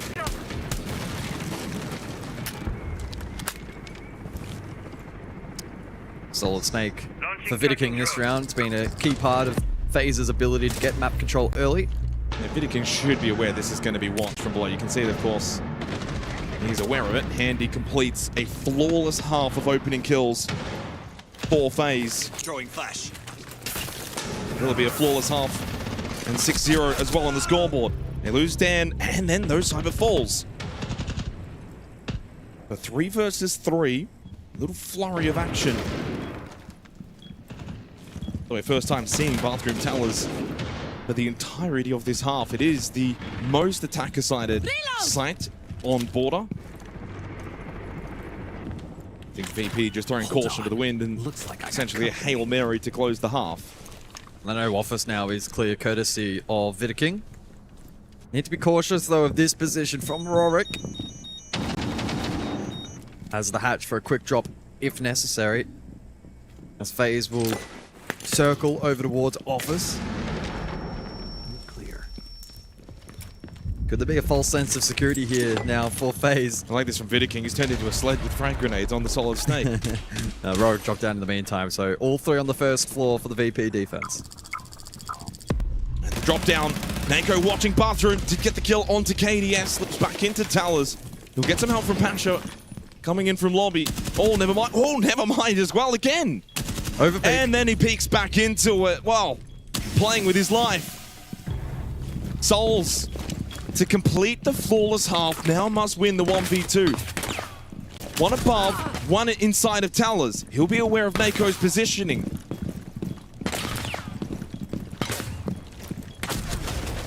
Not too aware, maybe. Far closer to the doorway with the Bailiff. Virtus Pro will get one. 5-1 half. And the halftime break comes through. 2 minutes to talk things over for both teams. But the sting of this match feels as if it's gone, and Lair is seemingly inevitable. Of course, no game is ever over. Game of two halves, but Virtus Pro are going to have a very tall order ahead of them. Yeah, very switched on from the very start of the half. FaZe then going on to flawless their opposition back to back to back to kick things off. The tail of the tape didn't change all that much when the Wamai and the Deimos were further banned out.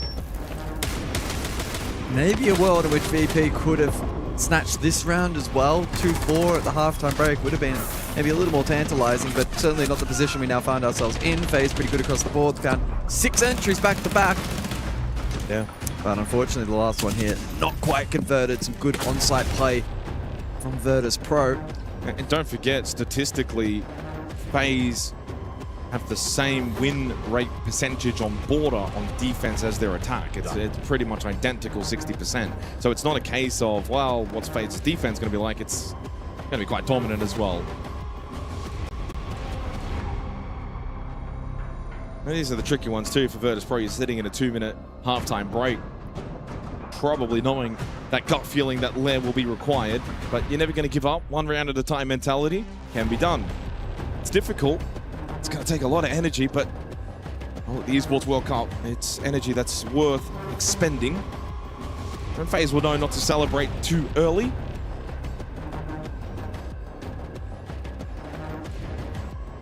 Armory Archives, I would imagine, should be the opening site, and that will be the difficult one for Virtus Pro. It's all laid out for FaZe to get us to Lair.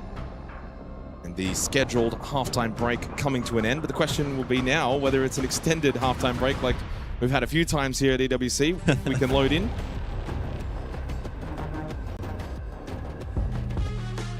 We wouldn't have too many issues.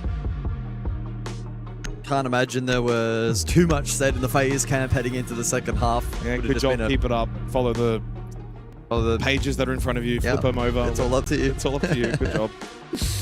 We'll talk outside in a couple Maybe minutes. they started talking about Lair. No, I don't think they would have gone quite that far. Double shield ban out from FaZe, Azami, and Wamai from VP. As you expected, second floor up first. Double shield ban could make things a little intriguing for VP in terms of how they fight for space. It means that it's going to be a large focus on gunfight and gunplay to get into the map. As we do load in. Well, FaZe will know more than anyone. Don't count your chickens before they hatch. They would.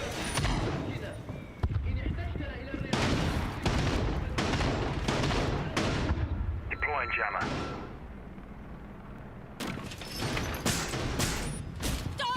When you're 5-1 up here on Border, you can play ultra aggressive run outs, jump outs. It's in the wheelhouse now. It's in the set plays if you want. 10 seconds to go. Calibrating air compression. All set. 5 seconds to insertion. So indeed, straight over to Armory and Archive, starting the second half of this second map. Don't make plans. It seems as if this series will go for at least another hour. A third map required to see who will make playoffs, qualify, who will drop down to the lower bracket, face an elimination game in a couple of days' time.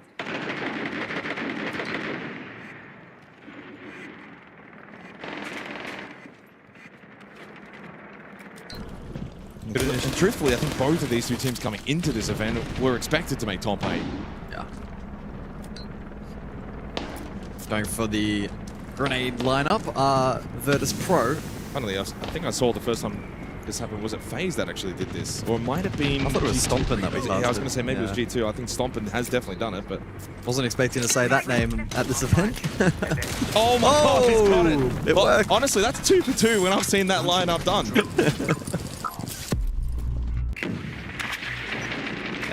All but impossible for Souls to react in time. Pasha doubles down for Virtus Pro. Small signs of life here to kick off the second half. I mean, this is a great start. This is the way to kind of just get maybe a little bit into the head of FaZe and say, yeah, it's not going to be that easy. You absolutely smashed this in the first half, but we'll show you what we've got. Nade lineup, follow-up kill. Now 5 versus 3 in favor of the attack for Virtus Pro.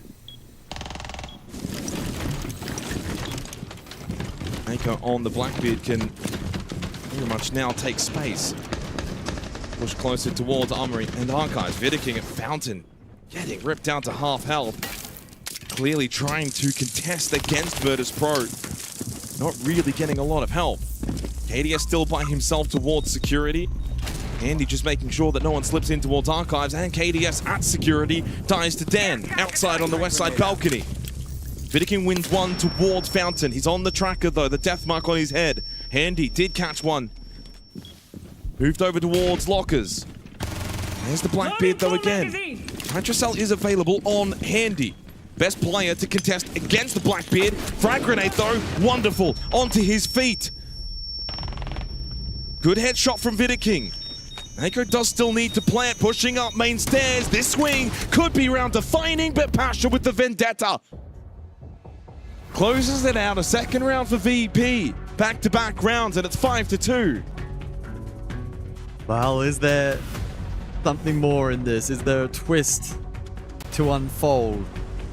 Long way to go, but it was a strong start there from VP. Can't fault them. The way in which they approached that round was clean. Great grenade lineup early. Nothing Souls could do.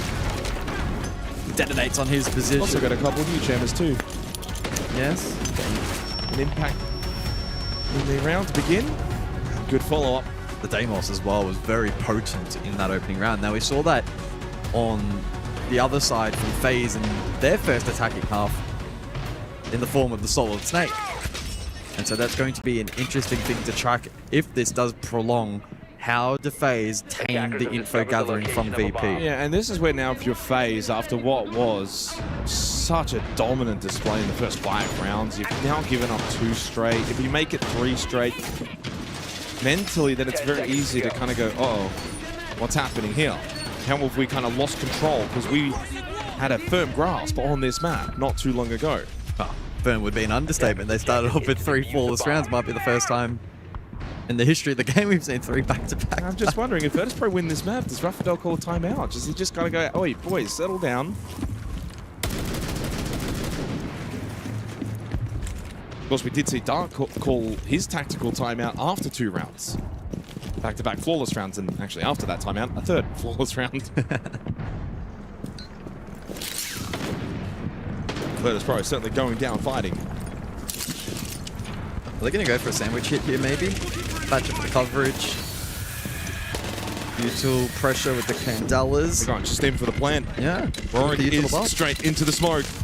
The Glaz to cover at the window, and this plant has just gone with no contest until the very end. It's too late. The Nitrocell from Vidiking is after the plant has already gone down. He maybe wants to even just think about getting straight on it, but with that smoke up and the Glaz watching from the window, Vidiking doesn't feel comfortable.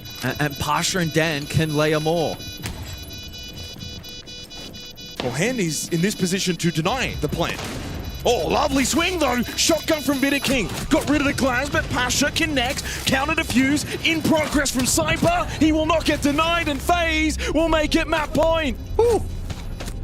Oh, fast-paced round on border. Virtus.pro storming through the front door, but FaZe able to answer back for map points. Yeah, really nice there from FaZe in the post. A little unfortunate that the plant went down. Perhaps there was some sand coverage and it wasn't quite identified just in time. But positionally, and in terms of the synchronization there in the post, was absolutely spot on. VP put all their eggs in the basket of having that covered courtesy of the smokes and the glass. But Vidiking said, screw that, I'll swing with shotgun, I'm better. Wins the duel. And FaZe now 4 rounds up.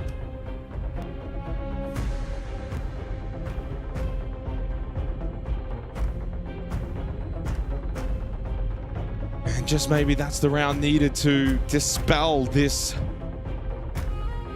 aggressive looking VP outfit, seeking a comeback of grand proportions, and are now 4 straight rounds required. And Lair seemingly on the cards.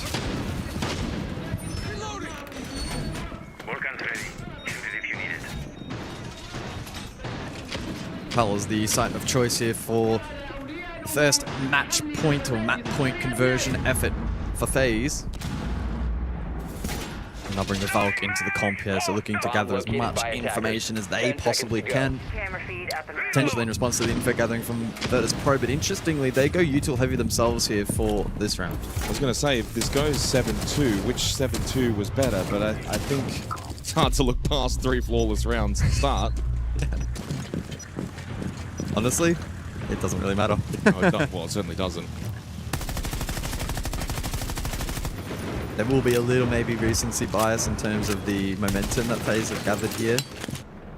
But I don't think it's going to be majorly impactful.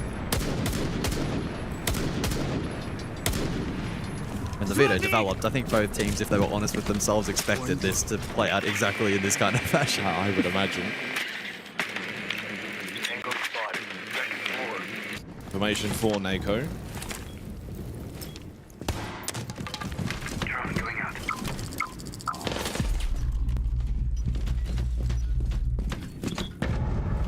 Just sends it through lockers. The ping information, though, is enough to see the retreat.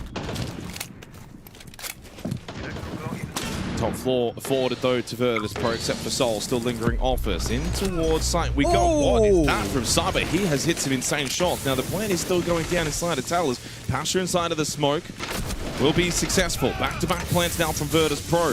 Cyber down. Pasha 2 will fall from Handy. He goes double digits with the kill. Needs to leave workshop, though, make his way towards the site. He's gone the wrong way. Vidiking towards 90, slips in towards security. Sols, funnily enough, dies to the frag grenade that Vidiking was avoiding. And both players now situated outside for the post. This will be very, very tricky for FaZe to break. FaZe have the extra number. VP have 2 outside. Vidiking will look to meet them outside. Handy, KDS, both towers. Vidiking gets nothing on the vault out, but Handy covers perfectly at the window again. Handy gets them both. He's the GOAT for a reason. Make it 7-2. Let's go to Lair. All 3 maps needed. What a way for FaZe to close out the map. Great to watch them on border. They look so comfortable. Such a clinical result from them across the board. And for the first time in what may feel like a little while, we were basically bang on here on the desk. All 3 maps needed. Yep, certainly are. And if you're a fan of Siege, that's what you want. You want to see a bounce back after a 7-2 domination on the opening map. They too now feel the emotion of conquering. And as they would say, Jakey boy. What do they say, Rob? FaZe up. FaZe up, yeah. FaZe I mean, up. what a response. You lose 7-2 on the first map. You have such an instrumental part of your team in Vidiking going 0-9. That can mentally shoot you in the foot to begin with. But then the response from Vidiking individually to go 12-5 in the very next map.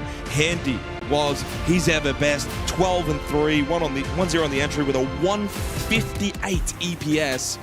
as we go to the highlights, it's all going to be FaZe highlights, Rob. It is, unfortunately, with 3 flawless rounds to kickstart this. I don't think anyone would ever expect that to happen, especially after coming off the back of a 7-2 slamming on Fortress. All things considered, though, guys, I find it funny.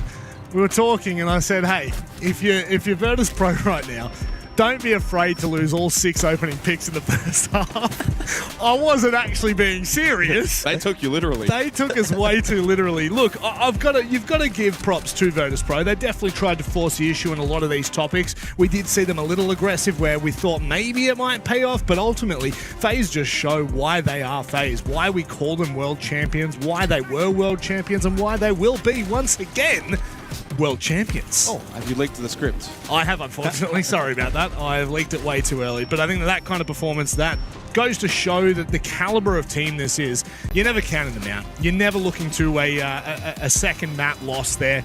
And now we do start to talk about Lair, because I don't know how much more we can talk about this. If you want to, maybe you could look at some positives for VP going into the next map after being slammed 7-2. Look, I'm going to commend them for their attacks. I'm going to commend them for trying to force the issue. I think it can be summarized in a very similar fashion to the first map of Fortress. It wasn't really a lack of trying or effort or even to an extent problem solving from the team that was deficient. It was really just that their opposition was so good. FaZe are just such a great team on border, and that's why it's awesome that we get this layer reset. I think both teams will go in really comfortable and really confident. They certainly will. Both teams locked at the horns. Only one map to decide who will go through to the playoffs and who will drop into the lower bracket.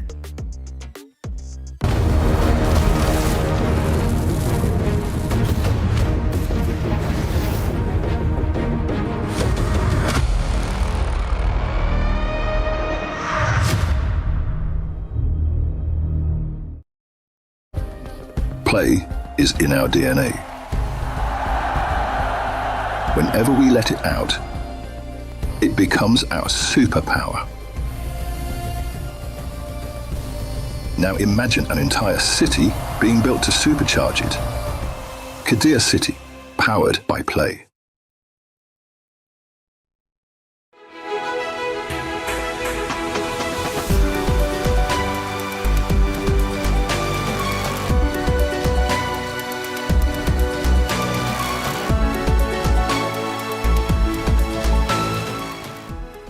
The human body was built to move.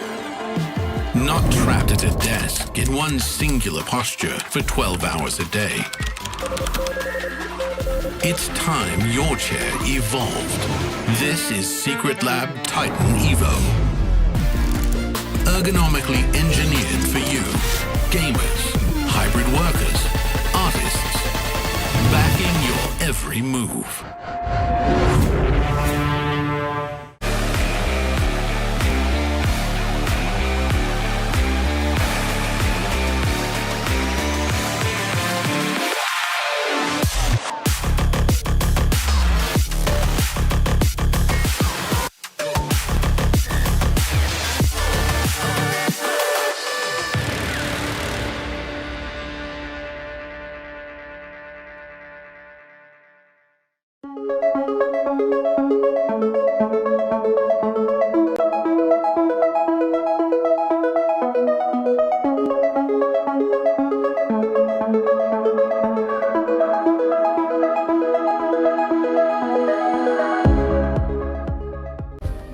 Play is in our DNA.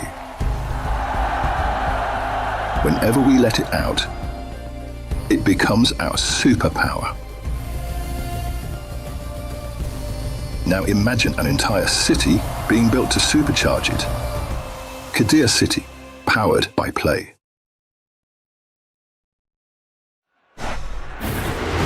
Junto ali, que conseguiu bastante coisas, conquista, 3 sinais de invis. Então acho que nem toda a line fez isso. Algumas orgs fizeram, mas não com o mesmo time.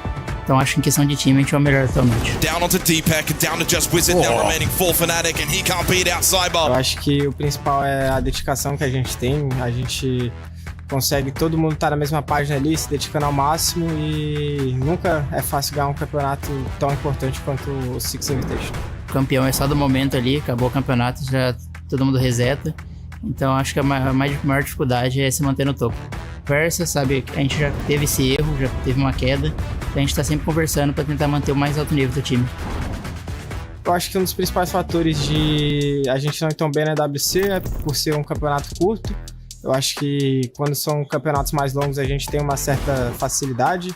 E como a EWC é um campeonato curto, não dá pra errar, a gente às vezes acaba entrando meio desligado. E acho que os momentos que a gente também teve pra chegar na EWC não foram momentos bons. Tirando esse momento de agora, eu acho que a gente tá num momento bom. E por isso eu acho que não vai acontecer a mesma coisa dos últimos 2 anos.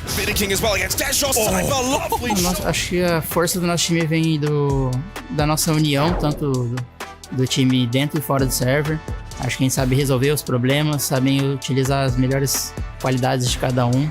Então, acho que isso impacta bastante, conseguindo aproveitar 100% do time todo.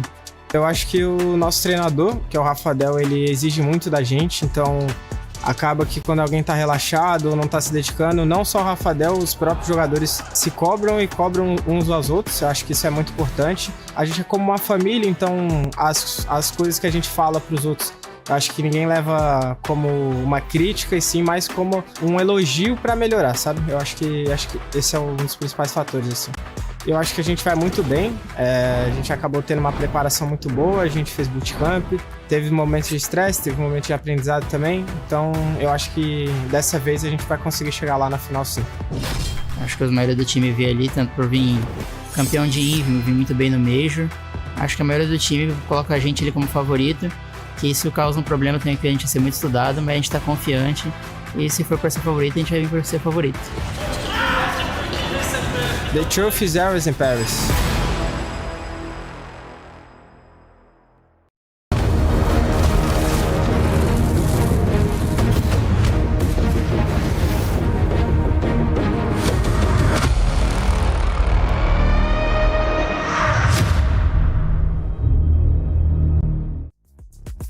A 7-2 shellacking, completely followed up with, you guessed it, a 7-2 shellacking. It's 1-1 in the piece. And Michael, I don't say this very often, but you were right. We need to go to a third. You actually wrote that script. It wasn't even me that was right. It was also Jake. Oh, was it really? I thought you were the one that opened that No, it was up. both of us. I'd say a good team effort. 50-50? Yes. It was all Okay, kind of like this matchup. I'll add you in as 50-50. well.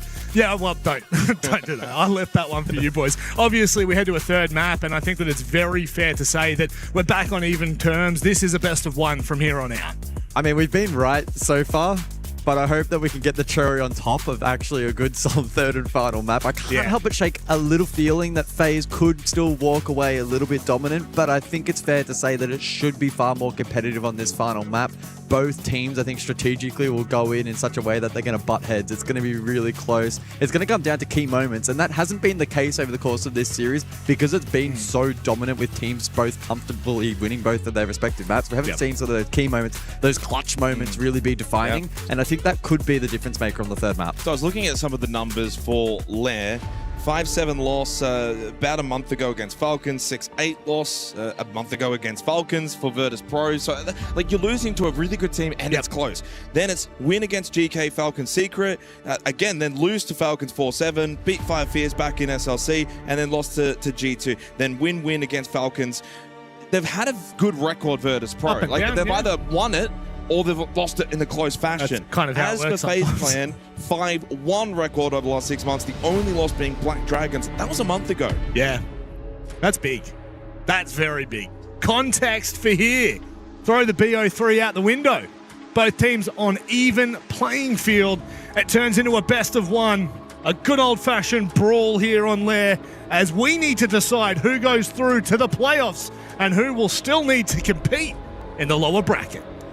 Well, the best thing about this particular boxing match, guys, is they both landed a big blow each. 7-2, 7-2. They both probably walk off stage thinking, yep, they got us on Border, and yep, they got us on Fortress. Now Lair, being the decider, resets everything. The question, though, B, you brought it up, the momentum. For FaZe, they were the latest one to land a blow. So what's the mentality going to be like now for Virtus Pro? Can they switch their mindset from Border, come into Lair, be refreshed?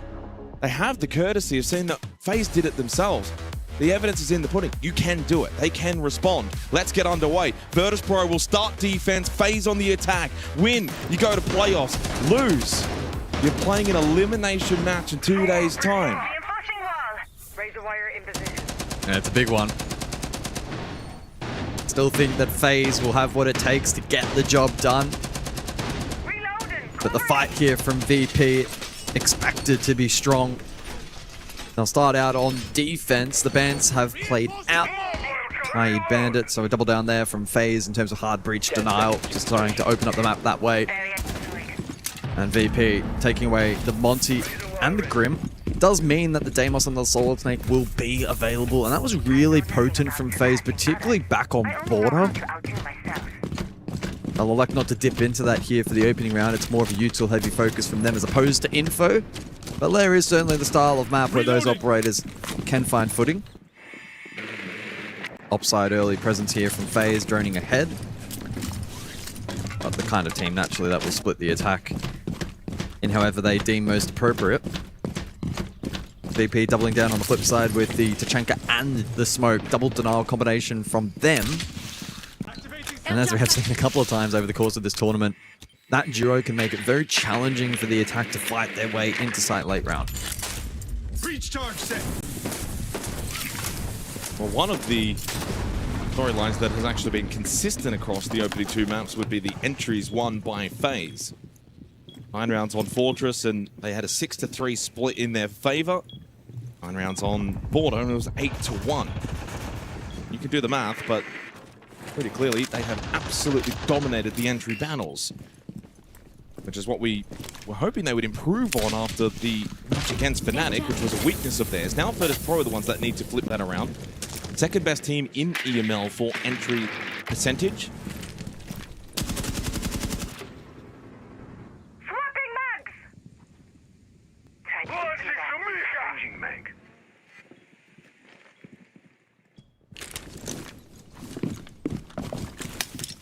Midpoint of the round. Second Salma deployed there by Vidaking, who surged on map 2 after a very, very quiet opener. Rorik just setting into the frag grenade. Edius does have another one. Will not be getting picked up. No, drone hole, doorway covered. Edius instead wanted to just take the space with that second frag grenade. Entry into bathroom made. Another opening kill for FaZe. This has been the detriment for Virtus Pro across all 3 maps. That's the area that they need to find improvement, and improvement quickly. This top floor needs to also be won on the defense. FaZe looking to land the first blow on the 3rd map. Handy with a really, really long angle. Yeah, can cut the long angle and maybe make a little bit of this plant denial a little more tricky to deploy, but will be vulnerable to Sky Bridge, and will turn his attention there now. 25 seconds. 8 shots in the Jamaica launcher. Pasha with the gas babe. This doesn't look great for FaZe. Nice from Pasha. And he's been the best player in the series. Oh, Cyber, though, has a freebie. Never mind. Oh, hello? Well, he'll get Dan. And then he knows exactly where Nako is as well. Red time, 10 seconds left. And VP are fighting back on the site. KDS hasn't got the time to find the last 2 players. It's hide and seek, and VP will hide successfully. Needed to win the opening site here on Lair, and they do just that. And it has to be a nice feeling to win a close round there to kick off their campaign of Lair. FaZe opting to try and go deep there late round with the smoke and the Chanka still up. And while the call was right, the execution fell just short of the mark. FaZe with the opener. Pasha fought back with shotgun and Cyber right here. How does he not get both kills? Would have changed the complexion of the round. And KDS, his follow-up, certainly not enough to recover that effort. A small blemish on the record there of FaZe, but credit to Virtus Pro in still being able to close out the round.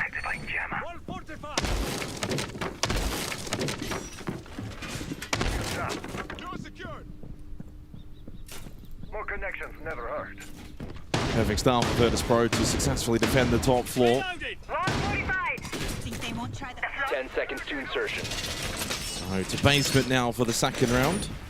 5 seconds to go. Attackers are moving out to locate Just a bomb have the and feeling. defuse it. It's a gut one. You don't have a plan. Don't think this There one's is going to end something 7-2. I've been wanting to try. Win or lose, Virtus Pro play most of the rounds on LAN regulation.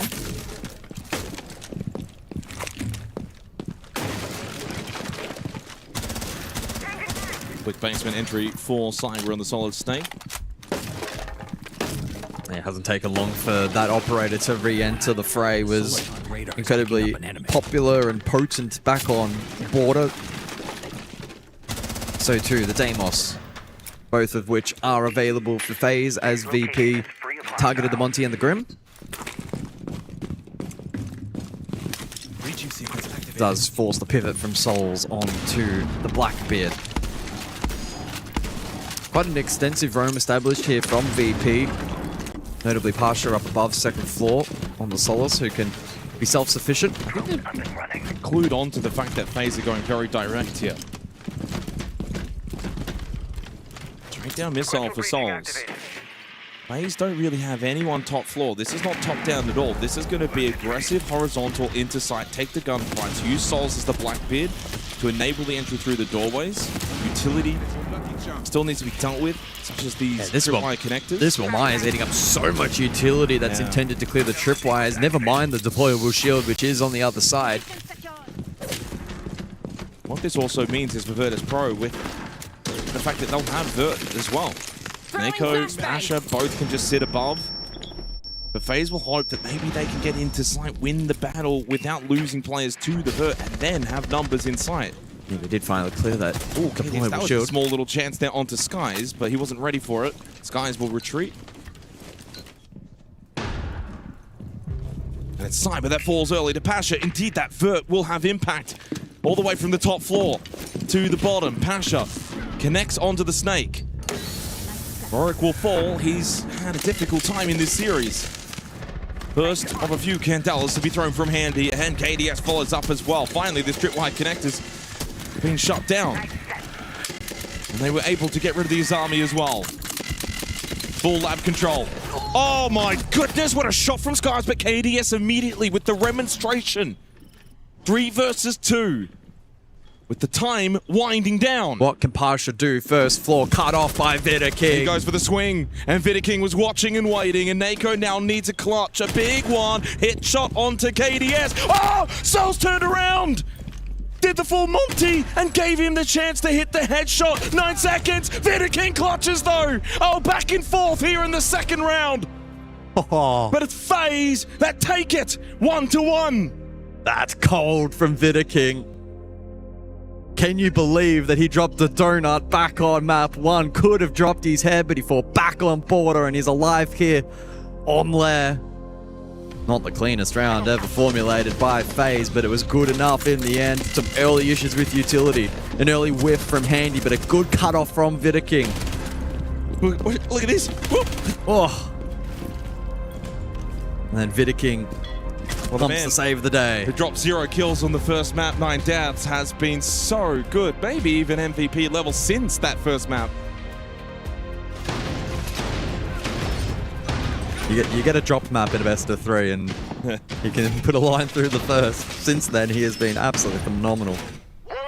Back on board of Vidaking, 12-5. I mean, to be fair, Handy's probably got him edged out overall, which he does. 17-12 across the series for Handy. Neko 18-12. 5 seconds to go. Vidaking is now up to a 96 EPS, and for those that weren't here after the first map, he was sitting on 25 or 26? 25. 25? He didn't have a single His cost number. has gone from 0 to 45. Reload. What a return to form for him so quickly. Yep.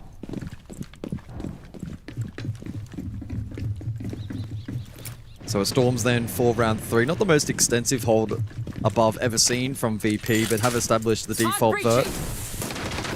And do have some players, or the large portion of the defense scattered above on that second floor. But not a massive overcommit. The Warden and the Solace, of course, will be critical on this site for identifying where the plant goes down from FaZe if they are eventually to fight themselves into the objective. And with the Capital being played from FaZe, it's likely they'll take green side control and then use that against the vert. Nothing to worry about near me. Reloading.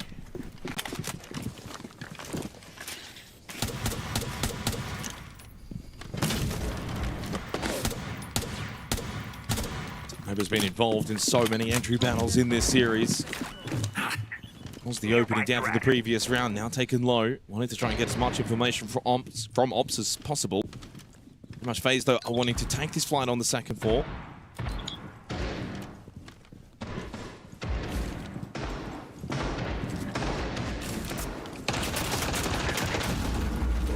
Just how Renego's not going to connect. And that's now 2 used by VP. Yeah, 1 left. Oh, just stands at the window and Vidiking says, thank you very much. Asleep at the wheel for Nako. Pasha trying to take a tight angle fight. Metal frozen.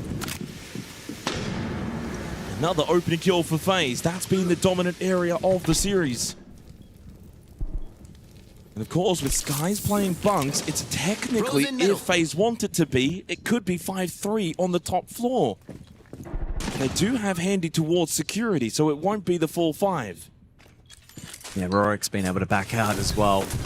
FaZe in closing on the objective. 40 seconds, pressure mounting both above and below. Where do VP go from here?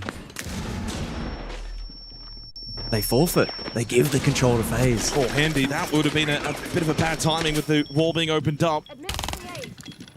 Pasha's made his way back down to the first floor. So is Rorik. They're completely giving up top floor. They want to contest the plant. 20 seconds remain in the round. FaZe have seen... Oh, hang on. Freebie on the Skies. Vidiking through the opened up wall. And he's got kit. But a headshot from Rorik. And not traded. As we enter into the final 8 seconds, the Solus from Dan needs to try and find his kit. Souls will connect. Plant to floor. And with the kill onto Rorik, VP falling apart in this 3rd round. But they do get souls. And a 2 versus 2 is possible with Cyber so low on health. But he is also playing top floor. Yeah. And catches out Pasha. Dan needs them both. The Blackbeard. Oh, he finds the tap angle on the top of his head. But now needs to play this dance around the kit. Grenade. Cyber. He's going to let him try and think. He's going to stick it. He's completely going to stick it. I cannot believe what's just happened. Oh, no. Cyber has given him the round. I'm speechless. I'm not going to lie. I wasn't expecting it. Neither was I.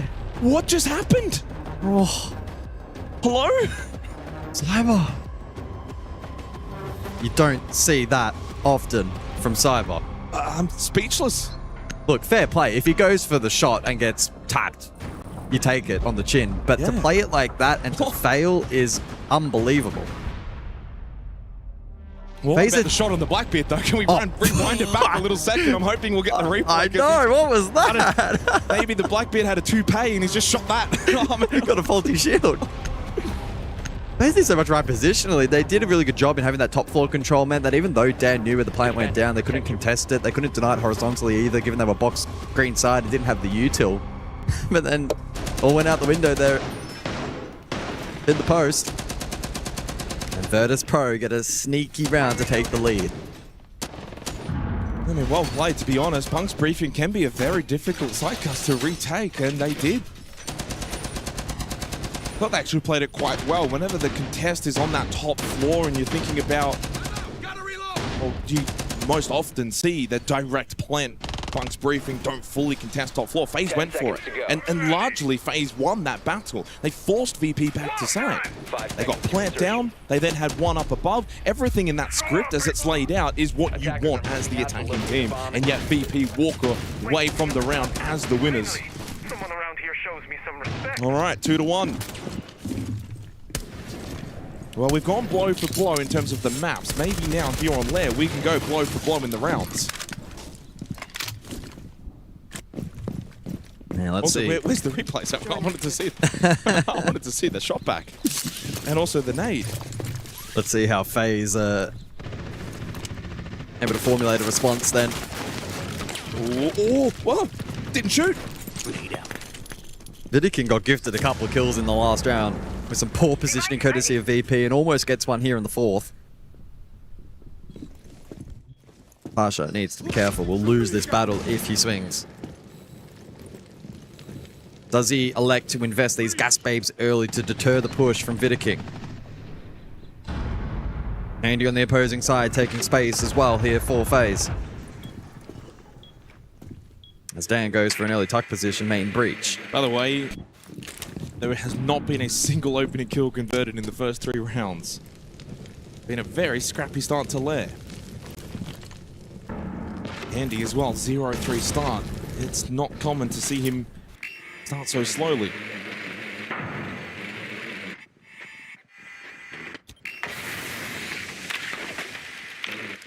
Done spot one through the drone hole, and another.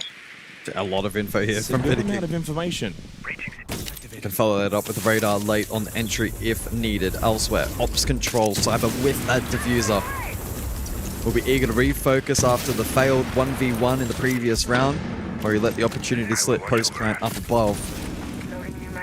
Again from VP though, it is the smoke and the Tachanka combo to try and stall out time. All gas babes at this point though have been expended. Yeah, stall the timeout, then you've got the nitro cells as well to potentially stop the mask plant, but Warwick is towards bathroom and Dan just threw his.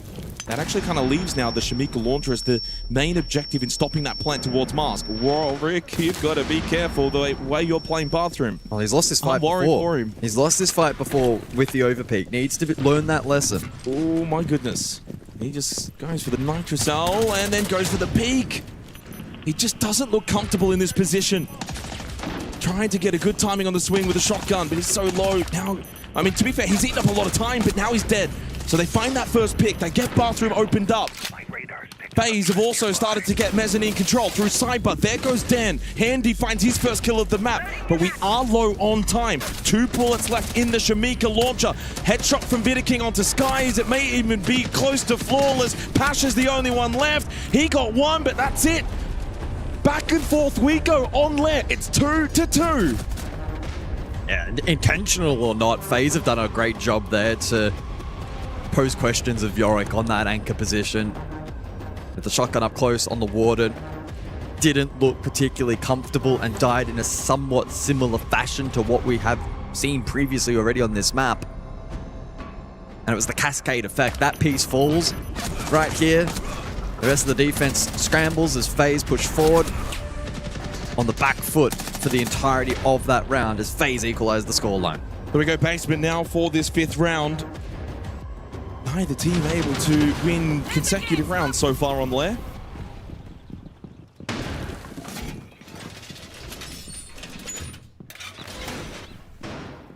But still, what we saw back on Fortress and Border is again happening on Lair. FaZe are dominating the early entry battles. 3-1 split in their favor here, and across the series now, it's ginormous. So, for example, love a good reference here in terms of the entry battles. Rorik is 1-8 on entry. Skies is 0-6 on entry. Dan 1-1, Nako 1-1, Pasha 2-1, and well, it's just full green for FaZe. 6-2 to Cyber, 4-1 to Handy, 3-0 to Vidaking, so on, so on. It's been very one-sided in the early battles. It means for the most part, Virtus.pro are more often than not in a 4 versus 5 in these rounds.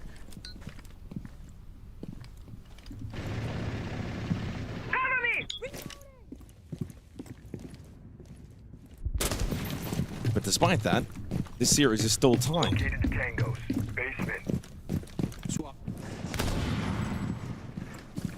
Yeah, as this back and forth continues to develop, the tension rises inside of the server. Rorik 1-4. Pressure mounting on his ability to stay alive in the early round and fight back against this early pressure from FaZe. Well, last time out, they went direct. I don't think FaZe surely will go for that again.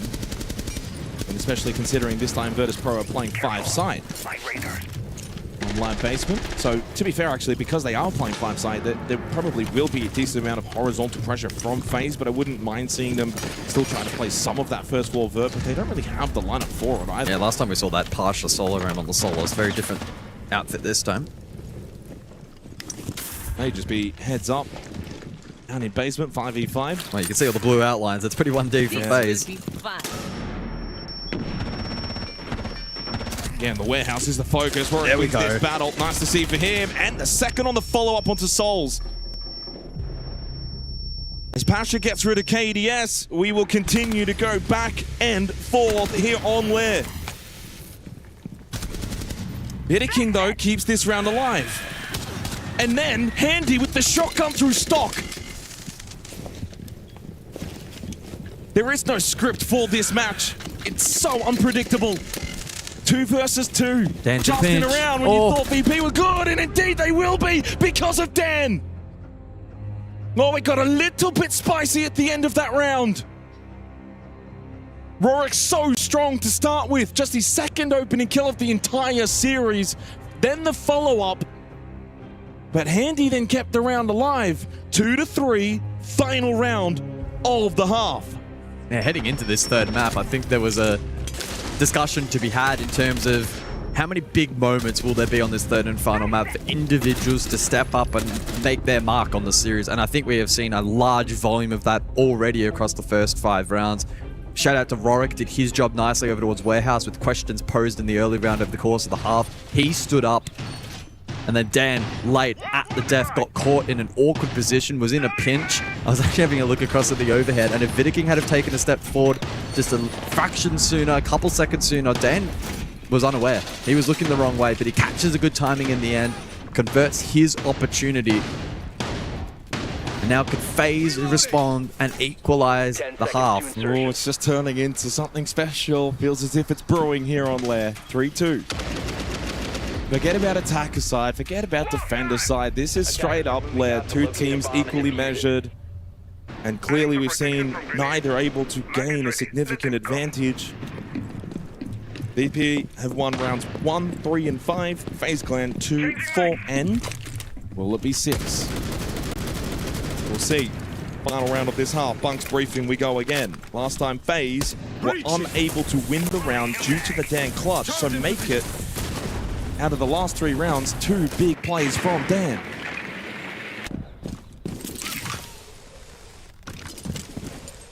Currently the top-rated player for VP. An equal third overall for the series, server-wide. Although I did check the statistics of Lair, and well, for the EML region, top floor defender-sided, Vlad Bunk's briefing attacker-sided. So pretty much as you typically will see it. Similar as well in SAL.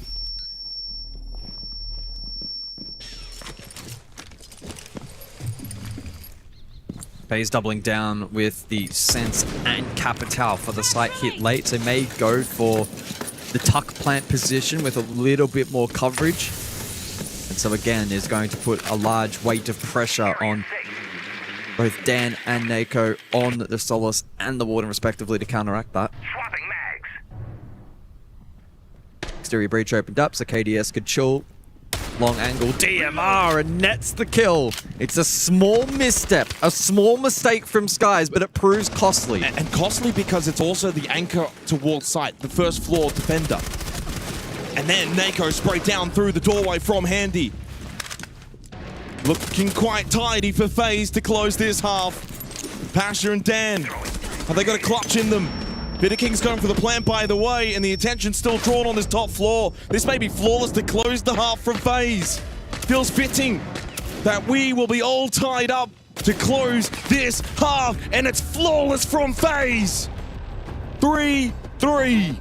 No separating these 2 teams. Oh, there isn't. There really isn't. FaZe put the foot down there. Final round of the half. Dominant.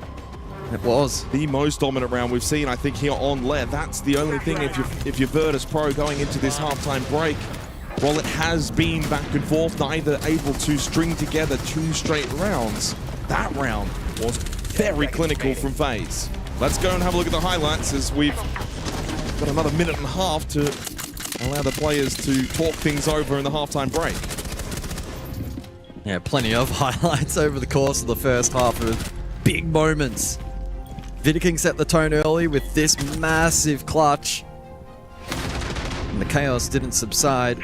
Round 3, equally exciting. Very close post plant that Dan was able to clutch out. Had word as well from Easy, our observer, that the grenade there actually getting caught by a mag late in the piece from Cyber. Could have been a difference maker. Either way, though, a fierce tug of war between these two teams. And so far, living up to the expectation.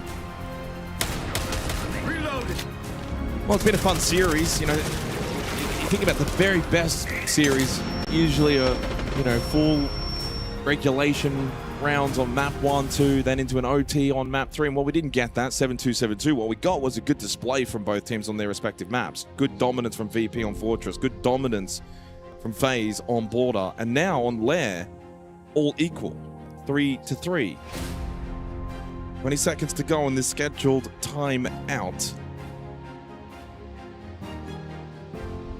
No timeouts have actually been called in that first half, of course, so both Dark and Rafidel will have available tacks.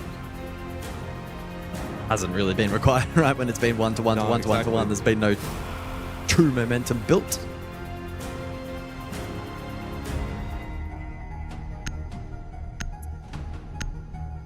Let's see how the bands shape up for the second half, noting that back in the first it was the Bandit Kai, then into Azami, and the Grim Monty into the Glaz. And so we may see a similar repeat here in the second half, pending what each team elects to go for now. And indeed it will be. So that may set the stage for a very similar second half in the back and forth. And in terms of the playstyle and what's going to be enabled or disallowed is going to be very similar. Expecting VP, if they want to play the modern meta, to lean heavily in to the info gathering operators that will remain up. And then defensively, we could see a lean into traps from FaZe. Well, let's get underway. Round 7, second half. Map 3. With this playoff qualification match at the Esports World Cup. Top 8 on the line. One of these two will be playoff bound. The other, well, their fate will be determined in 2 days' time. That's a lot of time to be sitting around waiting to figure out what your future looks like. It would also be a lot of time sitting around waiting if you want to qualify, but I'd rather be in that position. Sit back and watch everybody else. Perimeter defense active. Peace will protect us. Of course, Dark Zero and Wildcard having already qualified for playoffs. Watch your 6. I'm not too sure what's the match on the B stream looking like, considering we're just coming out of the half break. That's right, we do have Rob, our personal assistant, at the end of the desk, so we'll get him to bring up the scores for everyone at home. I've got hands, and I'm going to use them for once. For once. So spoiler, 3, 2, 1. GK winning the first map against Fura 7-4. They now also lead 4-0 on the second map. They are 3 rounds away from sending Furia to the lower bracket and qualifying for playoffs. Oh, that sounds exciting. But I'll be honest, not as exciting as this third map between FaZe and VP. That's why we give the update, so that you just still watch this one as it's developed really nicely. FaZe go defense. Master and R6 is the side that is the most defender-sided on this map. Bit of a tricky mirror setup here upside, but dealt with by Dan with the Lance on the Kali. Initially disrupted a little bit by the catch. Here's the follow-up. The Blitz in play. Time management critical for VP this round. You look at the lineup there from FaZe. You have the Smoke and the Trenker combo, and then don't discount the double Nitro plus the Razor Blooms from KDS. Well, I still haven't got any of the reinforced walls near Mask opened up. They do have Ops control, but they also don't have Mez control halfway through this round. Mako a little bit stalled out trying to push over towards main stairs. That's also being gas-paved by Handy. He has 2 more remaining. Warwick over towards security to get some information with the death mark. Swapping mags. Finds himself on the wrong side of things early on. Carly of Dan still towards Ops. They have still not opened up this wall. It's being peppered by the Shamika launcher. Up fast though from main stairs is Nako. Lovely pistol shot onto Handy. That's controlled towards Mezzanine, established for Virtus Pro. This is what you need on the attack. And Souls tried to find the trade, but forced into the retreat. Nitro also used, and so it means that Vidaking needs to be perfect with his utility usage for the remainder of this round. Still 13 shots remain in the Shamika launcher. Needs to place those perfectly for the remainder of the round. Let's see if VP shape up for a default or if they commit to a flood. Oh, lovely swing from Souls playing behind the mirror window. Nako low, so is Warwick. Still towards Medical, so it's only the 3 up towards the Mezzanine, and they've just lost Skies. He was full health. Good shot from Cypher. Still has the Nitrocell needed. Time expiring for Virtus Pro. They need Warwick to come and join them. He's making his way up main stairs. Nako can't even get him towards Mask. Pasha by himself. FaZe will take this top floor as expected on the defense. Job done. It is back-to-back rounds, but that's the site on defense that you really should be winning. The next 2 rounds are pivotal, though, for Virtus Pro. You're afforded to lose that one. That's fine. The next 2, though, you need to be contesting far better. Yeah, it definitely wasn't a poor start to the round there for the VP attack. Nako able to find entry on the blitz on screen now, and critically was able to deter the trade attempt from Souls. But Souls himself then was able to escape, had impact late round, and the util layering from Vidaking, which had to be perfect. Had to be, especially given that the smoke was down and he didn't have a ton of utility left. Had to make sure that it was placed correctly for efficiency. He did that. Forced the stall out, made default impossible for Virtus Pro. And then the rest of the cleanup elsewhere and their avoidance as well of the Deimos was absolutely spot on. So good work from FaZe. And how quickly you can go from back and forth to now being able to say FaZe have won 3 of the last 4 rounds.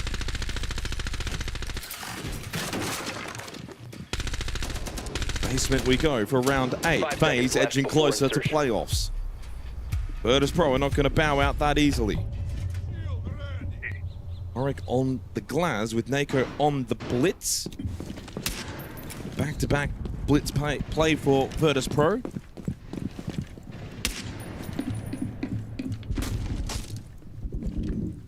But there is actually quite a lot of counter to this blitz being brought to the round. The smoke, the Yokais of the Echo, even the Shamika launch of 2 of Souls. Even barriers can block doorways. This is going to be tricky for Nako. He's going to have to be perfect on the blitz to have an impact.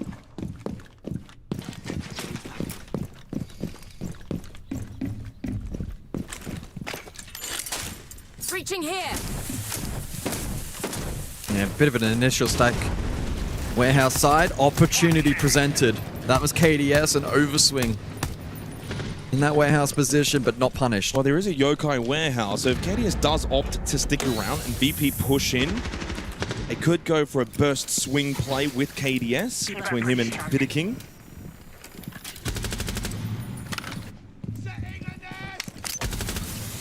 That's probably why he's more than happy to just stick around here and take the fight. Ping. Oh, by the way, this is going to be the burst and the swing combo. KDS doesn't quite get the angle. He's covered at the reinforced wall that has been opened up. The Yokai hasn't quite been the trump card, and in fact, that's going to be a mini loss for FaZe, because they also lost Handy. Well, they can get brought up now, courtesy of Cypher finding that kill. That's true. By getting that kill, Pasha dies. Now they can get this revival on the Handy. Big power swing back now for FaZe in their favor after a mini win for VP. FaZe being able to stabilize the round. Who can step up to the plate now for VP? They have a foothold warehouse triple. And then Skies, the solo, elsewhere, can make a play from the exterior. Will they be into that Tachanka? And with Util still up, easier said than done. Sol sitting all the way back over towards support. The only one that's relatively close maybe would be Skies. But he's also just getting flamed out anyway from the other room. It's making it difficult for Skies to establish this pinch pressure with VP. Nako downed. And they're finished off by the Flames, but Skies made that entry. He found 2 critical kills with the Vendetta. Dan has already clutched up once in this map for Virtus Pro. But this time he's got Skies for company. Deathmark onto Vidaking. Soul still with bullets in the Shamika launcher, but it's gun up time. The dashing Dan won't work out, and gun up indeed for Souls as FaZe make it 3 straight rounds. Really well played there in response to the late death mark. Repositioned, then allowed Souls to play that cross. And despite the mid-round heroics there from Skies, who had to make a play, initially stalled out by the Chank util, but then found the multi. The ability for FaZe to recompose and reposition and still close out the round. Very impressive. And now there is that 2-round buffer. I honestly thought I might have expected a timeout from Dark. At 5-3, couple of rounds in a row now for FaZe. Bomb located by attackers. Because the thing is now, if you lose Bunk's briefing, you're 6-3 down and calling attack timeout, needing 3 straight yourself against FaZe, then going into top floor. Has Dark maybe missed the timing window? But what really, to me, feels like a critical round. If you lose this, FaZe get 3 match point opportunities and go to then the most defended sided site on the map.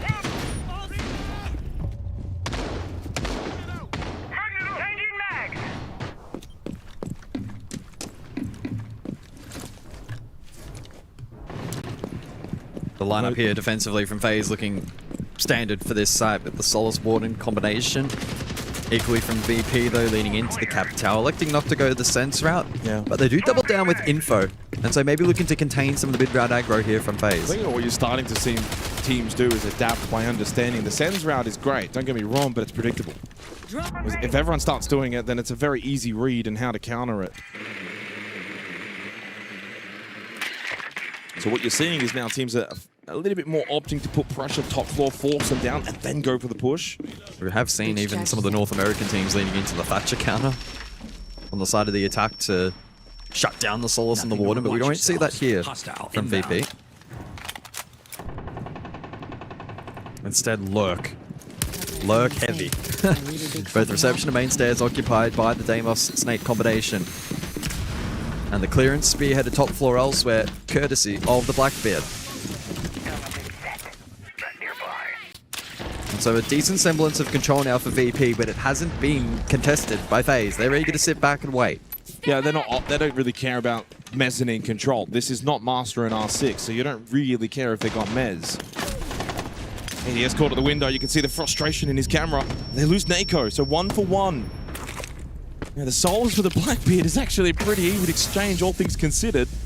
Solace is quite impactful on this site and does actually maybe open the door. If VP want, do you go potentially straight to side? Solace has actually made his way back up. There is no one in sight right now for FaZe. Yeah, they got full pings up above, courtesy of the Solid Snake. No one in sight and no Solace available. Pasha makes his way into display to join the rest of the troops. They want to contest on this top floor. They want to take the fight against FaZe Clan. And Cyber says, bring it on. Headshot, Pasha, that's dead. That's Case on the ground. They're not close. Oh, they just go for the double swing. And FaZe have got it covered. Dan needs a 4K clutch to salvage this round. It seems so incredibly unlikely. At the end of the hallway is your demise. From quite literally 0 to hero for Vitaking. 3 match and series points for FaZe. Surely now you have to call a timeout. I think it was, but it could be too little too late. Interesting there from VP. They elected not to leave a lurker up above and then maybe think about pressure site. They tried to go for the full commit, the full clear. Maybe lulled into a false sense of security. They had 3 pings just prior to the push on the Solid Snake. But it wasn't enough to be able to break those crosses. And once FaZe found the first, we saw them just immediately push forward and completely decimate the VP attack. Watching that clock tick down to see, yeah, there it is. There's the pause. VP timeout from Dark. FaZe have now rattled off 4 consecutive rounds and have 3 opportunities to book their place into playoffs. And that's so daunting for the rest of the competition, Guz. They're looking pretty on here at the Esports World Cup. And when FaZe are on, they're so difficult to beat. probably the kind of team that if they are afforded a few days break, they'll be behind the scenes plotting away at their route forward to claiming the trophy. Well, again, we saw the contest on that second floor up above. Once the Solus dies, though, 4 stack up. So now, of course, there is still Vert. The Solus isn't everything. But there was enough time to maybe fall back, reconsider. Do we want to go green side pressure? Try and maybe bring some of those defenders across into bad positions. But instead, VP kind of just kept going. They didn't change up the plan. And then we saw the double swing at the doorway, and surely that can't be your best thought of, yeah, that's how we're going to win this round. So I just wonder if there's a breakdown there for VP attacking into Lair on some of these sites. They've really struggled. 3 straight defensive rounds. We know Lair can be more favorable to the defense. They just didn't quite kick into that kind of autopilot mode that you would see maybe from a FaZe in that instance, right?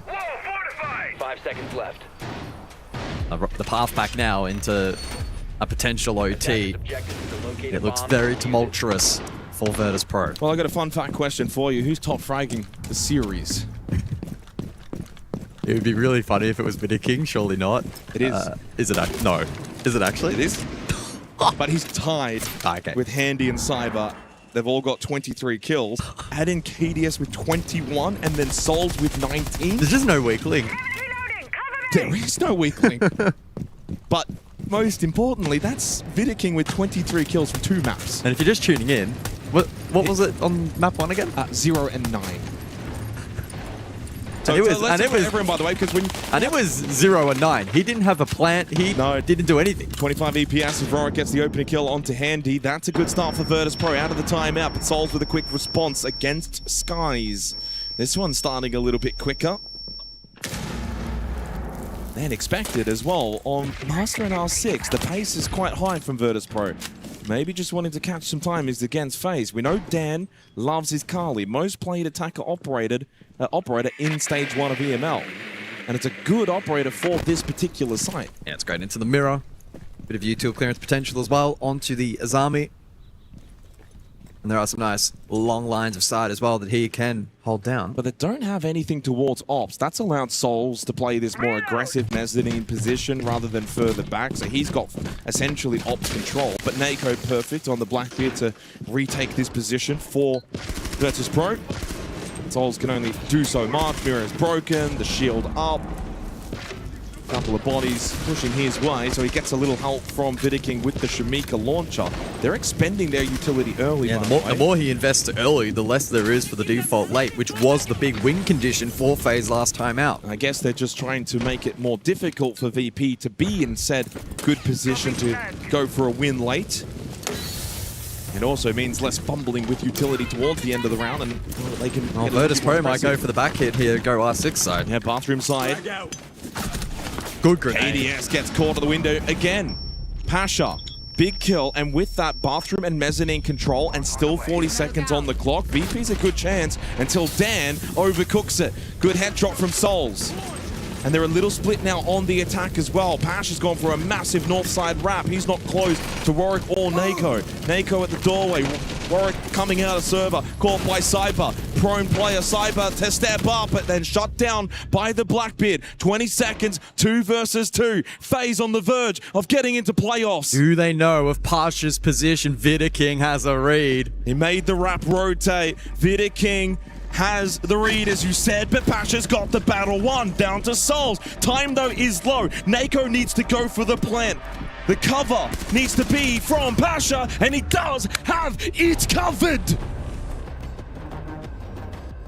4 straight for FaZe, but VP are not done with yet. 6-4, 2 more needed, though, from Virtus Pro. They were this close. A matter of inches there in that final fight, but good plant coverage and a good wrap ultimately in the end then. 2v3 from VP. Well. A couple of big fights won from Pasha and Nako.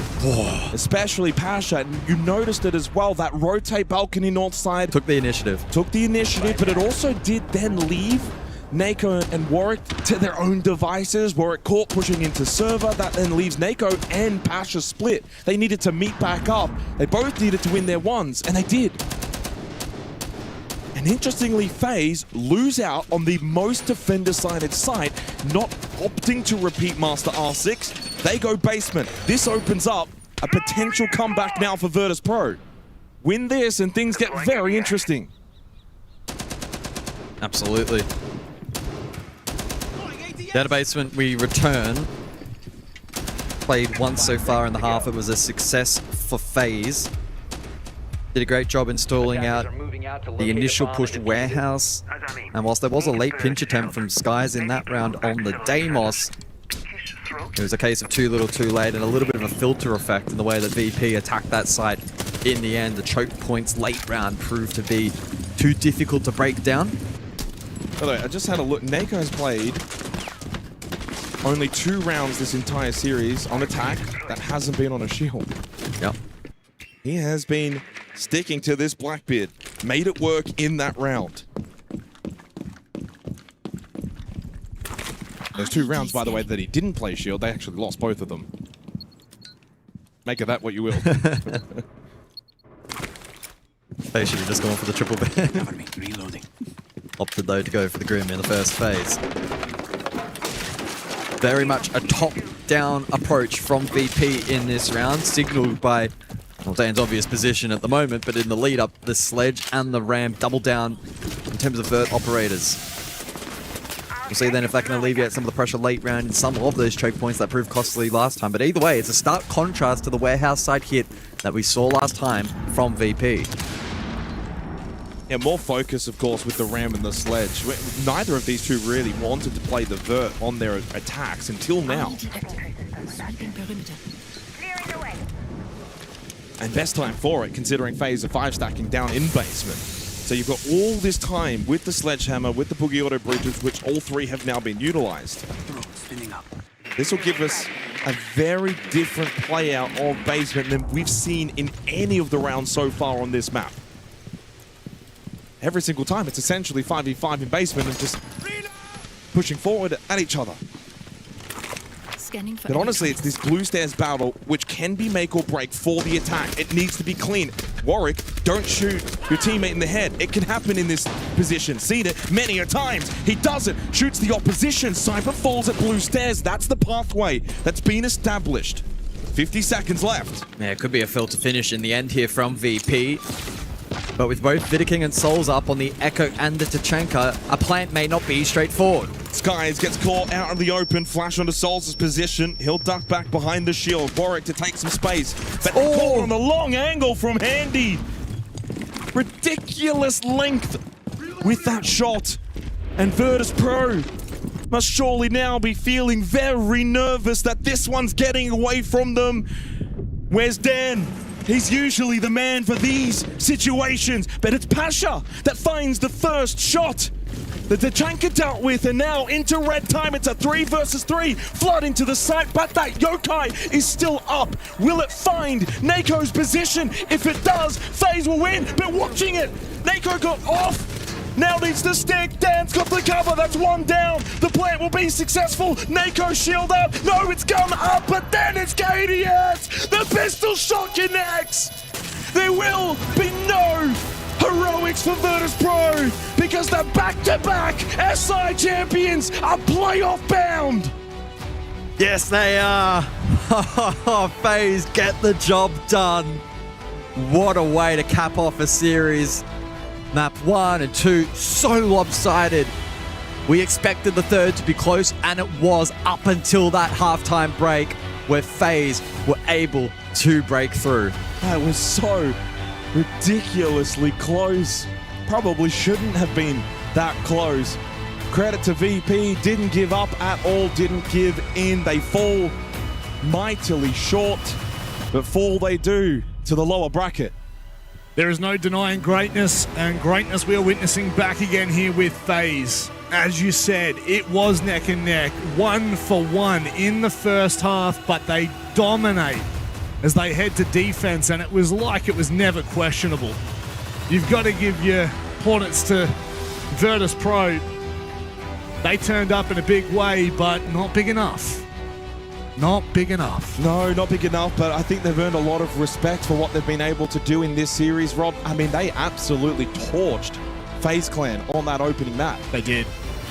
It's a very passionate discussion as well in the background there from the VP camp. Probably not too thrilled with the second half.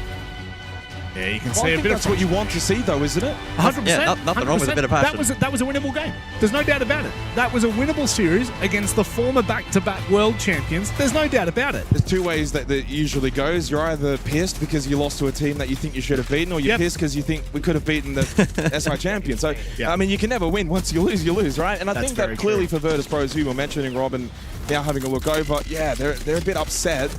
But it's a good, passionate feeling that then over the next 2 days, they'll look to rectify the things that went wrong, the things they can fix up, and clearly not far off it. I mean, that could have easily been 6-5 on the third map against FaZe. And I think that you can easily dissect, well, where did certain things go wrong? For a large portion of the series, lost the entry battles, massively lost the entry battles. And that set them behind in many, many rounds. But their late game clock management and late game scenario management was actually quite good, guys. Evidently by that last round, they should have been nowhere near able to win that last round, and it came so close. Yeah, there were plenty of big moments over the course of the final map where Virtus Pro, as a team or duo or individual, did step up to the mark and made it very challenging for FaZe. It was really only the floodgates that began to open in that second half. So maybe a bit to workshop there in terms of VP and their attacks on this map specifically.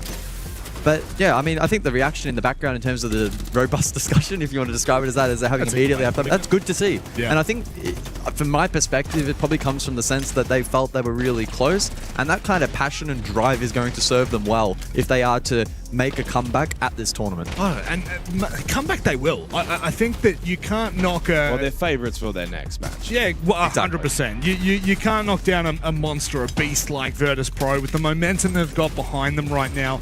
And, you know, you've got to highlight FaZe, right? If we're talking about Virtus Pro and yeah, they might have lost a couple of opening battles that really started to get them behind the 8 ball.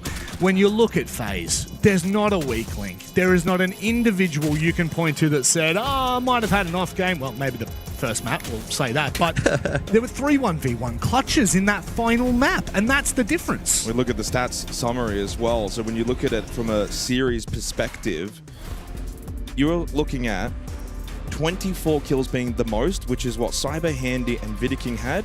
KDS then with 23. And Souls with 22. So as you said, there's no weak link. They all went positive. They all actually as well went positive and all had good amount of entry kills, as you can see on the statistics page. 114 EPS being the highest, 109 EPS being the lowest. That is as clinical of a 5-man team performance as you will ever see from FaZe. There's a reason why they're so good, is because, as you said, no weak link.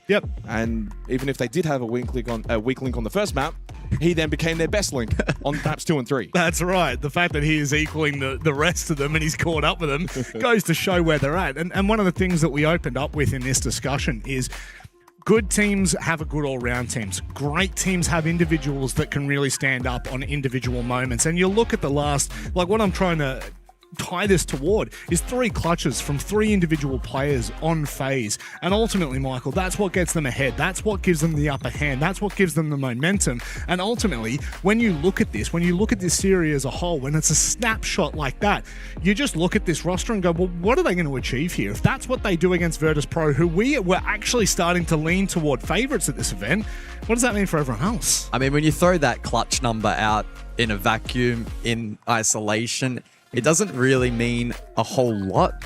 But I think when you contextualize it, especially with the third map being so close, being a tug of war, and those key moments being so impactful, that was a huge, huge difference maker. So I think in terms of the overall team play and the macro and all those details, Virtus Pro not trailing by a massive amount, but when you have such a well-rounded experienced roster like FaZe, that is what determines the end result. We talk about 1%ers all the time, and sometimes that can make the difference. However, we've got Lax courtside having a chat with FaZe. I'm here with the 2-time world champions, Vidiking, the IGL, and JP as their analysts. I want to talk about that matchup specifically for you, Vidiking. You didn't have a strong start in the first map, but going into map 2 and map 3, you walk away with the MVP. Entendeu? Pode. Então, Basicamente tudo que eu tava fazendo não tava dando certo, mas eu tava muito tranquilo na partida, porque eu sabia que os outros 2 mapas eram de conforto nosso também, então acabou que não tava dando certo, eu tava tranquilo e consegui ter cabeça, já vivi várias situações dessa, eu acho que serviu de aprendizado para hoje eu ter conseguido ter voltado para a partida. Basically, the things were basically not working at the beginning, but I was chill because I know that the other 2 maps we were good, and I have a very good mental, so it's like a situation that I already lived before, so it was no problem. Well, clearly the mental's strong. I want to talk about you guys always going toe-to-toe with VP. What always gives you guys the competitive edge to get the win over Virtus Pro? Como que a gente sempre ganha VP? Basicamente é um estilo de jogo que é fácil de ser estudado. Eles gostam de repetir bastantes plays. Então acho que o trabalho que a gente faz é muito bom para esse determinado time. O Rafa também, o JP fazem um trabalho excelente. Eles acabaram repetindo muitas coisas e acho que isso, querendo ou não, fica fácil tanto para mim quanto pro meu time ter uma leitura durante a partida ali. Basically, their player style is like very easy to us to study because they are very repetitive, and it makes easy for the coaching staff to study them and even our team to get reads on their game. Well, I just want to say congratulations. I'll let you celebrate with your team. Is there anything you want to say your opponents going to the main stage? O que você quer dizer pro pessoal do main stage que vai ser o oponente da gente? Como é que é? O que você quer dizer pros nossos oponentes do main stage? Quero dizer que vai ser um jogo difícil. Não é à toa que a gente foi 2 vezes campeão do Invitational e acho que não tem nenhum time que tá querendo mais ganhar essa EWC do que a gente. To everyone that want to face us, expect a very hard game. We are not back-to-back world champions for nothing, so that's it. All right, well, you heard it from the boys from FaZe and Vidit King. They are expected. You are knowing what's going to come from them once we get to that main stage. They are on the hunt for an Esports World Cup champion title. I'm going to send you guys back to our desk. I can't wait for the day that we get a Vidit King English interview. But obviously fully comprehensive of what they've achieved here and the fact that going into this repetition from VP, whilst we praise them for it, Jake, it's also their downfall in the ends. Is it? Well, are you going to argue with Vidit King? Not really. No, I can't. But I mean, look, there's not much of a downfall though when it comes to FaZe. That's the thing. Is like we've seen the results over the years. If anything, it's maybe can they find a way to bring that SI form to the majors and the EWCs? They're somewhat doing it now, and I think that was a really good series against a Virtus Pro outfit that taught them a lesson on Fortress, well and truly, and then they responded to that on Border. A power struggle, real arm wrestle, but FaZe just have the experience. Once they finally got some control, that was largely it. 6-3 lead, but credit to VP, they didn't just put their heads in the sand and give up or wave the white flag. They dug in out of the timeout, responded, got it back to 6-4. Could have easily then been 6-5 at the end. So I think for me, my takeaway is for Virtus Pro are still looking really, really good. I expect them to probably win their lower bracket match, whoever it is, either Weibo or Enterprise. I have them firm favorites and to still make playoffs. Guz, thoughts on that one? I don't think it's that hot of a take. I think that VP looked good today, but were just exposed by an even better team. There's always a bigger fish in Rainbow Six, unless you're FaZe, in which case you're FaZe.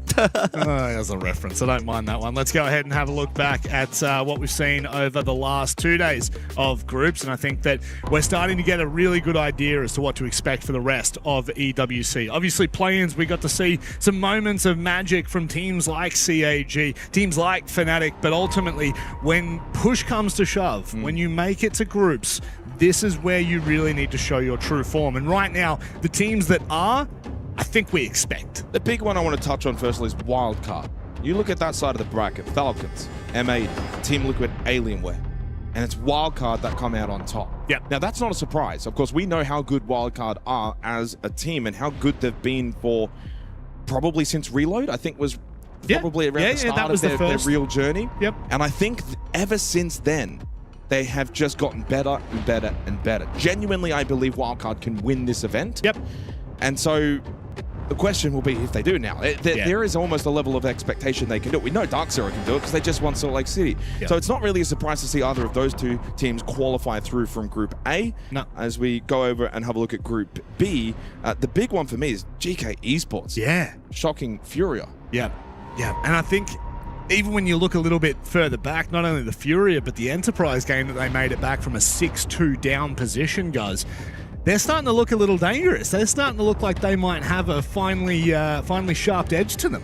Yeah, and Furia dropping down into a potential date with Fnatic or Edward Gaming. It looks likely that it will be Fnatic. Could you imagine Fnatic go on to then beat Furia? I don't think it's the most otherworldly expectation. Not right now, not with how Furia are playing. They've looked suboptimal, I think. I still feel like the Weibo game, they started great. Yep. I just thought Weibo fumbled a little towards the end. And so for me, as you said, I think Fnatic could genuinely make top 8. Beat Edward Gaming, and then who knows against Furia. That shapes up to be very promising. Well, the thing with the Edward Gaming matchup, I actually didn't know this, but it was a 7-2 or something like that.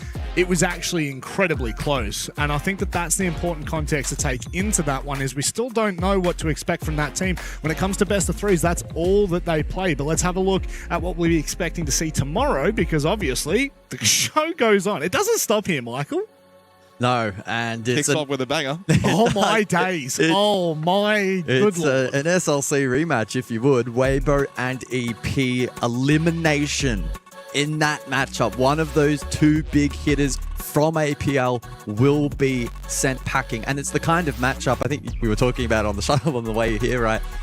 It's an on-the-day kind of thing. I don't think you can fairly go into that matchup saying that one of those two are significant favorites. And then, of course, not to brush over the second matchup either, right? MA Team Liquid Alien, where that too is going to be an absolute banger. So I really love this portion of the event, right? Because the stakes on those matches are both so high. Adding in the extra stake for Weibo Enterprise, for those unfamiliar, of course, for the APAC region being the 2 slots for the Osaka Major. Yeah. As it stands, if Enterprise were to beat Weibo, it's probably like a 90% chance they'll maintain the 2 slots for the Oceanic region, barring essentially CIG having to probably win the event. I'd say that's unlikely. But if Weibo were to win, they also then need to win the next series as well after that to gain Asia the 2 slots. So something to watch there for tomorrow. It certainly is. Speaking of tomorrow, that's it here for today. Thank you very much for joining us again at EWC. We'll be back at 4 p.m. local, but please, as always, take care, stay safe, and Jake, what is it? Good night. Good night.